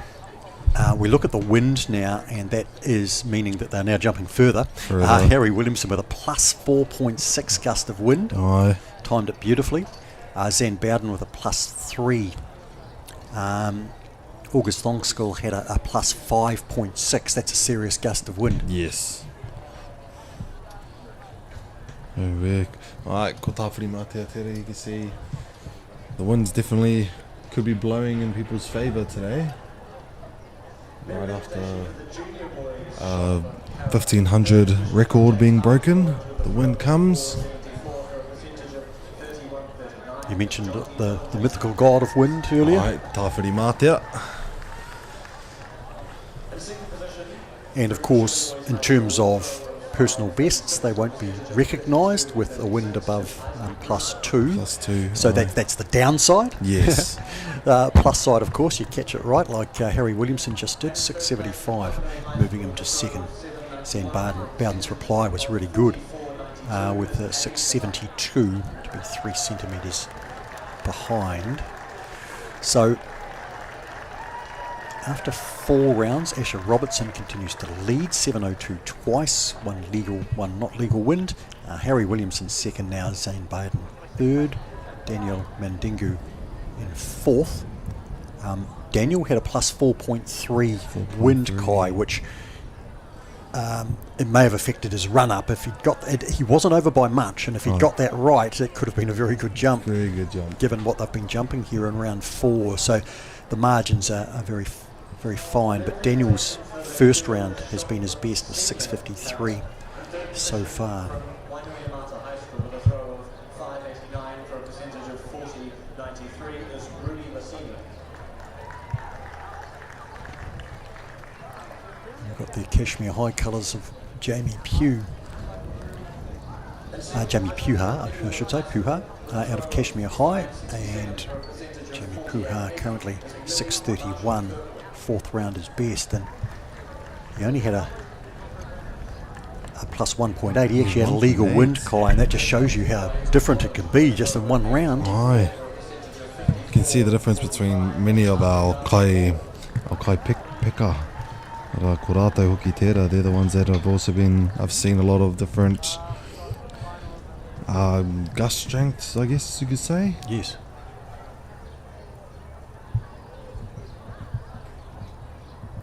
Can tell you that Jamie has just caught this quite nicely, though. That was the word we got yesterday, te kupu kairere. Yes. I'll just say kairere. So with that jump there, Jamie Puha's pulled out a 654 with a plus 2.2 wind, and it's carried him into 4th place. That's a very good.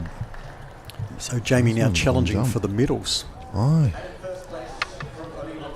With a round 5 jump of 6.54, and although it's over the legal limit of plus 2, it's still a smaller wind than others have had, as Victor Agbonglaho gets the Ai taina te kite ki waho I nāne ki te wehe atu ngā kapua. The clouds are leaving us here at Mitre 10 Park. You can see bigger clear skies, meaning the sun will be shining strong, maybe a bit more of a wind maybe. You can definitely see it. Oh yes, chairs flying. Everything needs to be pegged down now. Aye. So we await the measurement of Victor's latest jump. But you did get the all clear.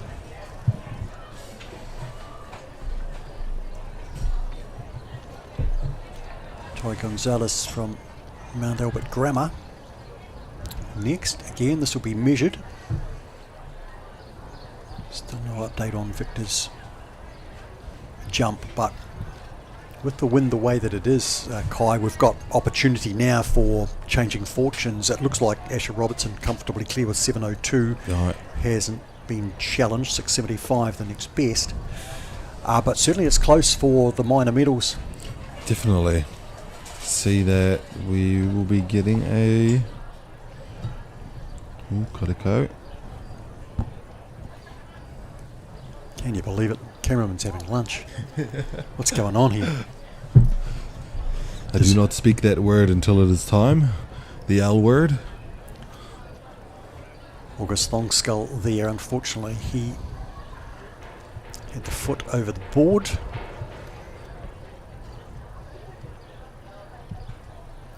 But these measurements now becoming ever more critical because you get the feeling with the strength of that wind, changes can and will happen. Daniel Mandingu from Te Papai Tia again looking to get the crowd behind him with a clap. Ai, played that akio, bringing that energy forth. Mana no te kai there, dere. School out of Hawara in the South Taranaki. And this time he is pretty happy. Right. You can see the spring out of the pit and the clap, and he hit the board well. He was just over it as previous, and he'd be disappointed with that, but he won't be disappointed now. And we await confirmation of his Alright, te rapua ko tōna paki. His clapping before getting the crowd all involved as well. Maybe it's a bit of a rhythm maker, so then once he's going for his oma, once he goes for his run down the lane, and he has a bit of a groove to it. Senior boys long jump in the final round now. At this time though, on the Saturday we always try to have an official. I'm still not getting these fifth round jumps updated, unfortunately. More than a couple, and it's good to see them here with us today. My immediate left is Catherine Sam Bowden has improved his, he's third, he's improved his biggest distance in the fourth round with a 6:72. Harry Williamson, you saw there out of Christchurch Boys High, he jumped an equal personal best of 6:75, so we'll see what he's been able to achieve this time, hopefully soon.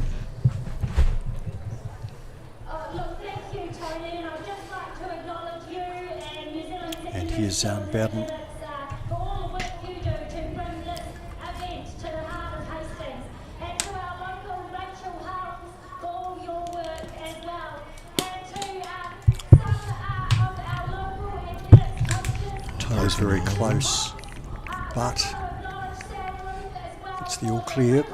Zan Bowden from Rangitoto College looking to improve on a 6:72. He was lying second up until the previous round. Harry Williamson clipped him by 3 centimetres.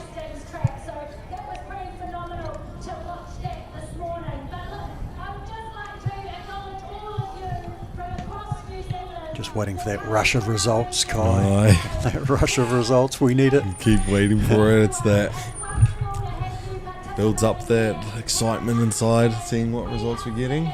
Record numbers for the 52nd New Zealand Secondary Schools Athletics Champs right here in Hawke's Bay. So look, I'd just like to welcome you. I'm an athletics parent myself.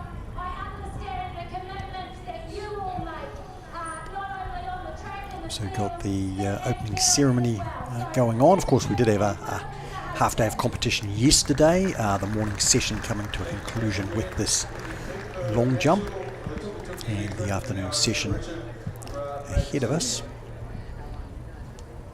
Good afternoon, everyone.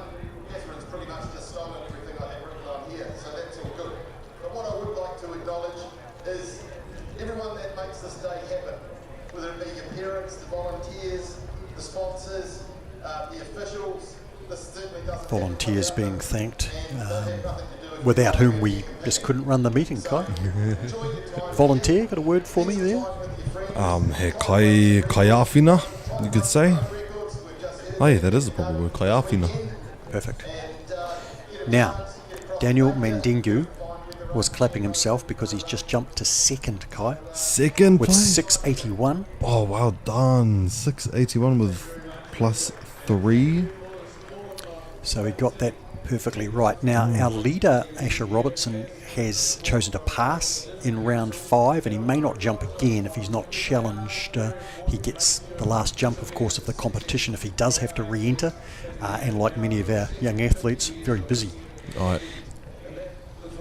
Jamie Puha did start in 8th place. That's why he's the first jumper in round 6, but he has improved his way to now 5th at 6.54. Got as high as 4th, but of course Daniel's jump has pushed him back a placing.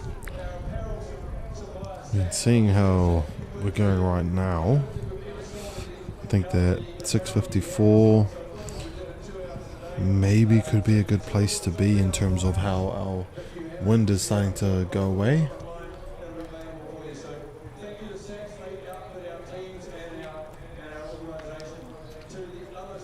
Out of fielding, Victor Agbonlaho will get his last jump measured. Currently lying 8th, 6.26. Got him through to the final 8.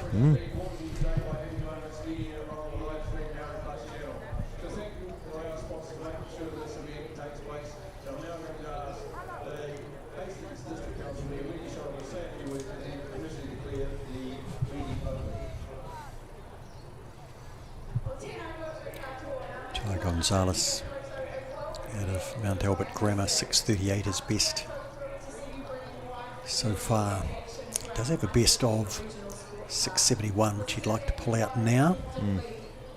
That would be good enough to be 5th today.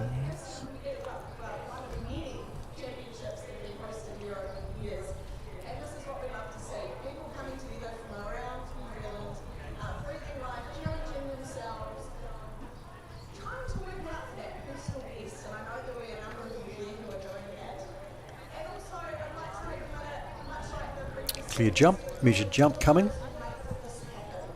Kapai, Mr. Gonzalez. Got Jamie Puha's last jump out of Kashmir High, Kai. 6.79, which will put him in 3rd place. Oh, he's up there now. Now Jamie began the top 8 in 8th position and has steadily improved and has benefited from, he's used the wind wisely, shall we say. Right. With a big 4.2, 2.6, 3.9. August Thongskill from Whanganui High School with his final jump. Unfortunately, just not quite timing it on the board, but for August, a best of 6.44.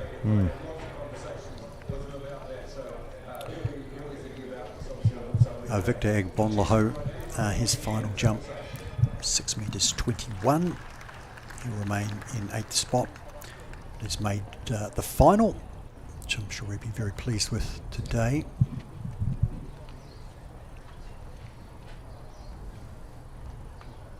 No, homai te paki paki. Back to Daniel Mendengu, who in the previous jump, 6.81, carried him into 2nd place behind Asher Robertson.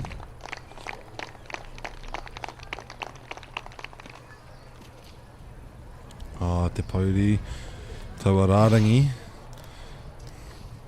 Though when he does make that jump, it is an amazing jump, sorry. Lost my words there. So Daniel's best jump of 6.81 across the board. Can tell you Ty Gonzalez 6.40 in his final jump, which is actually his best. And he will remain in 7th place. Harry Williamson now from Christchurch Boys currently lies 3rd. Looked to hit the board really well there. Alright, ke reira te haki mā. The long jump conclusion, which I don't know if you've been able to follow this, but it's been pretty wild. Asher Robertson has jumped 7.02 twice, once legal, once not, with a wind. Daniel Mendengu left it late for a 6.81 in the 5th round. He's currently 2nd ahead of Harry Williamson, but there have been some significant movers. Jamie Puha, in fact, I think is now up to 3rd. Hopefully this will update for me in a moment.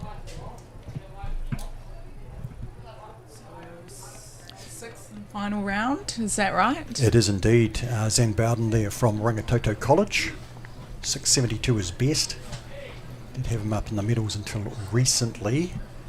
I just need an update on this to confirm that Jamie Puha is third, and Jamie still listed down there in fifth, which worries me. What's it showing for you there, Kai? Is that Harry Arohomo? So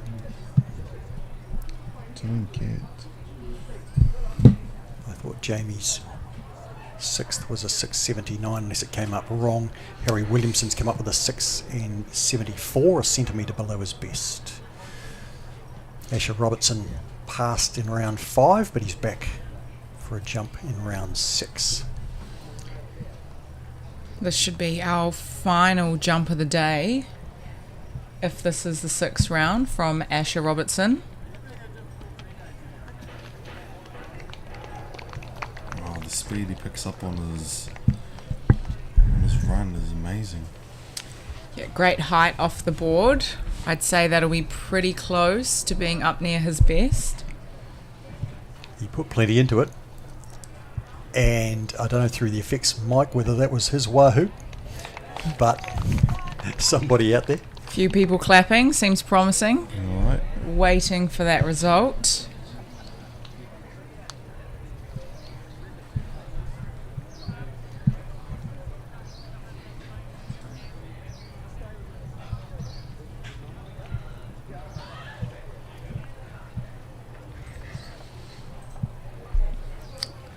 That will conclude a long few hours in the sun for the senior boys long jump. How did we end up? About a 2-hour competition Yes, for those 32 competitors. 11:30, so yes.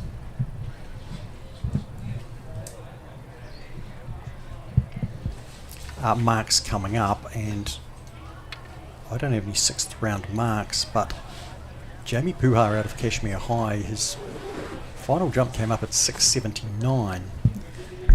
There we go. Looks like Jamie has moved up So he into has moved to third. And Brianna, he started the top 8 in 8th position. Okay. But certainly when the wind's picked up, he's picked up as well. Some of them have, but for some of them too, it's also meant that they have fouled.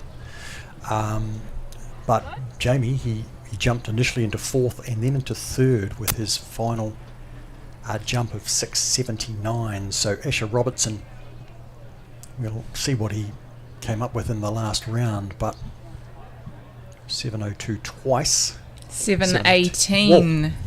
Okay. A great jump there from Asher Robertson. A little bit windy, but as we were saying yesterday, it's always super comforting to know that you're capable of jumping or sprinting a certain time or distance. So huge congratulations to Asher, who not only broke the 7 metre mark for the first time, but smashed it in the 6th round to claim the senior boys long jump title.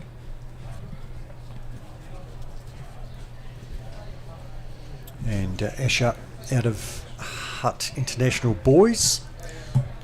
You take a break, officially lunch. The first track event we'll be taking at 3 minutes to 2 will be the 300 metre hurdles. We have 2 heats for the senior girls and then the senior boys, a couple of heats as well. High jump senior boys should be starting about now, and the senior girls discus, but we'll take a break for now. Kai, do you want to take us to the break? Ai, ngā mihi nui e te whānau mo te mātaki mai i tēnei wā, ka re roa katahi ka hoki mai, ngā mihi nui mā te wā.